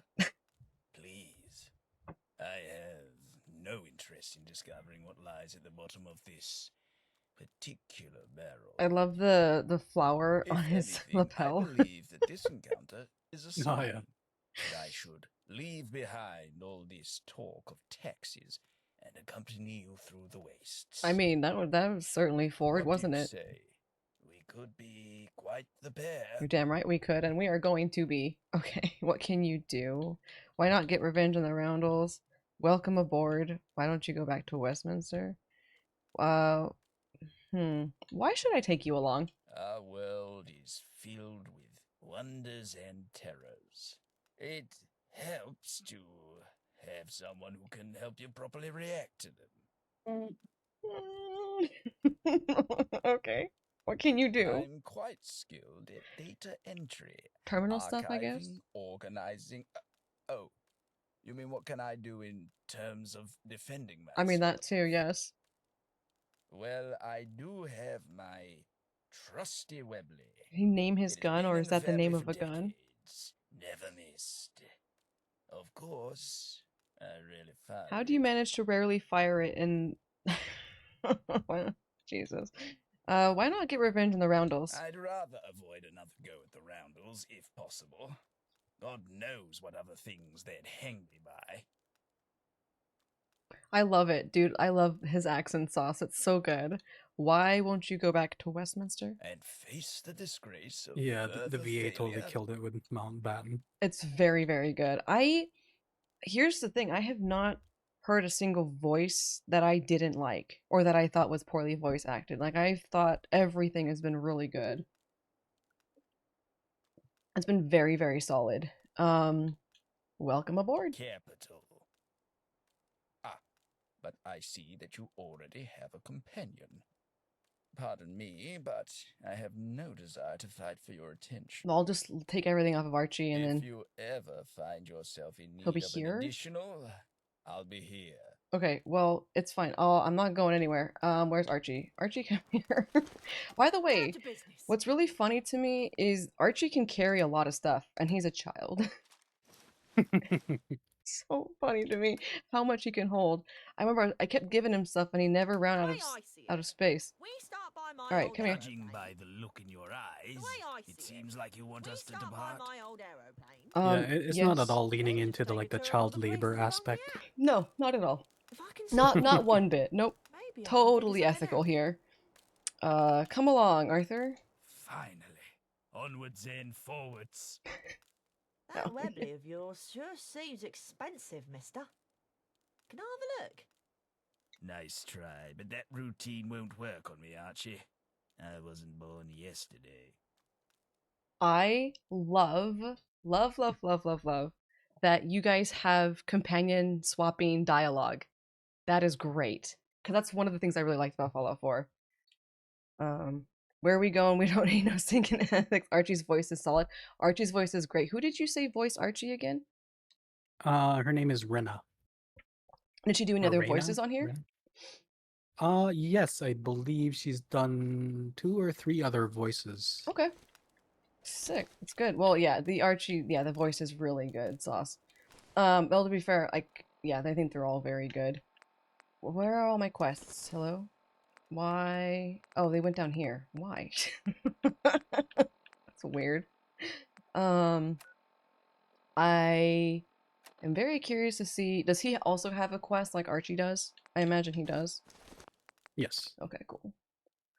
Yeah, like when we have the VAs in chat, like there might be 10 of us, but it feels like there's 20. Yep. That's funny. Do they ever is that like a thing that they just kind of use their voices, like the ones for their characters all the time? What do you have for me? Maybe not just for their characters, but like I find with VAs, they just like doing voices, right? Yep. Yep. And yeah, like so it feels like feels like you're talking to like 5 different people sometimes. That's so good. I love that.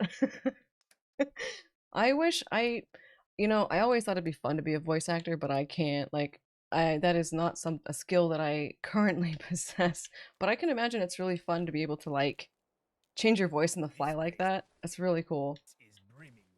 Yeah, and I think the biggest skill would be the consistency of the voice is what a lot of people would be looking for. Like, so if you can maintain that character's cadence even through like combat dialogue or emotional dialogue, right? Because and I think because that's one thing that will throw the character way off is that, you know, during these emotional beats, like their voice changes, right? Yep. Yeah, consistency I imagine is super, super important. How many actors and actresses do you have? Do you know? Oh man, like it's definitely the amount of voice actors we have is definitely larger than the core team. Oh, damn. I think you did mention that before. How you had like a team of however many and then it like more than doubled when you brought on all the VAs. Yeah. That's awesome though. And I think we mentioned it before, but what's his name? Why can't Neil I think? Newbon. Yes. I think he's become such a huge thing in like especially pop culture recently because of Astarion that like I think a lot of people recognize that name for sure when they see it. And for sure, and I don't think a lot of people have realized who he voiced. Yeah, I saw on the wiki I think that he voiced some character that I don't think I've met yet. And I don't think so. I have returned. Welcome back, Chaos. We're just talking about the voice acting. With chicken Caesar salad, you need an intervention. Let's find Georgia, by the way. Last time we tried to find Georgia, we kept crashing in the area where like we found her, but we've had the hotfix since, so I think it'll probably be fine. I've always been curious when it comes to doing the NPCs, is it difficult to program them to like follow you or like for specific quests you have to do for them? I don't know, my brain can't word this question correctly. So is it difficult to program NPCs is kind of what you're asking? Uh well, for us not necessarily because a lot of that stuff's already been built into the creation kit, right? So um like it's simple enough to like say, hey, this, you know, add a condition to the NPC because it's already been programmed by Bethesda, right? So Mm-hmm. So you just kind of like take the system that's already in place, right? mhm. That seems like good bot. Thank you, Nuggy, for banning the bot. Gotcha, very smart. Yeah, it seems like a good idea to rely on like what's already there the most that you can. Cause like why fix something that's or why try to mess with something that is working for what you're trying to do? I feel like. I Oh know, I yeah, for don't know. sure. Especially when it comes to questing systems as well, right? Like that stuff gets really complicated. Oh yeah. Oh yeah. Um we got this Georgia quest by the way, like I don't know, not even 10 hours into the game, and we're now like almost 30 hours into the game, and we still haven't found her. Poor Georgia. She's just chilling, like, she's like, please help me. And I'm like, maybe in 20 hours. Eh, Sean 2.0. Yeah, exactly. Oh man, that's so Don't you funny. need to find your son? What? Oh yeah, yeah, okay, yeah. What son? Oh, neglected to find my child.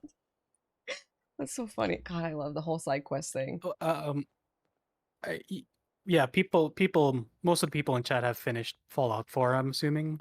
Yes. Almost And like so, yeah. yeah, so what I'm about to say is spoiler territory, not for Fallout London, but for Fallout 4. What they should have done in Fallout 4 is that they should have put a timer that if like for some reason like if you spend way too much time like not doing the main quest, Hmm. father dies. That would be interesting because like he does end up doing that. He does end up dying anyway, eventually. Yeah, So it's because he like got sick. timed. Yeah. Yeah. But I don't think Fallout 4 has like anything timed like that, does it? Not that I can think of. Not that I can think of, no. Yeah. Like I know a lot of more modern games are like that. Where they have that kind of timed thing. Like Dragon's Dogma 2, for example, had that. Certain quests were timed, Hmm. and if you didn't do them in time, then you would fail them. But I honestly Yeah. like the way like Fallout does it more because then I don't have to worry about doing it right now. Yeah, especially too, like I find like those kind of games where I get it, you want to inject a certain sense of urgency into the player, but at the same time, it's like sometimes I don't feel ready for that quest. Yeah. Yep. Absolutely. Or you just, yeah, it's like you don't want to, you don't feel ready, or like, I like not having to do it at the moment. Yeah. Haven't played Fallout 4 yet. Let me know when to. Unsure. Thank you for the heads up. Ooh, yeah, I'll go ahead and let him know. Are we done with the spoilers then, I guess? Yes. Oh my goodness. If I can spell things right, that would be great. Okay. Cool. It's weird. Everything on my computer just froze for a second, but it's fine. It's fine. Hello, Lovejoy. LJ, excuse me. LJ, how are you doing, man? It's nice to see you. We have a guest. We have Sandman, Mr. Sandman on stream. I am super late. No, as long as you're here, you're not too late. What just happened to the aspect ratio on my screen here? Is it because I tabbed out? Is that... Yes, that could happen. And that's been a vanilla Fallout 4 thing. It's random. I don't know why it does that. Okay. Oh, now my whole computer's all kinds of fucked. It went onto the entirely different screen, onto the wrong screen. Well, I'm gonna have to quit, and I don't even know how to. Can we close Fallout 4? Okay, that's better. That was weird. So that's a thing that happens then. I haven't experienced that yet. Okay, hopefully this will work better. And I think it's tied to if you have multiple monitors. Yeah, I do. I have 3.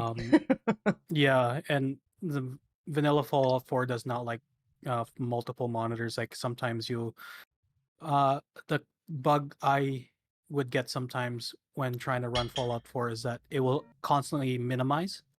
Yep. And that's a Fallout 4 okay bug. It's an issue with their system. Yeah, the problem is mine just went to my third monitor instead of going to my regular monitor. That's weird. Oh, weird. Yeah, let's never try it experienced that one. again. Yeah, that one's very strange. I love Mr. Sandman's Threads reference with his avatar. You're another person who knew about the reference. See, I didn't even know about the reference.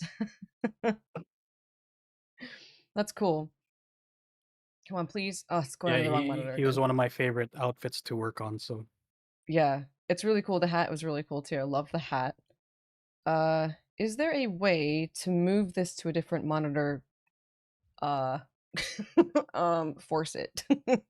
I guess I can like make it windowed. That's weird. Yeah, you could try making it windowed and dragging it over to the monitor you want, and then do borderless window. Let's try that. And that has to be set with the regular Fallout 4 settings, right? Yes. The launcher, anyway. So let's launch it just for the launcher. Are you on GOG or Steam? GOG. Okay, good. Yeah, if you were on Steam, I'd say be careful launching the regular launcher on Steam because that could trigger the update. We don't want that. Yeah, no, I bought it on GOG because I knew it was going to be easier. Windowed mode. I guess I kind of don't want to do borderless because I want to be able to drag it over. Let's try that and see if that works. Let me exit and play. Hopefully this will work this time. Yeah, it's weird. Never a problem I've ever experienced. Okay, now I can drag it over, but the aspect ratio is wrong. God. Why am I having trouble right now? That's so weird, because like you think I would have had trouble with that before, but nope. Okay, I have another thing to try. Hold up. One more thing. And then if that doesn't work, it just works. It just works. Let's try this one more time. The thing is, I'm just surprised it's not automatically going onto the right monitor like it was before. That's what's weird to me. Can I go to advanced? Maybe it got set somehow. No, not that. All right, let's try this one more time. And if it doesn't work, then I'll have to end stream and then try to figure it out off stream. I don't want to have to figure all this out while we're on stream. Thanks, Bethesda. Yeah, thanks a lot, man. Really appreciate it. All right, can we please work for me? There we go. Now it's on the right monitor. Hold on, now it's just loading. Let's see. Can we make it okay? It's not even full screen though. Why? Why am I having this trouble? Hold on, let me try something really quick. That's not gonna be what we want. Yeah, so this is apparently not working now. This. Oh, you know what though? Now that it's on the right monitor, let me try launching it the other way. Because that might be the problem. Let's try that. Oh, wait, hold on. Let me quit the launcher. I don't need that. Okay, let's try it one more time. And if that doesn't work, then fuck us then, I guess. Okay, there we go.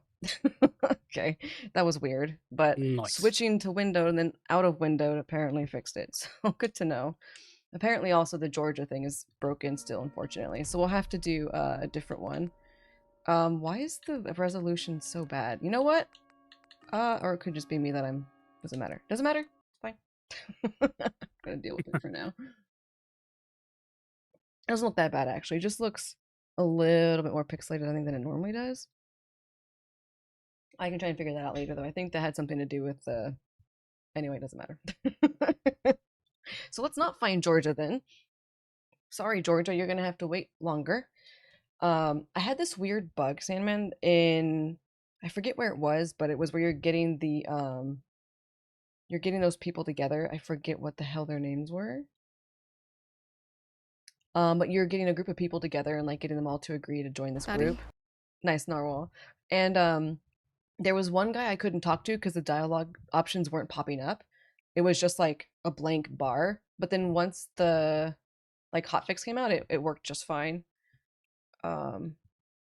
Sorry, why... Sorry, I think I just noticed something that's a problem. Okay, no, that fixed it. Okay, sorry. No, now it's too big. And it's not fitting my screen right. How? It's supposed to be taking off my desktop. We might have to end things here so I can figure this out. Which sucks. Cause like you see how where the for you guys it looks a little bit more normal, but you see all that stuff is all cut out. Cause it's below. I'll figure this out later then. Then we'll just have to end it here, Sandman. Are you okay with that? No worries. Oh yeah, I'll figure it out off stream. And is that the game doing that, or is it like the stream? I don't know. I think what I think it might be. Let me look at the settings because I think what it might be. Okay, why is this? Okay, so I think there's an option for some filtering, and I think that's a problem. I think that's the issue that we're having. It might just be, oh, that might be why. That actually might make it run better. Oh, that's why. No, I figured it out. I figured it out. It's fine. We're smart. We're a big brain. Okay, one more try. I think that actually would fix it. Please. Please, please, please. Please. Please. I'm begging you. And that looks better. Okay. Should be anyway. Nice. Where's my controller? I put it back up here. But I am gonna mute for a little bit. Sure. I am gonna call my wife and son and wish them a good night because 8 o'clock is my son's bedtime. Oh, sounds good. Take your time. All right. God, I got everything fixed. I was so worried for a second. Narwhal, everything's going great, man. You can't sleep? I'm sorry, man. That sucks. I'm so sorry. What time is it for you right now, Narwhal? You got this? Apparently so. Apparently this is working now. So it was just some really weird thing happening on screen. I don't know. But manually fixing the resolution and changing a couple other things fixed it. So I was like, wait a second. If I change this, it might work. And sure enough. Chaos, are you streaming tonight? By the way, I think you said you were, right? And how's the green screen thing going? I want to know. Is it still like, you're still like on the last little bit? Which is frustrating as hell, I understand. I literally had to change my green screen settings a little bit today. So gotta get on that. Fair enough. I would just use the Nvidia shit until now. Eating dinner right now, so you're still on your Caesar salad. Fair enough. Okay, that looks much better. I do want to stream sometime tonight. Nice. Well, I'll try to make it if I can. Hopefully I can. Yeah, we want to keep the master volume a little bit lower. Let's see. So we can't. Excuse me. We can't do the Georgia thing. So what are we gonna do if we can't do the Georgia thing? Wait, no, go back. Convince Bishop Whaler to take in Lazarus. I think finish work at 22:30. Now it's 2:30. Oh God, going to be a trash weekend. I'm so sorry, Narwhal. Dude, that sucks. I'm so sorry. I think I should make it so I look like a monster in the pics you put in Discord. That would be hilarious, and I would not complain one bit. Not a single bit. This required master lockpicking, I think, so we couldn't do that. We were just there for this, and then we didn't actually retrieve the keg. That was really dumb. That was real dumb. I don't know why that happened. We literally went to the quest marker, we went all the way in there, we looked inside, and then I didn't get the keg. We were already there.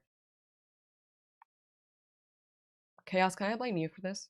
I gotta have somebody to blame that isn't me. I gotta have a scapegoat. Because I can do no wrong. I am a perfect angel. Do you know what you're gonna play tonight, Chaos? You're gonna do like Stardew Valley? You're gonna do Fallout 4? You're gonna what do you know? Works. It just works indeed. I don't think I function very well though. But yeah, do you know what you're gonna play, or are you just gonna kinda like play it by ear? Which is fair too. Okay. We're where we need to be. Let's go back into this place. How frustrating. Might do Stardew again. Nice. It's always fun to watch you play Stardew. Wouldn't complain. Just for a chill night? Yeah. Yeah, I get that. That makes sense. Alright, let's try this again and actually get the keg this time. We literally went through this entire place. Like, I have no excuse. I have no excuse except for a bad memory. Which I think is technically an excuse. But, yeah. Yep. We've been going, so we're going 3, I think we'll go probably at least 4 hours today. That's my thinking anyway. So another, what? I can't do math. 20 something minutes. Okay, so where is this keg? Oh, it's upstairs? Oh, did I get the key for in here? Oh, I need a lobby key. I don't remember finding the key before. Right? No, no way. So, where the hell is the key? Oh, I guess we're gonna have to find that. Okay, well, I would imagine it'd be... Oh, I need that. Downstairs somewhere? But we already looked downstairs and didn't see anything. I don't know. I mean, it's gotta be somewhere, though. It's not just gonna not exist. Like, it's gotta be... Unless you're supposed to get it from somewhere else, which I highly doubt. We already went over here. This is the... Pencil... Nothing over here. Oh, I need that too. Okay, cool. We should do some settlement building too, by the way. We can do a little bit anyway. Maybe. I was thinking maybe it would be one of these display cabinets. But, what is that? I don't know what it is, but I'm taking it. This is just... What the hell, man? Where could it be? Is it up in the lobby and maybe I just missed it? Somehow I doubt that to be the case. But it's not here anywhere. And it's just this, which we've already seen. Dudes, I don't know. I have no idea whatsoever where this could be. Was that a bottle of... I don't know. You mean back there? There were some bottles of gin and then whatever I just picked up, which I'm not sure what that bottle is. Classy drink. What is Buckfist? Buckfast? What is that? I don't know what that is. I must know. Please tell me. Maybe it could be over here somewhere. I did kind of explore this area. Maybe I didn't explore enough. Did I go up here? I don't think I did. Oh, well. Maybe. Oh, that's why. There it is. Okay. I just didn't go far enough. Par for the course. Truly. Ooh, what's in here? Ooh, I don't know, but let me find it. Find out. Yeah, so what is that? Is it a type of... I mean, it's alcohol, but what kind of alcohol is it? That might be better than what I have. I'm gonna take it. You're carrying too much and cannot run. Well, that's not helpful. Oh boy. It is better than what I have, I think. Sure, left arm, but this is pocketed. How much do I lose if I do this? 5? Probably not. Buck fist makes you fuck fast? Oh, buck fast. So that's a whole thing. But, like, is it also gin? I would imagine, because this place is all about, like, gin. It's like its whole thing. At least that's... I mean, there's other stuff around here, too, but that's most of it. Like, there's other types. Is gin... Gin is not a type of beer, right? It's totally different. They're not even close to the same thing, right? Ooh. Hell yeah. Always be prepared to explain the hows and whys. Get 1 extra guess when hacking terminals. Oh, cool. There's the key. Found it. Okie dokie. Found it. What is this? Office terminal? Does this give us anything interesting? Oh, this is stuff we saw earlier. And I'm back. Welcome back. We just found the key, finally. I realized, Sandman, that we came here earlier, right? And I didn't do the quest. I just came here and looted around and then I left. Because I forgot we were doing a quest. So now I've got it and now we're fine. It's tonic. Yeah, well, Fallout 4 things. It yeah, happens. yeah, just hashtag Fallout 4 things. Why can I take that massive thing? Oh, that's the keg. Oh, I see. Okay, that's why it's big. You're a beer gen. You have so much ADHD like I do, that's further proof. What gave it away, Chaos? What exactly gave it away? It's tonic wine. We have people normally on the streets in brown paper bags. Scotland. Okay. Okay. We were just talking about some alcohol, apparently. Yes, we already looted that. Okay, so now we can go to the... Ooh, what's this? Wait, have I been here? I have not been here. Oh my god, I keep discovering new places. There's too much stuff there that I evidently haven't been through this yet. Yeah, like there's yeah, you can tell like I haven't looted everything. Exactly. Okay, there's a bath. I'm going too slow. I don't know where he went. My pack mule. Where is he? If I remember correctly, I think Iron Brew gives you some good health, if I remember correctly. Oh yeah, there was one back over somewhere, wasn't there? One here? Yeah. Yeah. I grab it. That's a good idea. I didn't think about that. It is not a wine or a beer. Sorry, go ahead, Sandman. If you collect the pound coins, I believe the Iron Brew vending machine takes pound coins. Okay. Yeah, I have been collecting those, yeah. It is not a wine or a beer. It's like stress dehydrated grape sweat. That has a weird bitterness. Well, that doesn't sound like fun at all. It is not cheap. So somebody said it is cheap, and then you said it's not cheap. You're still talking about the buck fast, right? Tonic wine got caffeine. An alcohol that has alcohol doesn't typically have caffeine in it, does it? What? See, I wouldn't know. I'm not a drinker, so I would have no idea. So the Iron Brew then is an alcoholic beverage, is that right? No, it's like what would be the equivalent to it? Like I believe it's like quote me if I'm wrong, but I think it's like an energy drink in real life. Okay. Iron Brew. Okay. Yeah. That's cool. That means I can drink it fine because I have that perk where you shouldn't do drugs or chems or alcohol. Yeah. Like, and I think Ion Brew is like Nuka-Cola's equivalent in London. Okay. Okay.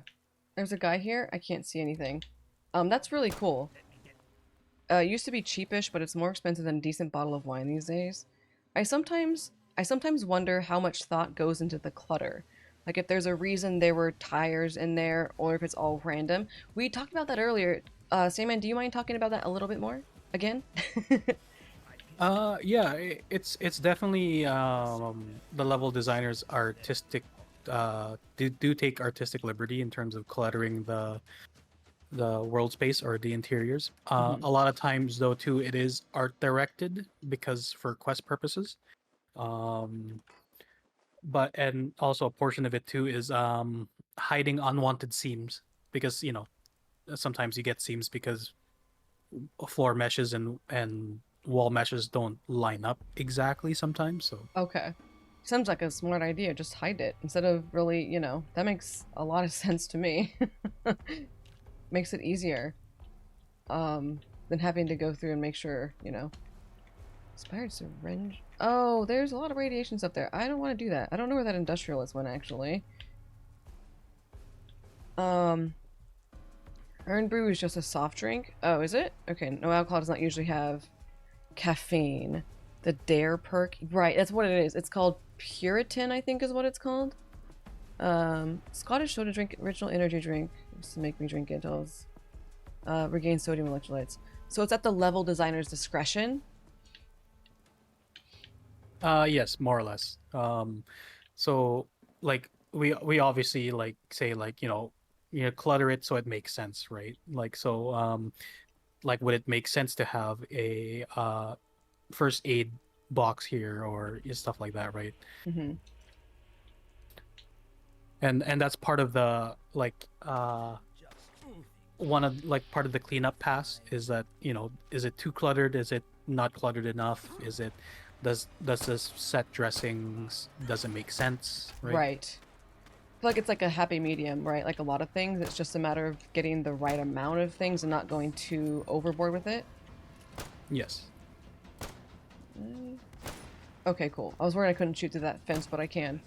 So I originally advertised sold as energy drink. Okay, so basically Salmon was right. It's just no longer considered that, I guess. Oh, he already got him for me. It's nice to have a companion that actually shoots because Archie doesn't do any damage at all. The same way Coca-Cola was an energy drink. I used to love drinking Iron Brew, but I haven't had it in years though. Hi Patchy, how you doing? We have a guest in today. You should say hi.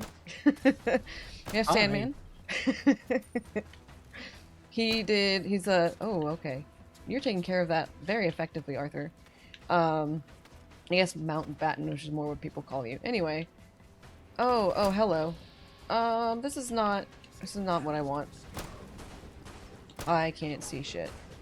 Okay, thank you. He can see things better than me. The NPC can. As common as normal Coke. Okay. Most of the UK has a little stock of it. Scotland has. Okay. So how many... So I know there's a lot of references to things in this game. So like, who decided, or just like, how did you come up with some of the references or things that you wanted to reference in this mod? Well, I think a big portion of it is like, would it make sense in the world, right, that we're creating, right? But a lot of it was like, like Iron Brew, our Iron Brew is like is pretty iconic. Yeah. Right. It's like, is it recognizable? Right. Like, even though we change the name, but is it recognizable? Right. Yeah. And stuff like that. So, and it all plays into like, how Fallout 4 itself has a lot of references to real world things, right? That's true. So you're kind of like playing into that thing that they already do. Yeah. I like that. Yeah. You guys did a really good job of making it feel like Fallout, Yeah, and we definitely wanted to strike that balance where we wanted it to be different, but not so different that you don't think you're not playing a Fallout game anymore. Right. So. Yeah. It's interesting not having like vaults and stuff. Oh, okay. Jesus.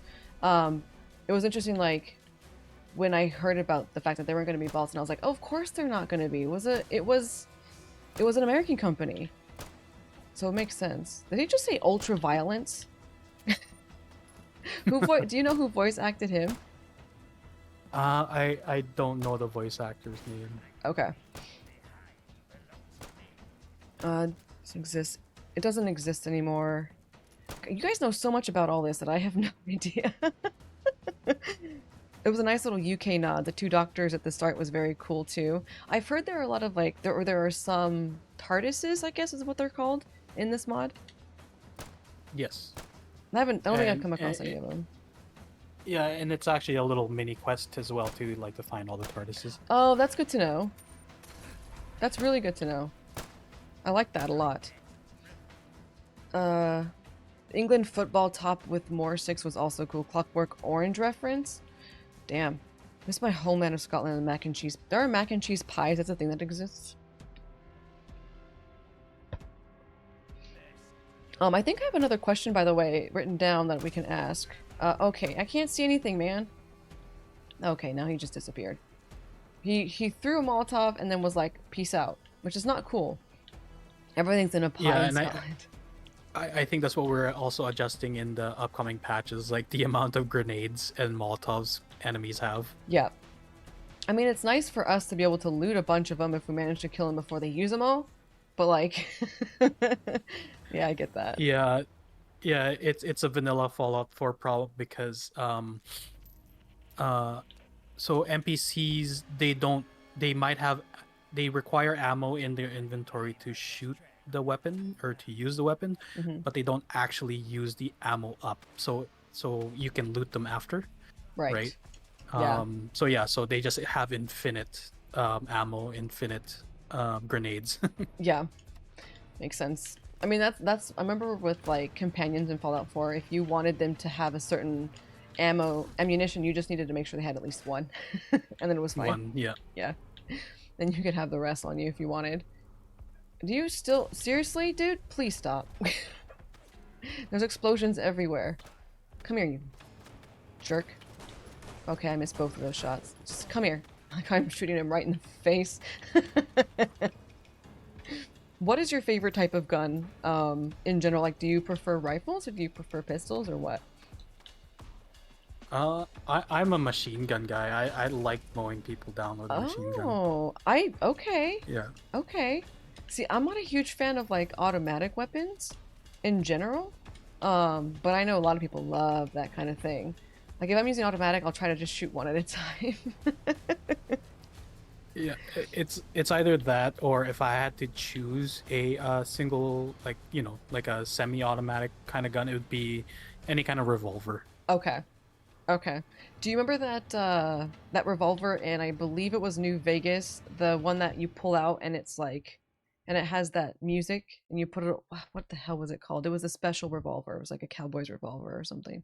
Do you know which one I'm talking about? I can't remember the name of it. Oh yeah, and it plays that classic Western. Yes. Yeah. Yeah, that's the one. I love that gun. I'm not a huge pistol person, but I love that gun. Yeah. Mr. Sandman is brutal. Yes. Mr. Sandman is very brutal. I mean, who isn't when they play these games? Let's be honest. I mean, it's all about killing everybody. You know? Okay, can you... Where are you? Where's the other person? Oh, you're over there. Are you still throwing things? I don't know if that guy threw anything at me in the past, but I am running out of stim packs. How much money do I have? Do I have enough to buy? I have enough to probably buy a couple stim packs. Come here. Okay. The reloading thing, man. I wish... I wonder if there's a way you can mod this to make the magazine bigger, because I would love that. Because having to reload after every single shot, and it takes so long to do that is really, really annoying. The big iron. This one, no. It's this rifle is typically considered just like one of like your kind of like your like kind of like one of the junk weapons. You know, like in the start of Fallout 4. It's kind of similar to that. Like the pipe weapons or whatever. Yeah, like the pipe weapons. Okay. So you're meant to like just use it until you find something better. Yep. Yep, I have not found anything that functions as a sniper rifle that is better yet.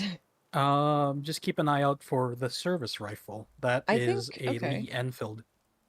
I think I actually had one, which if has not... yeah. I don't have one. Yeah, sorry. that one's a semi-automatic. Yeah. I do have 5 one. clips. I should try to use it. I think this is the one I used. So you know that sludge monster guy? I think I used this. Came in clutch, I think, for that. I think this is the one. I don't know for sure. I don't remember how it shoots though. The Gehenna? Yes. You're gonna shit, Jen. Rude. I was born in Aberdeen at the same time another guy. Both had the same first name. That's weird, dude. What's up, Gamings? How you doing? We have a guest today, a very special guest. Fallout London 3D artist, so say hi. Oh, you're just chilling there.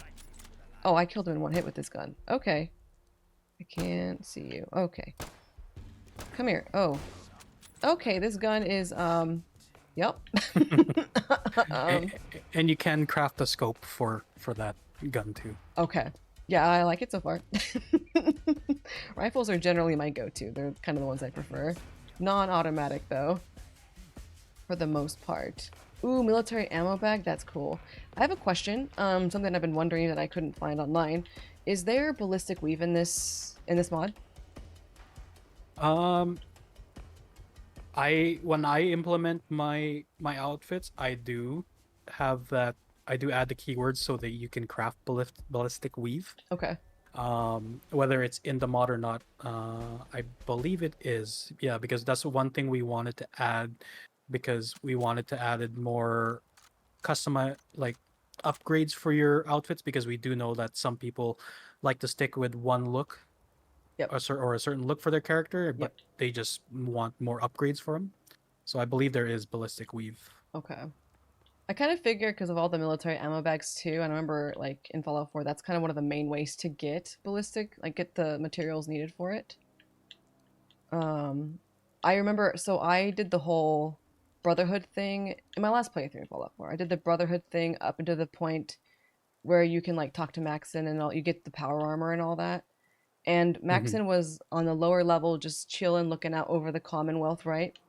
And so I went up to him, shot him right in the face, and took his coat, and then took the power armor that I just stole, or was given, and then jumped off the side of the Pridwin, and then booked it.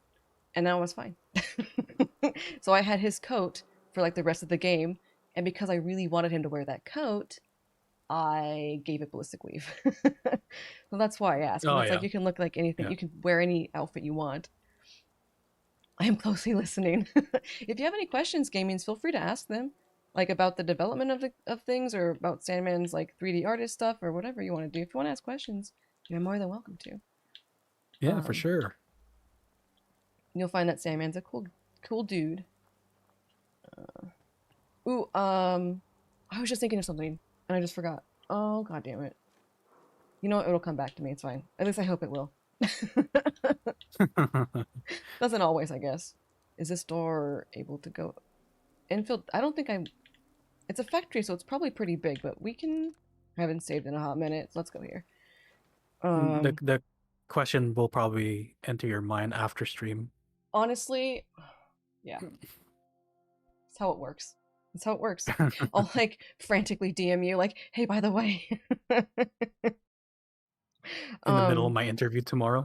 Yeah, exactly. Oh god. Good luck with that again, by the way. That should be great. Thank you. Yes. Yeah, like you guys will definitely be the first to hear after if I get the job or not. Great. I look forward to it. Okay, what? Okay, what? Oh, I missed. I was like, why didn't that... These things do tend to kill things in one hit, though, which is nice. I guess I do have one question that I can ask. And I don't think anybody asked it earlier. Do you have any, like, upcoming projects that you've been working on personally or whatever? Like, I know you want to get hired by the studio, but what's anything personal? Yeah, so apart from Fall London, I am part of the Sim Settlements 2 modding project as well. Okay. Their latest patch did release a outfit that I made for their mod. Okay. And what it is, it's a because I don't know if you've played Sim Settlements 2, but you can you have your own faction, right, with your settlers. Mm-hmm. And you can assign those settlers to different jobs, right?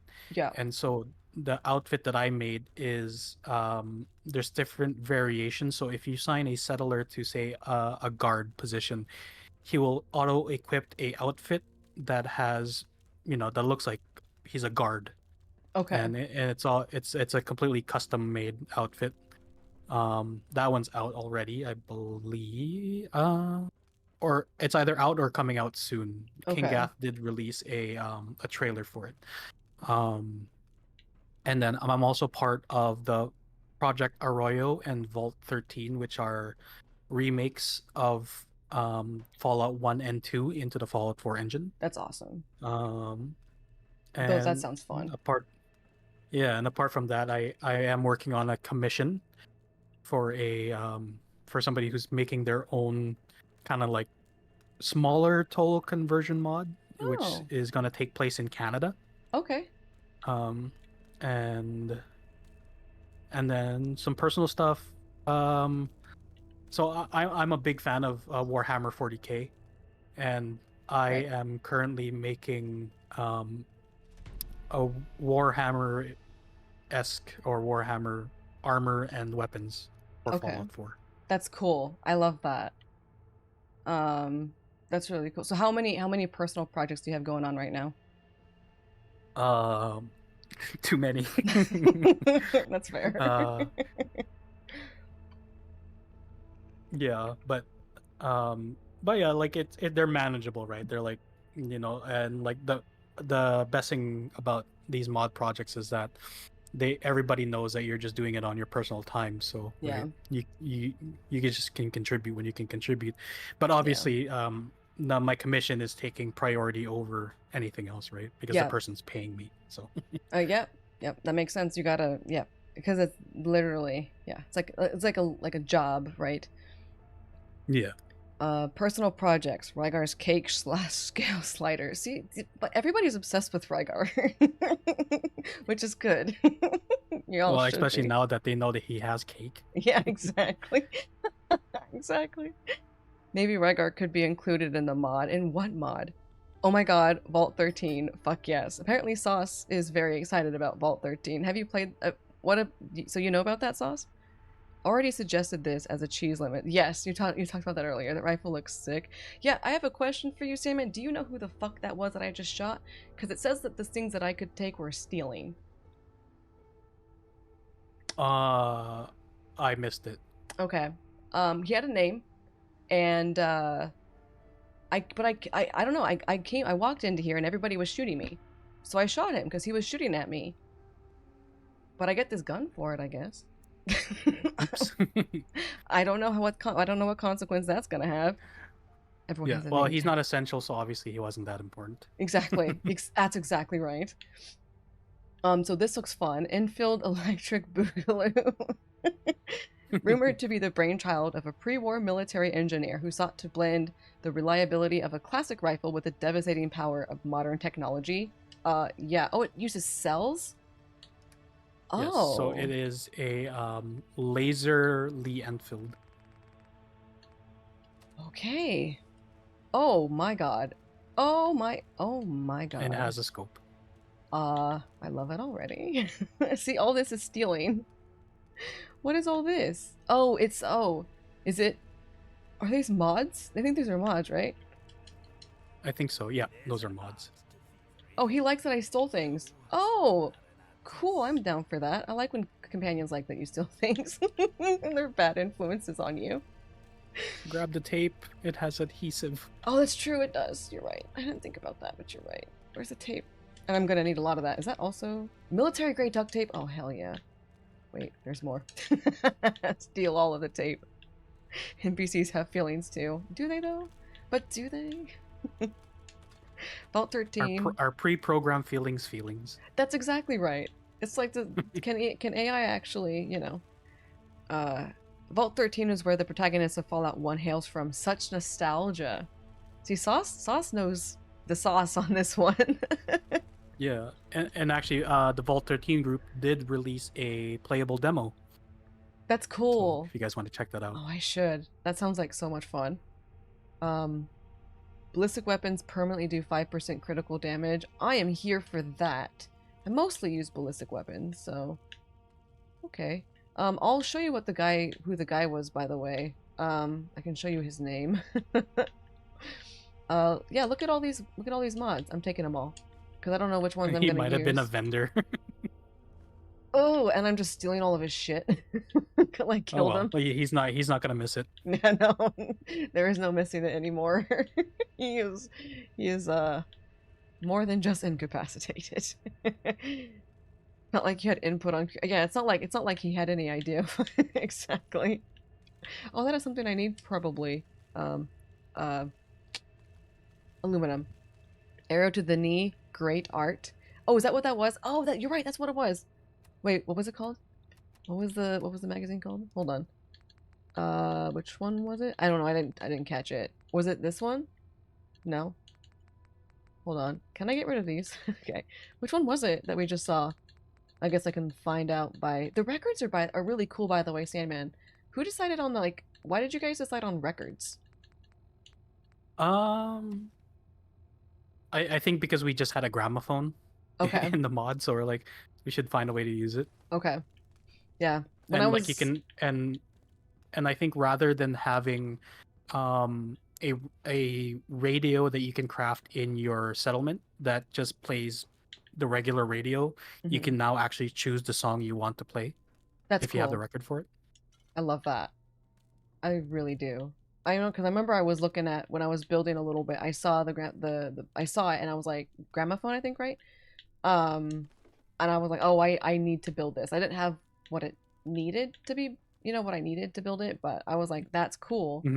I think I've collected 2 or 3 records now at this point. Not a whole lot, but why are there flamingos in here? Okay, you know what? It's fine. Why is there a colander in here? You know what? Nope. Not gonna ask questions.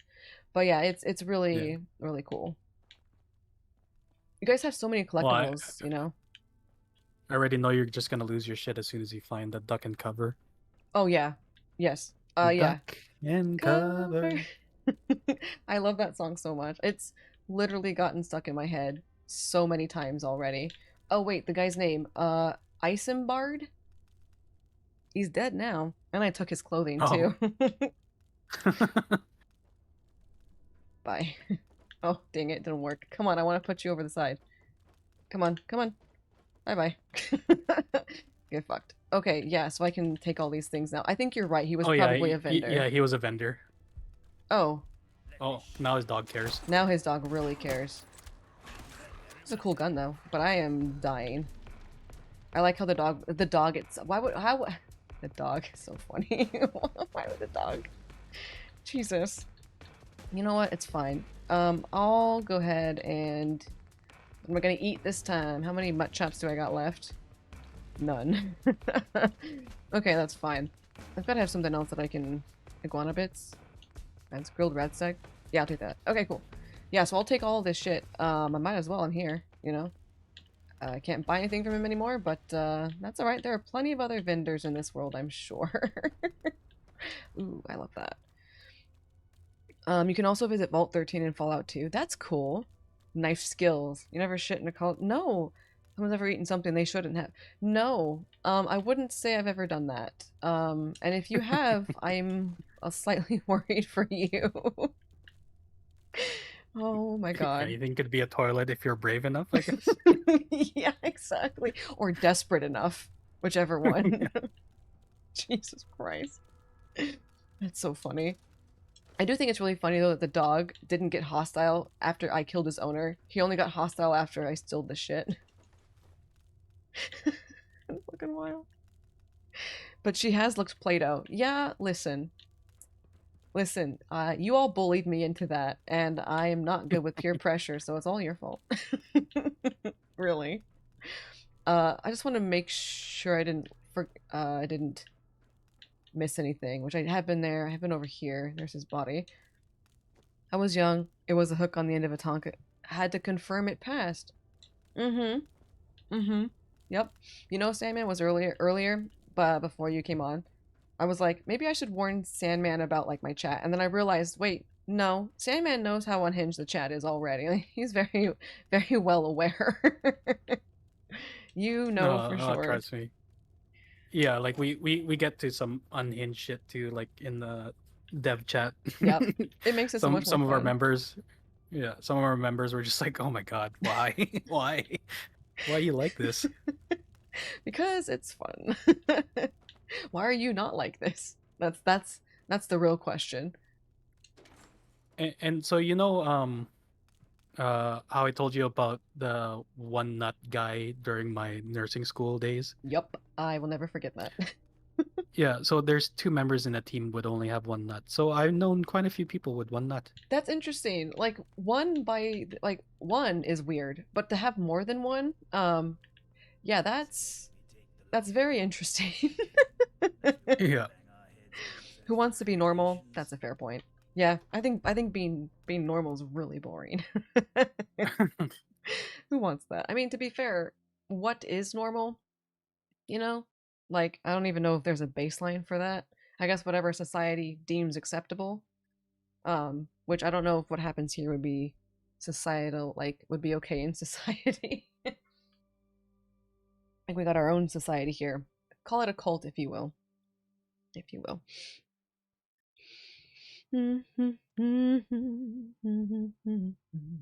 Well, Go ahead. I think that, you know, like in most situations, and like you can tell what something is done maliciously, Yep. right? Yep. So like I've always run in circles where, you know, as long as it's not doesn't have malicious intent, like anything goes, right? Yep. Yep, I agree. I agree. Like the minute you're mean to somebody or you're really trying to hurt somebody and like that's that's not cool. But in good Yeah. fun and silly fun, you know, most things are totally okay. I feel like I'm pretty lenient in general though. Because I feel that way, right? How much ammunition do we have for the gun that we are using, by the way? Oh, I could just bring it out and tell. 91? Not the best, but I want to keep using it until we run out, because I like it. Was this gun more powerful, or was the other one more powerful? Hold on. Oh, they do the same amount of damage, just one is ballistic and one is cell.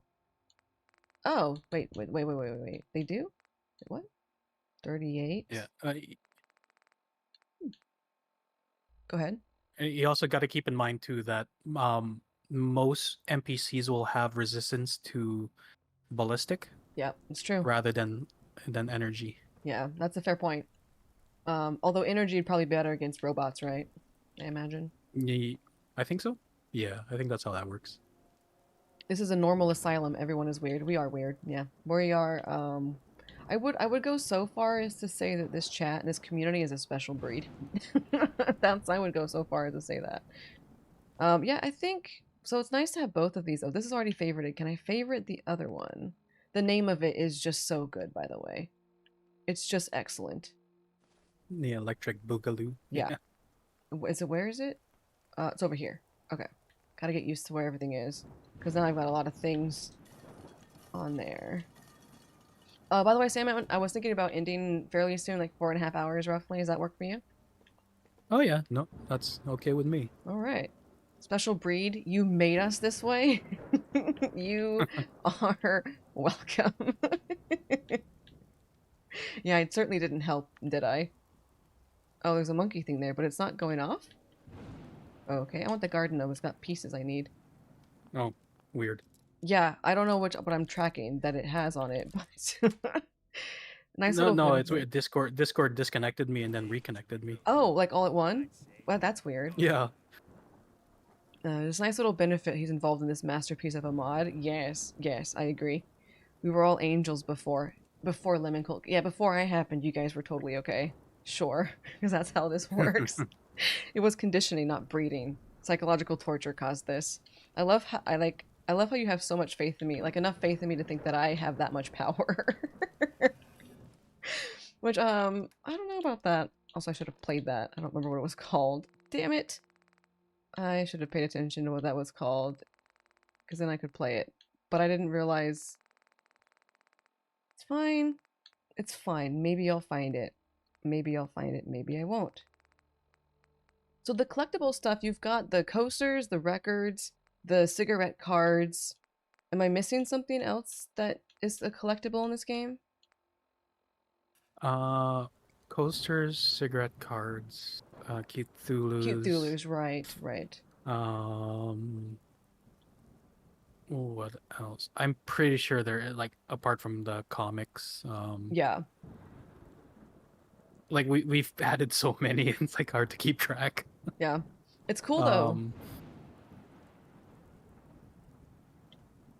Do you have do you know if there's a display for the records? Because there's a display for the cigarette cards. There might not be a display for the records, I don't think. Okay. I guess it kind of makes sense though, because you want to have them in your inventory so you can play them whenever. I didn't say you meant it. It was likely by pure accident. Oh, I see. It was a happy accident in that case. Happy for me anyway. Run, Mr. Sandman, run. Did the coaster thing ever cause issues? Well, yeah, they did. Like there was that bug with the hound coaster that rather than increasing your damage, it decreased half your all your damage. Yeah. Yeah. That is addressed and fixed. Cool. Was that fixed in the hot fix? Yes. Okay. Yeah. You know what? You can take care of that now. You can just take care of that for me. I like that I can actually rely on a companion to do that though, because Archie didn't do anything. Which is fine. We love Archie anyway, you know. But instead he would run around screaming, which was hilarious in its own right. I think, like I said earlier though, I think it was such a good decision to have like a child as a companion, because that is so different than what we had in Fallout 4 base game. Yeah. Yeah, and I think the thinking behind that is like why not? Like maybe Bethesda didn't have that because they were, you know, it might have been risky, you know, having a child companion maybe, right? Because of all like the love interest, but you don't have to create a love interest for the child. Yeah, right? I agree. But yeah, like, and yeah, I think they were just playing it safe, right? Right. That makes sense to me.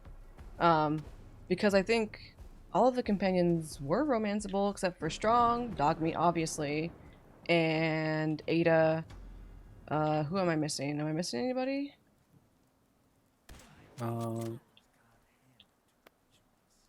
Because, like, you know, since they're not all romanceable, then what's the reason not to? But yeah, I think you're right. I think it's just, you know, better safe than sorry kind of thing. Yeah, and too, like, you know, since, you know, your enemies will be shooting at a child, and yeah, I don't know. So that's just my theory on it, right? So, because we do have to remember that at the end of the day, Bethesda is a company that, you know, has to like consider public opinion. Yeah, good point. Like not saying that we don't, but like, you know, but there's some lines where we're willing to skirt through. Yeah, that checks out. I mean, that makes sense, you know. Can I? Let's see. Hold on. Let me see. I used to be a member. There's a of ladder. Oh, sorry. Oh, is there? No. But where is it? Oh, there it is. Okay. I was just about to look at that too. Regularly served the local church until I joined this cult. I am now no longer allowed to join my IRL community events. Yeah, they know how fucked it is here. Poor Archie. What do you expect taking a child into a wasteland? That's fair. Can I ask Mr. Sandman what he is working on just now? Understand if I can't talk about things. Well, there's some things he can talk about. It's up to him. Yeah, no, for sure. Like I have a commission. It's an outfit for someone who is making a mod that is based in Canada for Fallout 4. So it's gonna, you know, impact. You're gonna see the impact of the annexation of Canada. And like what and how that still affects the current setting, right? Which I think is cool because I don't think anybody has even thought of doing that yet, right? Yeah. And being Canadian myself, I'm like, oh heck yeah. Yeah, that's awesome. It's like a vested interest in it, right? Yeah, and what's funny, so I'm Canadian working on I worked on a mod based on the UK, and the person who commissioned me is from the UK working on a mod about Canada. So. That's funny. That's great, dude. That's super good. Yeah, and then apart from that, like I mentioned earlier, like I'm also part of Vault 13 and Project Arroyo, which are Fallout 1 and 2 total overhaul mods for Fallout 4, and Sim Settlements 2. And also, I'm also part of a horror mod called Children of Ugletoth. Yeah.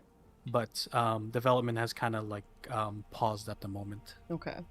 I think that is one that I downloaded when I was playing my horror run, I'm pretty sure. But I don't know if we really played through it that much. Oh my god. I've got a lovely bunch of coconuts. I didn't know he sings that. That's great, dude.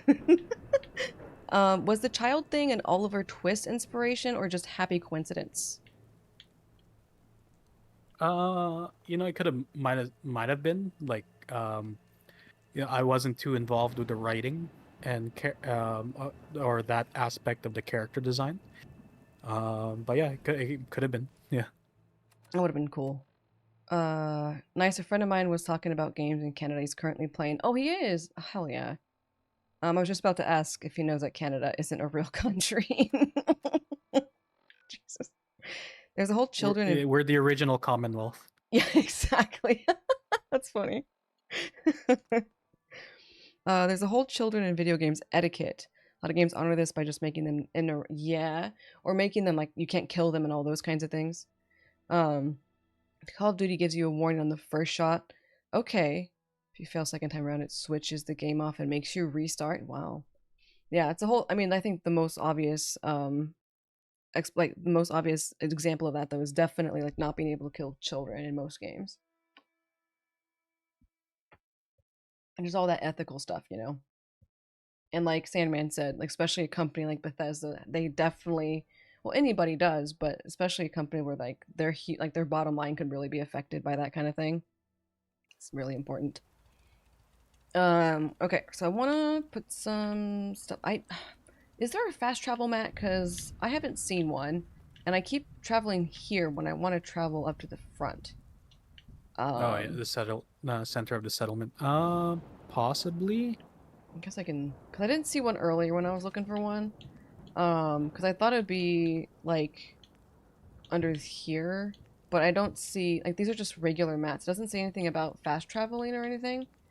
So I'm Yeah, like, if anything like that would be in a separate menu for sure. Like maybe, is there like a miscellaneous or like special tab? there should be. Oh shit, there it is. Oh, what is that? An angel statue? Oh, that's cool. That's neat. Okay, yeah, let's see if there is one. Dolphin lamp, cool. There's a lion, but I can't build it. I like this, by the way, the happy birthday. I love it. Oh, I saw the giant mushrooms the other day, by the way. Those things are awesome. Oh yeah, yeah. There is a area called the Mushroom Kingdom. Oh my god. I don't know how I haven't seen that yet. What's that? It was just a pillow. And you still haven't reached Act 2 of the mods, and so a lot of people get surprised that there's a full underground system as well. Okay, yeah. I'm not surprised because I know you guys are really kind of playing off of like the underground thing, right? It makes sense to me because that's such a huge thing in London. Oh, that's interesting. Look at these mannequins. Huh, that's cool. I like how this one's missing an arm and a leg for some reason. I mean, I guess why not? This is really cool, the miscellaneous things, though. Because there weren't as many miscellaneous things in the base game Fallout, I think. I mean, obviously there's a lot of assets you guys made, but still out of order. It's really cool. What does that say? Just a regular rug. Oh, there's like... Oh, dude, what? Oh my god, I'm really excited about this. Okay, hold on, let me... I like rugs. I don't know why, but I just do. They're great. Okay, there's gotta be... I really hope there's something. Teddy bear? You can build a teddy bear? Can you put it on stuff? No. Okay, come on. I think you're right, though. I think it might be in here if it's somewhere. There's a cake. That's cool. Come on, come on, come on. I wish you could search. The one thing I have a problem with the crafting system is really the fact that this is how you search for items. It's kind of problematic. And that's how you know that Fallout 4 was originally designed for Xbox or console. Yeah. Like, it does work for a controller, but it's like, man, I don't see anything there. And these are just trees. I can probably find something. I don't know. There's gotta, I mean... Oh, you guys, I forgot about the weapon racks. I forgot those being a thing. Totally forgot. Yeah. There might not be a fast travel mat because I'm pretty sure that's not even a vanilla thing. Okay. Yeah, so like there are mods for, okay. that you can, which should be compatible because it's just setting your, fast travel point. So yeah, Yeah. Yeah, I think that's probably why I was thinking of it, is because I probably had a mod for it, yeah. What do I need to make these things? Hold on. Because I What are you want to trying to make make? the like armor workbench and stuff. It looks like I need local leader rank 2. For these, for the armor workbench, chem station, what else? Cooking station. For that, I already have a cooking station, but these are different than the ones that I have. I believe, Sandman, you're the one who told me, I think, that depending on what type of cooking thing it is, depends on what you can cook on it. So like a stove, you can cook something differently than what you can cook on like a spit. Yeah, yeah, I kind of like, I yeah. really So like like, that. yeah, like I think if I remember correctly, the cooking stove pretty much lets you craft anything because it's like a stove. But like if you just have like a fire spit or a pot over you know, a campfire, then you're limited to what you can cook on there. Yeah, yeah. Let me see if I'm missing anything in chat. Someone didn't give Larry and the child etiquette memo. Yeah, yeah. Larry and kind of, yeah. But that BG3 was such a good game, man. Did you ever play BG3, Sandman? Oh yeah, definitely. Like I was actually an early supporter of yeah, Baldur's Gate 3, like when they first came out and they're into early access. Nice. That's awesome. Yeah, that game is a masterpiece. I don't even like I guess I don't typically like strategy games. I think we were talking about that earlier. Strategy games like turn-based combat and stuff. I don't typically like that, but I liked that game so much for the story and everything that I got through it just for that. It was worth it. And that's where they like went right because they crafted such an engaging world and story that you know people just, yeah, I'll just learn this mechanic and whatever, right? So Yep. It's great. It's really cool to be able to pull somebody in like that who typically doesn't play those games. That's really telling, I feel. I got a bunch of those. Okay. Sound like a place you would sleepwalk into? I mean, I sleepwalk everywhere apparently. They have piss stain textured rugs. That doesn't what? Wonder if a fast travel spawn point mod would upset sleepwalker perk. Oh.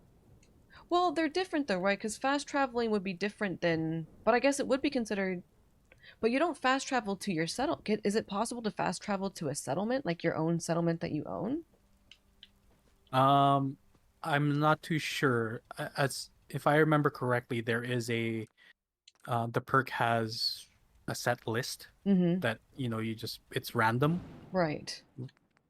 So I guess it's possible, but it might not be. Okay. But if you fast travel to your settlement, it's at least it's not you're not fast traveling to a place where you're gonna be instantly dead. Yep. I had that happened to me once. Where was it on the map that basically happened to me? Was it up here? It might have been this one. No, I don't think it was this one. There was an area where it was all like tunnel cough, or whatever. It was like Oh there's a yeah. huge rat storm and like all this kind of crazy stuff happening. I don't remember where it was, but yeah, that place was. We haven't even explored any of this yet, y'all. Jesus. Love the big map. Okay, so we've been okay. Let's go ahead and end here then. I already saved, and it just auto saved, so that works out for me. Let's go ahead and quit. Sandman, thank you for joining us today. I appreciate it. It's been really nice to have you No. here and like pick your brain about these things. It's been great. Yeah, my pleasure. My pleasure. Thanks for having me on. Of course, we always love it. I mean, people were definitely having lots of questions, so that was cool. Everybody else in chat, I'll be back on Monday. So, ooh, let's do this. Let's do this. Hold on. Thank you. Yes, we appreciate it. Can I can I refresh this? Okay. Thank you everybody for coming, and thank you Sandman again for coming. I'll be back on Monday. I hope all of you guys have a wonderful, wonderful, wonderful weekend. And we are in the Discord, obviously. If you haven't joined the Discord, you may. We're pretty active on there. Sad I was late, but was great. Thanks to both of you. Have a great weekend. You too, LJ. You too. You know what? It's never late. You know, you're a wizard is never late. He arrives precisely when he means to, whatever that is. I'll talk to you after on the Discord after we end here too, Sandman. Great sure. show. Thanks. Thank you, Allie. I appreciate that. Good night, everybody. Have a good one, and I'll see you soon. Bye bye. Bye bye.